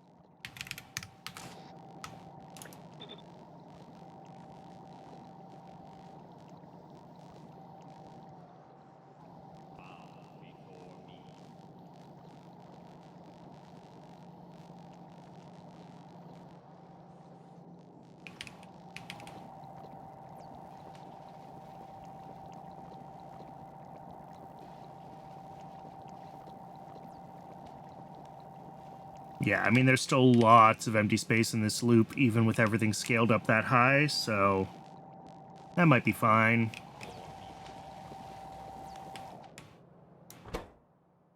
We are going to run out of that brain cartridges soon, though. How's that doing down here? This probably never got brains. They went somewhere else.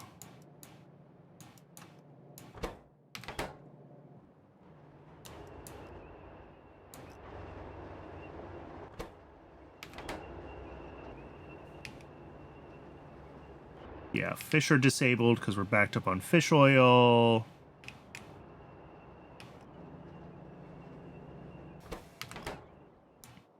I might need to add...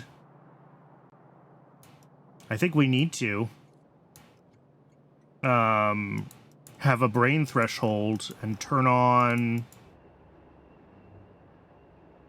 AUGs if we're below a brain threshold, because right now we're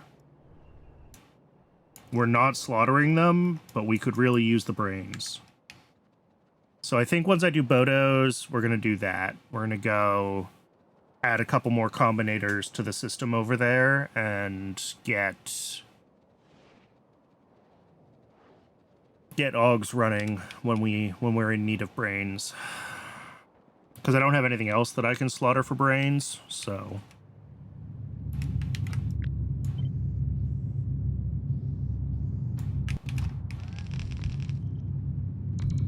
At least nothing that I could reasonably slaughter for brains.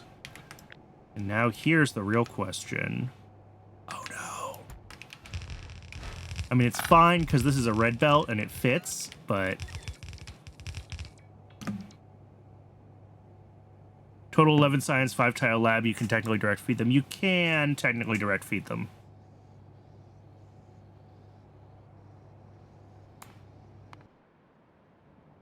Why? Oh, fuel station. Wait, this is the simplified fuel station.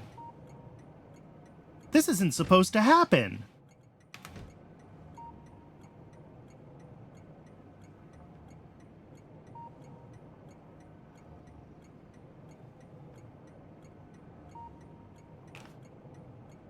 Okay.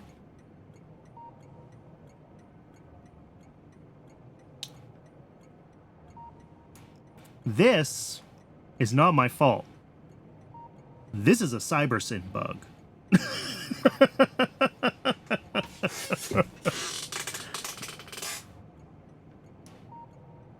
These stations have a train limit set.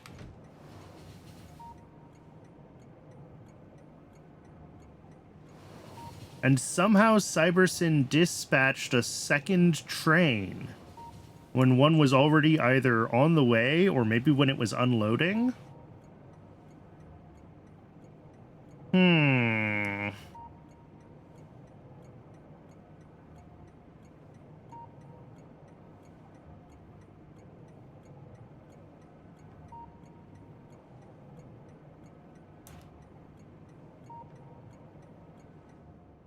Well...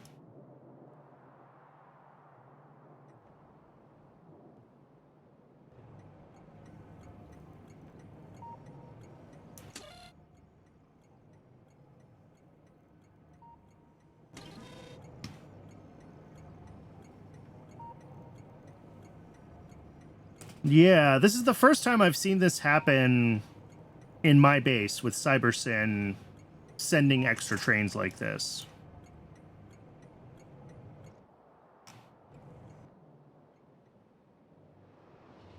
I had another version of the station where I was trying to, like, manually enforce train limit stuff, and there were weird race conditions in the combinators, so, like, I understand why that broke.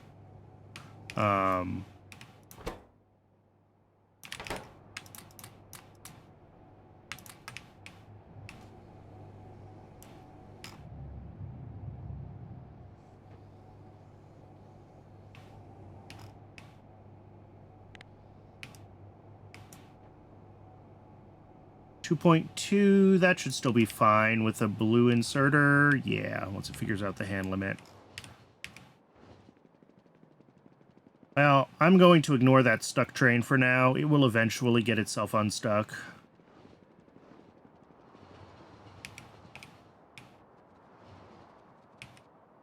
Especially now that I am about to turn on AUG processing basically continuously.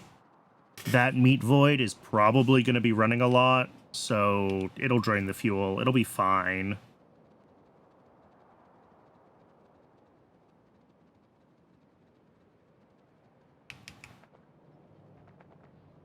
All right. So what do we want? We want like a... Oh, this is the weird multi-stage one. But sure, less than 5K. I'll take that.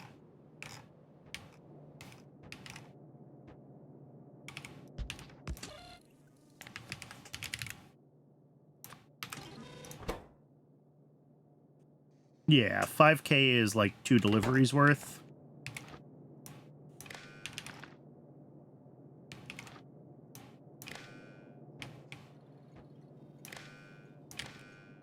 All right, and that should turn AUGs on.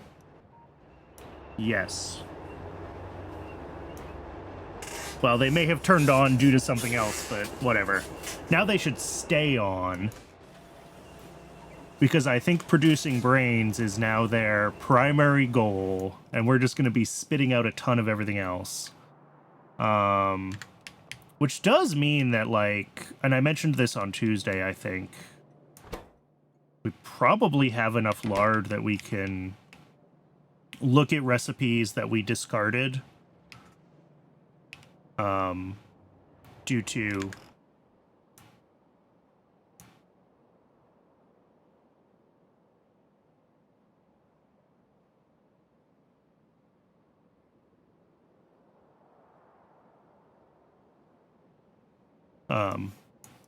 how expensive lard was for so long, and like probably we can make a use of it, because if it's just decaying or getting turned into whatever I turn lard into, then it would be good for us to try to find better uses.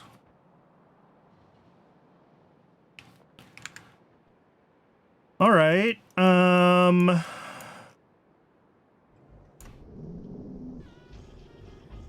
All right, fan yachts are running again.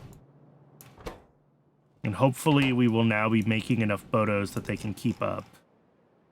The other place that the Bodos go to is, well, actually here, right? It's this. Yeah, and this is also out of Bodos. All right.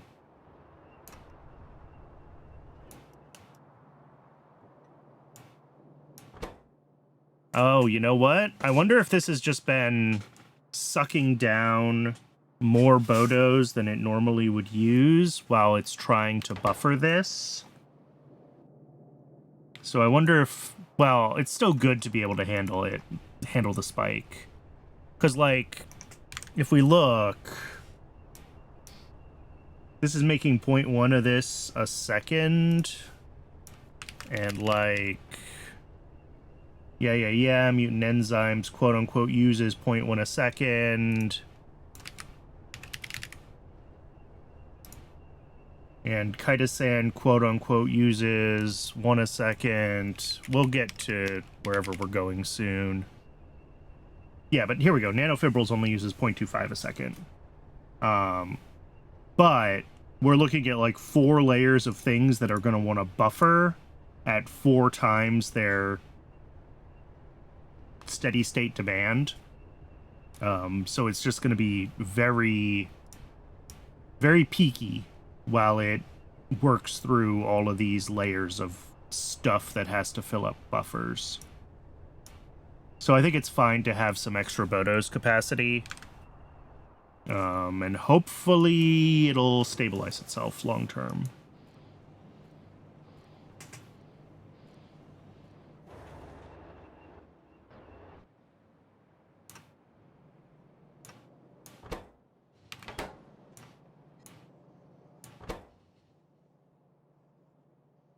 Yeah, brains are moving through at a much better clip now. I'm happy to see that. Do rocks make brains? Rocks make brains. Do fish make brains? Fish do not make brains. Zais don't. Bees don't. Ants have brains, but bees don't. Good to know. Whales have brains. Our bear cows have brains. Whatever the heck a dingret is has brains. Oh, hey, we're doing dingrets. That means we probably got a delivery of these recently.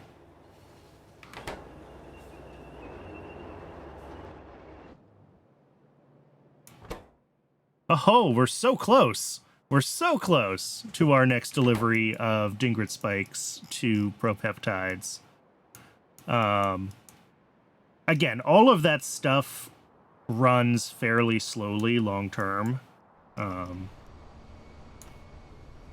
I think once we get a delivery of dingret spikes, now that dingrets are running consistently, like, this will consume them slowly enough. 0.1 a second. How many dingrets do we make? 0.01? Interesting. That looks like it's half of what we... Let's double check that. Sorry, I know this is all stuff that we've been looking at for the past, like, month and a half, but I want to make sure that I... oh. Propeptides.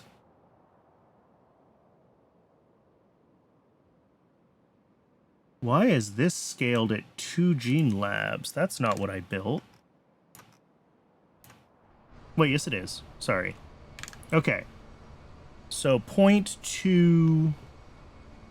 Exactly 0.2 dingret spikes a second. Alright. And... we're breeding dingrets at...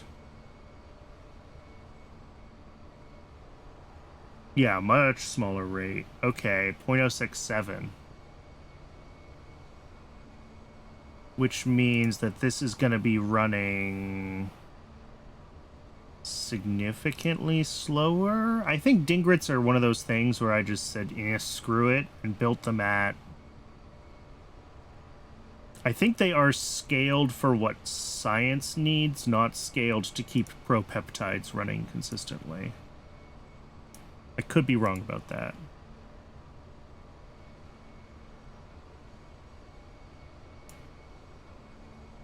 But, like, we could scale this up.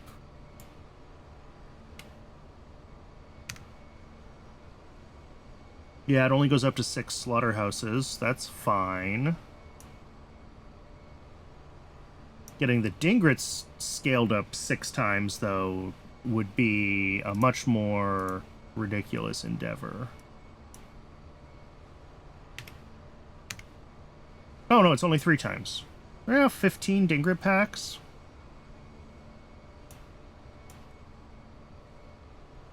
Is that worth it? Is it worth scaling these up?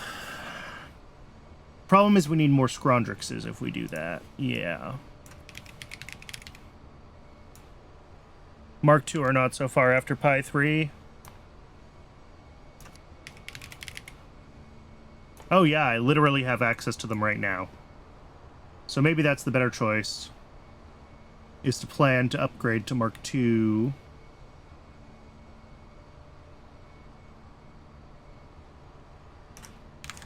Yeah, because if we use recipe 2...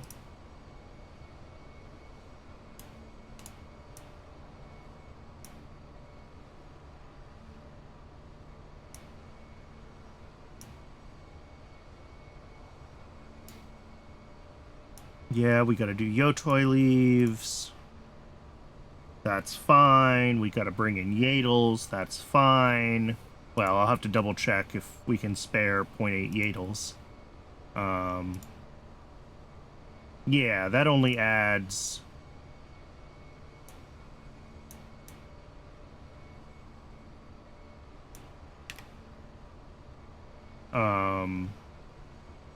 that only adds like 2 more Dingrit packs to get us up to the scale we want. And we only use 0.22 Scrondrixes. And right now our Scrondrix consumption is what? Is this going to do this right?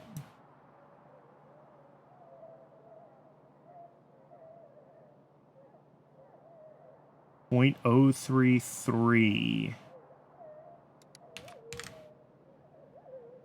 0.22. That seems huge.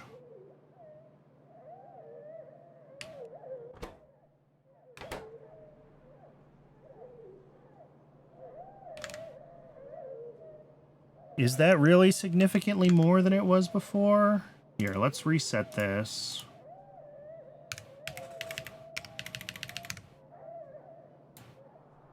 Using recipe 1.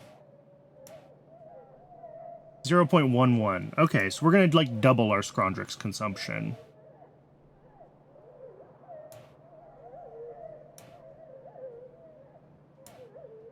When we want to go up to 0.2.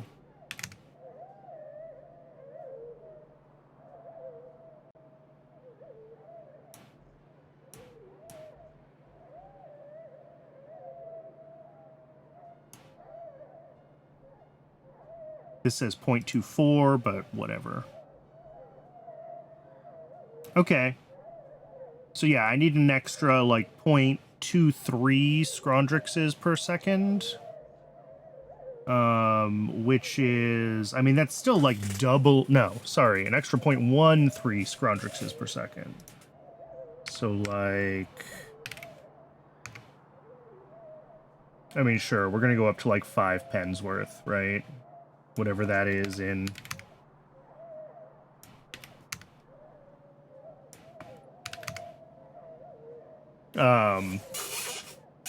Okay. That's not too bad. And Scrondrix 2...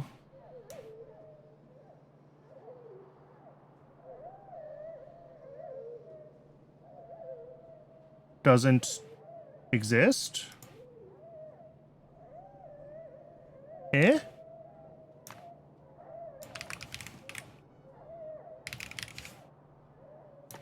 Yes, it does.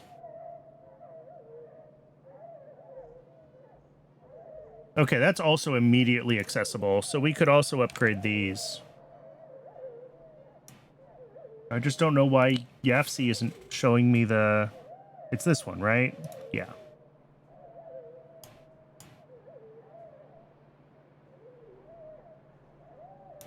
It's because it thinks it's inaccessible.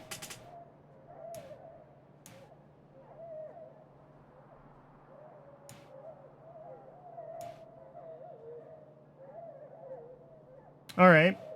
Sure. How many machines do I currently have for Scrondrixes? I currently have 3. Okay. So, could I keep it at 3? Probably not easily. I mean, actually, pretty close.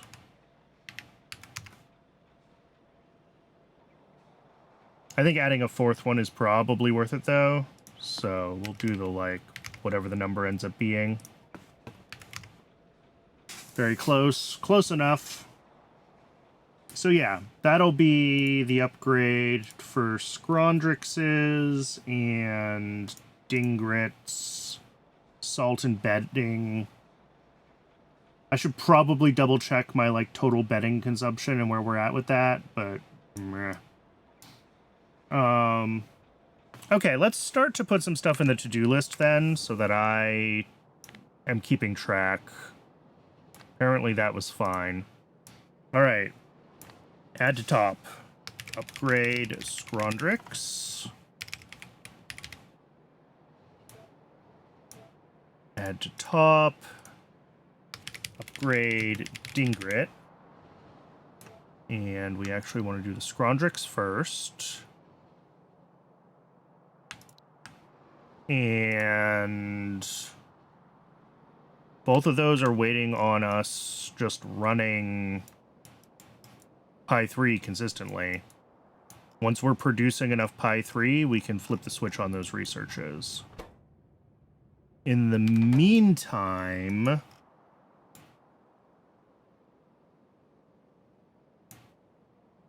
what is there to work on? These are the questions.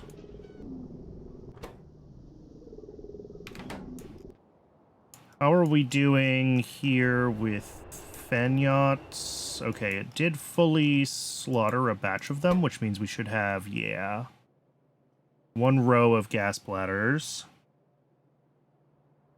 which are still less fresh than one might like, but I think we're going to be okay.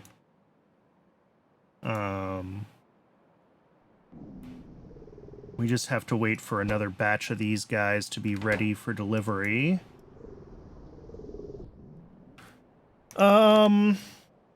Alright, so after the Scrondrix and the Dingrit upgrades, is there anything else that we get just, like, immediately after Pi 3 that would be a worthwhile thing? Like, we do also have a Yadel upgrade. Does Yadel 3 look good? I don't remember what Yadel 2 looks like, so I'd have to double check.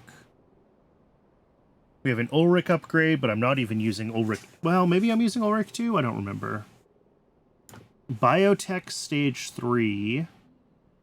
Alien Bacteria. Alright. Crude oil. Albumin from Arthurian eggs. Casein solution. And a new raw fiber recipe. Biology upgrade, fish upgrade, sap upgrade. All of these are potentially useful, but not urgent. Yeah, I think after that, we want to just start pushing towards nuclear. So that means, well, whatever we need for nuclear. Uranium, antimonium silicate, coated containers, lithium processing, nuclear power, and then Bodos.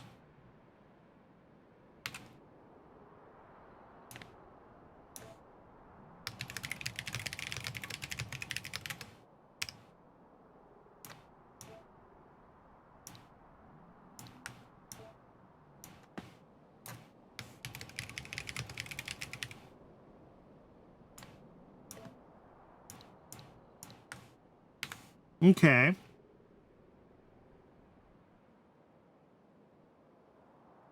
That is kind of the queue. I don't know if we're going to be able to do new nuclear here, or if we're going to have to change, like, where and how we're processing different parts of uranium.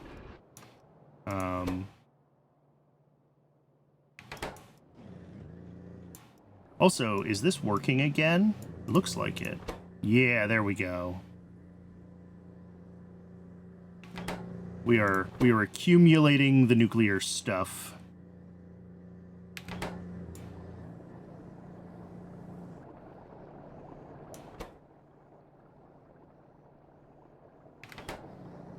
And, like,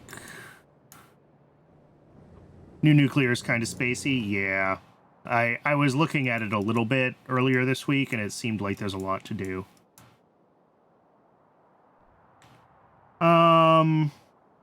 Okay. I think that's a good set of things to be looking at I mean, over the next few weeks, realistically. Science, I mean, again, until we actually have Pi-Sci 3, I'm just going to let this keep rolling through all of the techs that we missed. But we are running out of techs to queue up.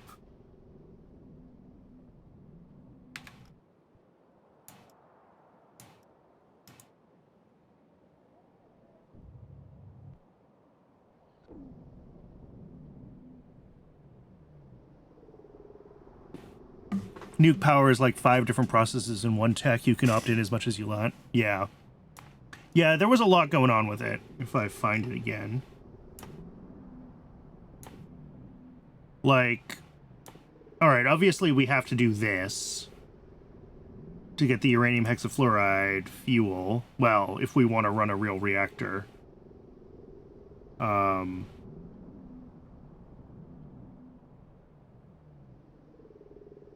There's...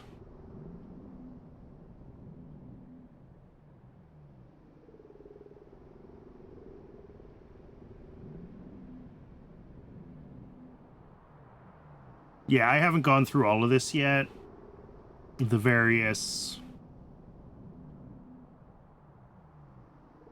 like, waste reprocessing steps...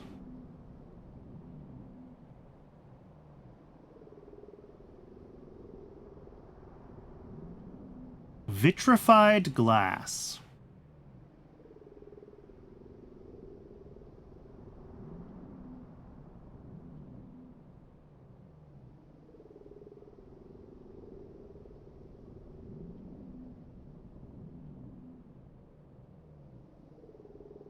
Is americium actually useful yet?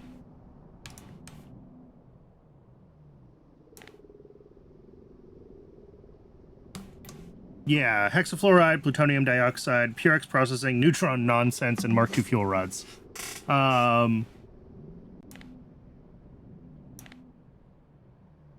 Okay, it's used in fuel rod Mark IIs. So that is useful.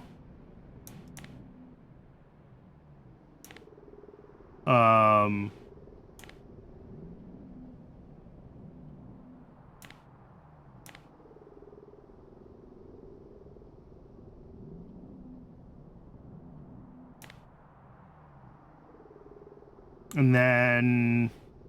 do we get this recipe yet? No, this is stage 2. Alright. Americium 241 is still a dead end until prod science. Neutrons are useless at this tech. They're OP later. Yeah. I was looking at some of the neutron processing stuff and got very excited and then realized that we don't actually have it yet. Not really.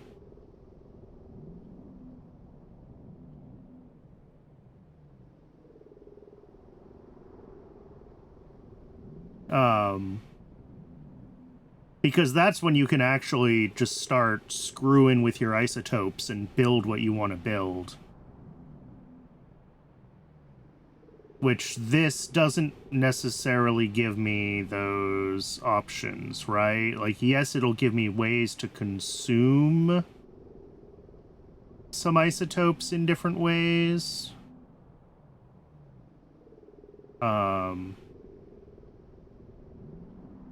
Yeah, nuclear MOX reactor consumes plutonium dioxide, which is made from 239 and some 238.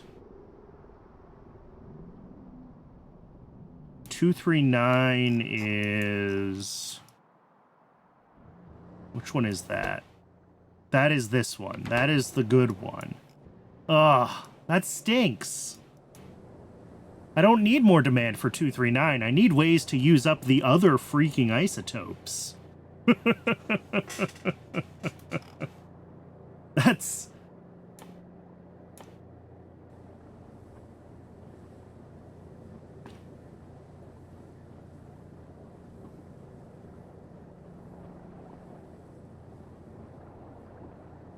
produce more 239 than consume? Sort of. Only because I am forcibly getting rid of some other isotopes that decay into nothing useful. And I'm leaving them as 239 because 239 decays into U-235, which is useful. So yes, I'm making more than I consume, but also because we have this. This is the turn everything into 239 mess, and it's not good. We do also still need a little bit of the 238 as well to make nuclear samples. Which... Huh, interesting. This needs another outserter. This broke.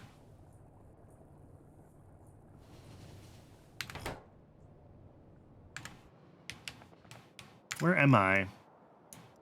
Alright. Let's go drop an inserter on that. Apparently I never handled the decay path on making nuclear samples. This way.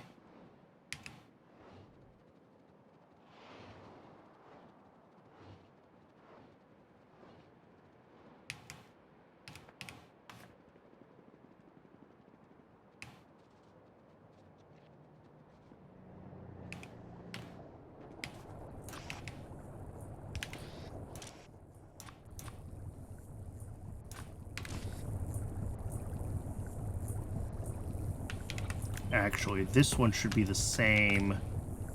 Just in case. Not that anything should ever decay more than one step. Oh, yeah, this hasn't been broken for very long. We have plenty of these. But yeah, trying to rebalance my nuclear production would be fantastic, but... unfortunately... until we get a new consumer of, like, 240 or something. Yeah, nuclear power 2.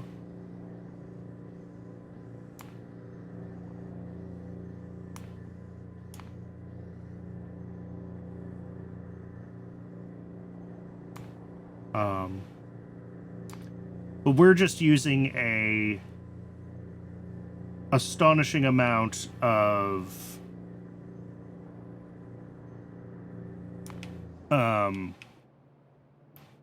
the plutonium peroxide that we produce to shuffle isotopes around, which is honestly probably silly. I mean, I could just have it say, I need this much of each isotope, and then dump all the rest of them into storage and let them decay. But I'm trying really hard not to have... Purex stuff can make more peroxide, yeah. And maybe that's what we want, is we just want the updated Purex path to get more efficient peroxide production. And then we can either continue to be able to mess with our ratios, or I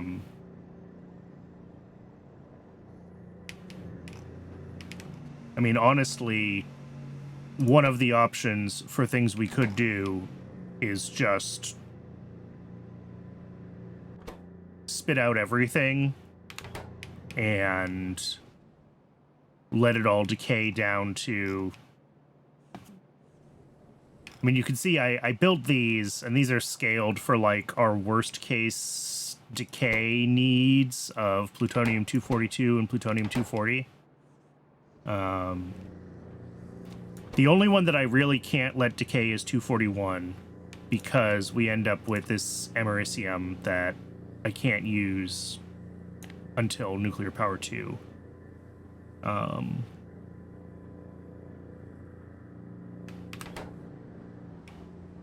But in theory, everything else, we could just let the isotopes we don't use decay. We just need a lot of space dedicated to stupid amounts of storage. I wonder if that's more efficient now. I wonder if all of this reprocessing that I'm doing is stupid.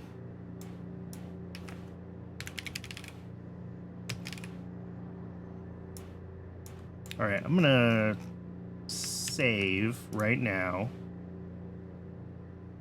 And yeah, we want to output 0.4. If we get rid of all of the reprocessing,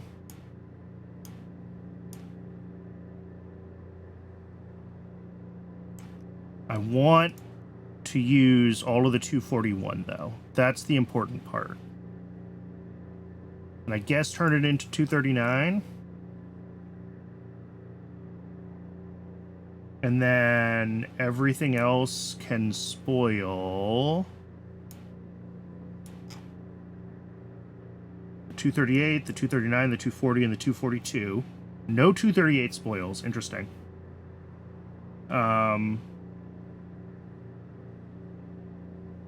And this uses what? 0.36 uranium fuel cells. And if we undo a bunch... 0.026. Okay. Well, is that right? Yes. I think this is where we were. Yes. Sorry, I should just reopen the file because I specifically saved it before. Oh, I can't open from here. I have to close and then whatever. I undid enough. Okay. But you can see that it wants like 100 of these to get rid of all the plutonium-241. And just 2 of these. And yeah, this uses 0.026.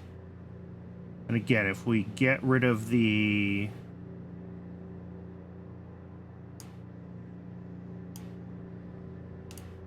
all the neutron capture except what we need to get rid of the 241...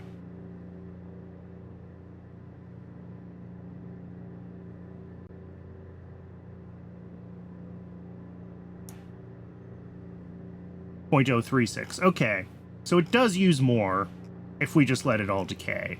So it's worth it. 140 of these ones. Wow. That other step really reduces our total neutron absorber count. If I'm willing to let the 241 decay, even though it takes a long time,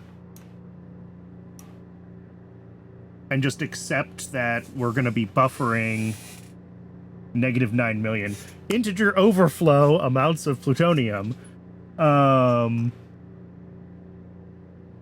Should file a bug.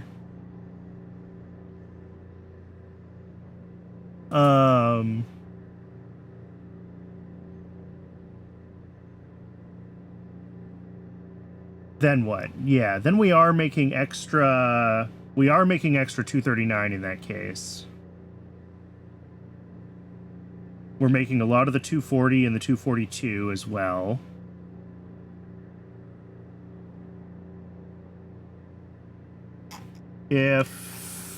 What if we add both recipes that can consume 241 and let it decide what it wants to do with them? Still 0.036. Okay, it's the same. We just end up with a different ratio of 242 and 239. But if we get rid of this one, then we make a lot of extra 239. Alright. I mean, maybe this is the build that we should shuffle towards, where we just accept that we need 140 of these freaking neutron absorbers, but we don't do anything else, and we let everything else potentially spoil. It's just so many neutron absorbers. Absorbers? Absorber. Oh, also I have this phosphorus acid sitting here. Oh, nope, that was wrong.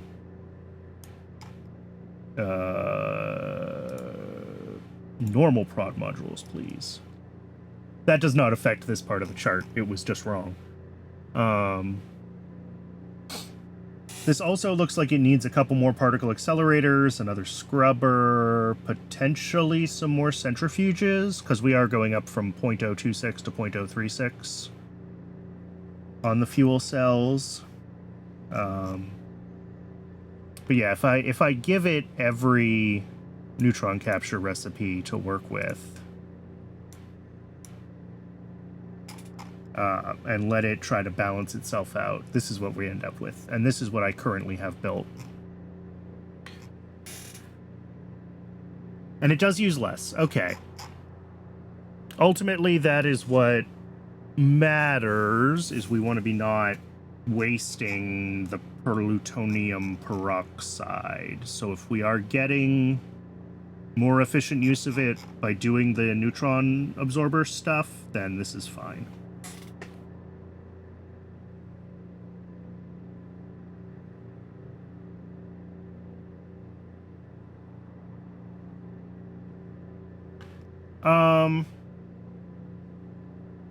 But we're going to have to totally reevaluate this if we want to look at the new Purex concentrate route, right? Because that gives us potentially plutonium peroxide instead of doing the antimony phosphide recycling. Yeah, that also becomes plutonium peroxide. Okay. So we lose our phosphorus acid recycle, and we turn everything into plutonium, well, Purex concentrate 2.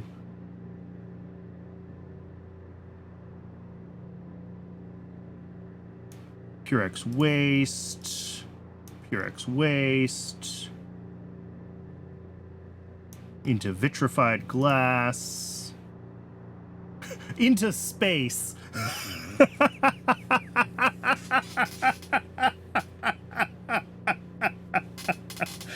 Oh, thank you, Pi. I'm so glad that this is what we're doing. We're literally launching our nuclear waste into space. I love it. Love to see it. Whoops, nope, not that one.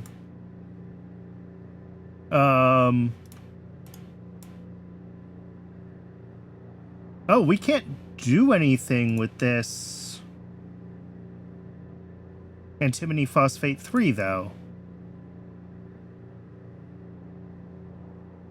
Like, we're just stuck with this until prod.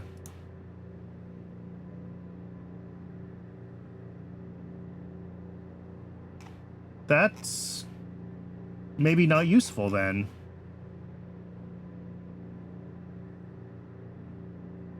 In not hard mode, it would be fine.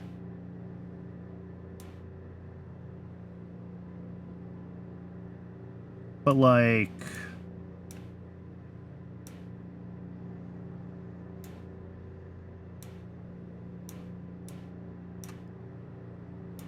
God, there's so many things to process for this, No, see, we're at another dead end. That's less than ideal.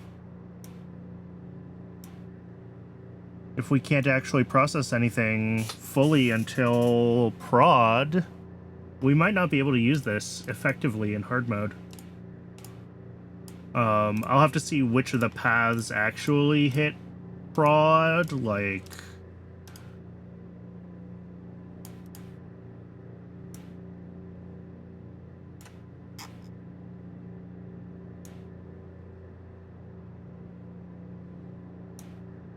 Yeah, Purex waste 1 to waste 2 to waste 3 to vitrified glass, which has the uranium concentrate, which we can't get rid of.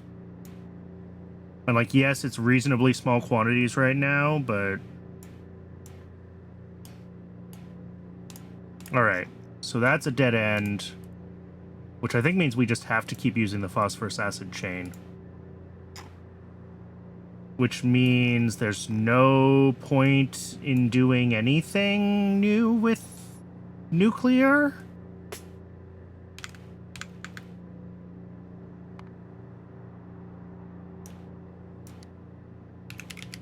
At least not trying to use those paths.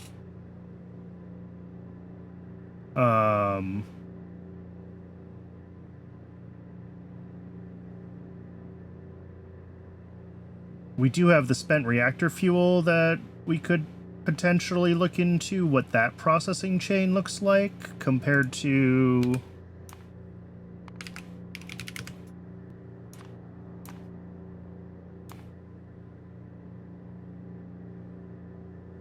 Because that gives us... Alright, well that's heat. And then high energy waste. Okay, is a source of pure X1.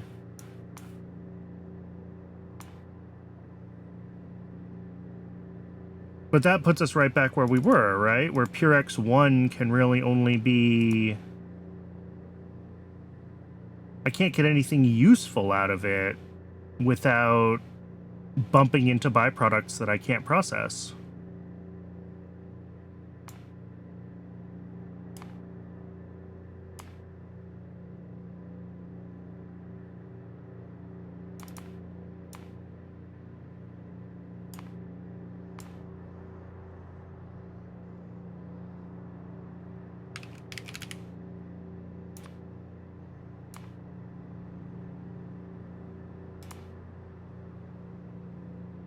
And what about the spent MOX? High energy 2 makes MOX plutonium. Okay, and then this just gives us a bunch of a different range of isotopes than what we were probably getting from this, right? I am assuming that these ratios are different.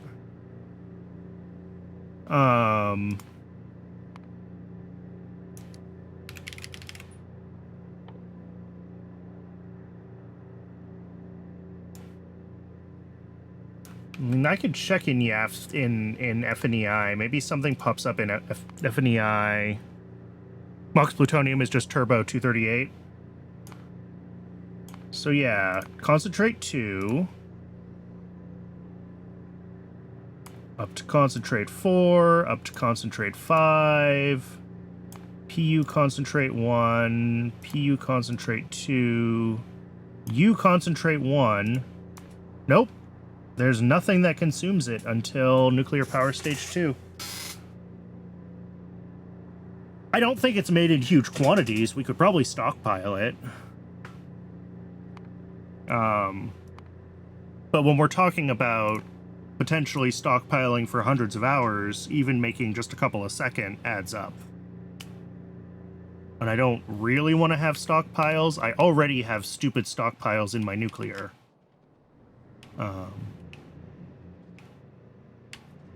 Because if we go back to this, if I remove the... Come on. If I remove the spoiling from this and force it to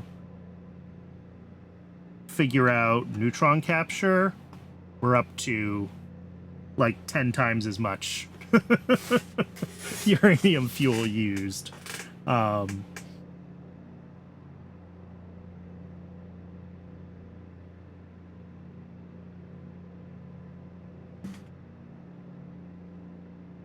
So we do allow some of these isotopes to decay.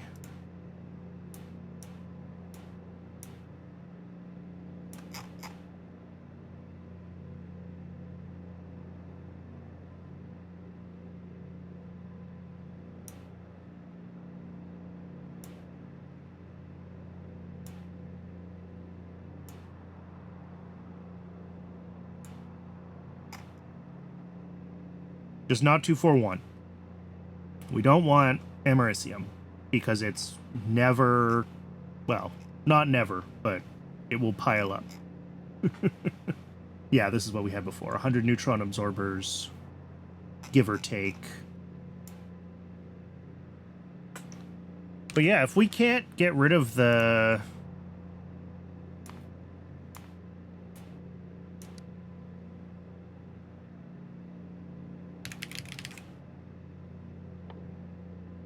And nuclear power stage 2 is right at the start of prod. So, like... Cool. But... Ooh, polonium. My favorite tea flavor. But yeah, I might pop in the Discord and ask folks what their thoughts are on how they handled that, because it seems like that whole chain in the first nuclear power is very hard to use, and that means that like spent reactor fuel is also very hard to use. I can still make plutonium dioxide and get the spent MOX fuel.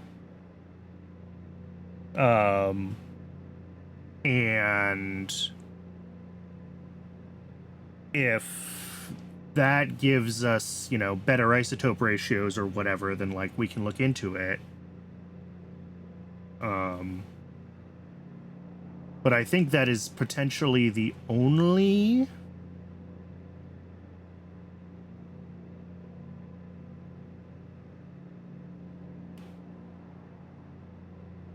path forward that we have.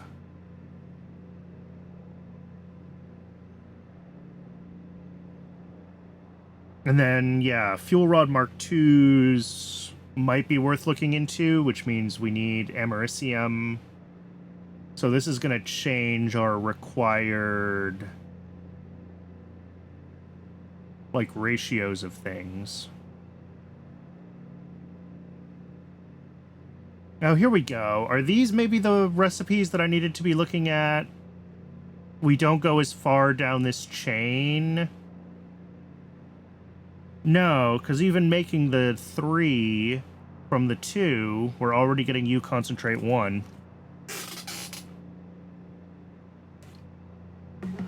Yeah, use the hexa for 238 for MOX, exactly. Although even the hexa into spent reactor fuel, we're getting things that we can't process easily.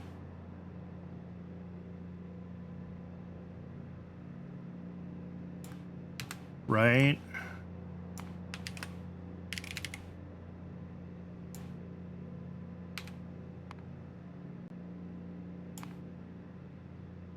We get Purex 1.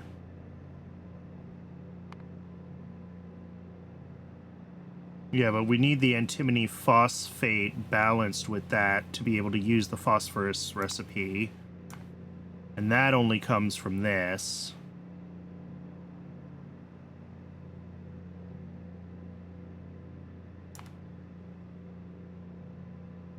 I don't know. I'm going to have to play with it some more in YAFC and get a better feel for how these recipes interact. But I think MOX is potentially the only thing we're going to be able to do until we get Tier 2 nuclear power. Unfortunately.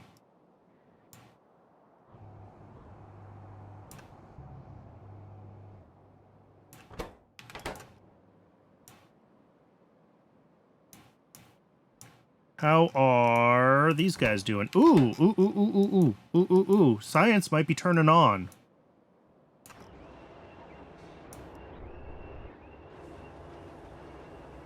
Okay, we just got our delivery here. How decayed are...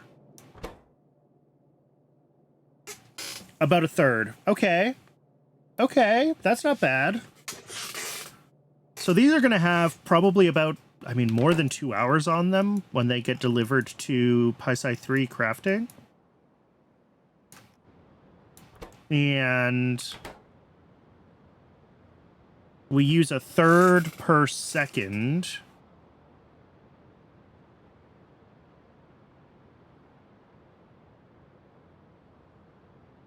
Which is like an hour and 2/3 to consume all of that. So I think we're good on the gas bladders, as long as... And, like, obviously we don't... This is decay priority up here, so this is going to try to put the oldest ones out first. Although, to some extent, we're going to get some decay averaging across, like, loading and unloading of the train. But the oldest ones will come here, and certainly they're not going to be sitting around for the whole 2 hours, or even for the whole hour and 2/3 that it takes to consume a train load. So I think we're going to be good on the gas bladders now that I fixed the recipe, and we're actually using the tier 2 like we're supposed to. We are out of Bodos again, which I guess shouldn't surprise me because we are still gonna be consuming extras here until this buffers. And it is slowly filling its buffer. All right, I'm gonna call it here for today. I appreciate everyone hanging out, as always. If you found this on YouTube and want to watch me live, there is a link to my Twitch down in the description. And we will be back with more pie on Tuesday, as always. Tomorrow should be a Skyblock day. Unless I decide that I really don't feel like Skyblock, but I've been thinking about it all week. I'm kind of excited for it. So, yeah, thanks again, everybody, and I will see everybody next time.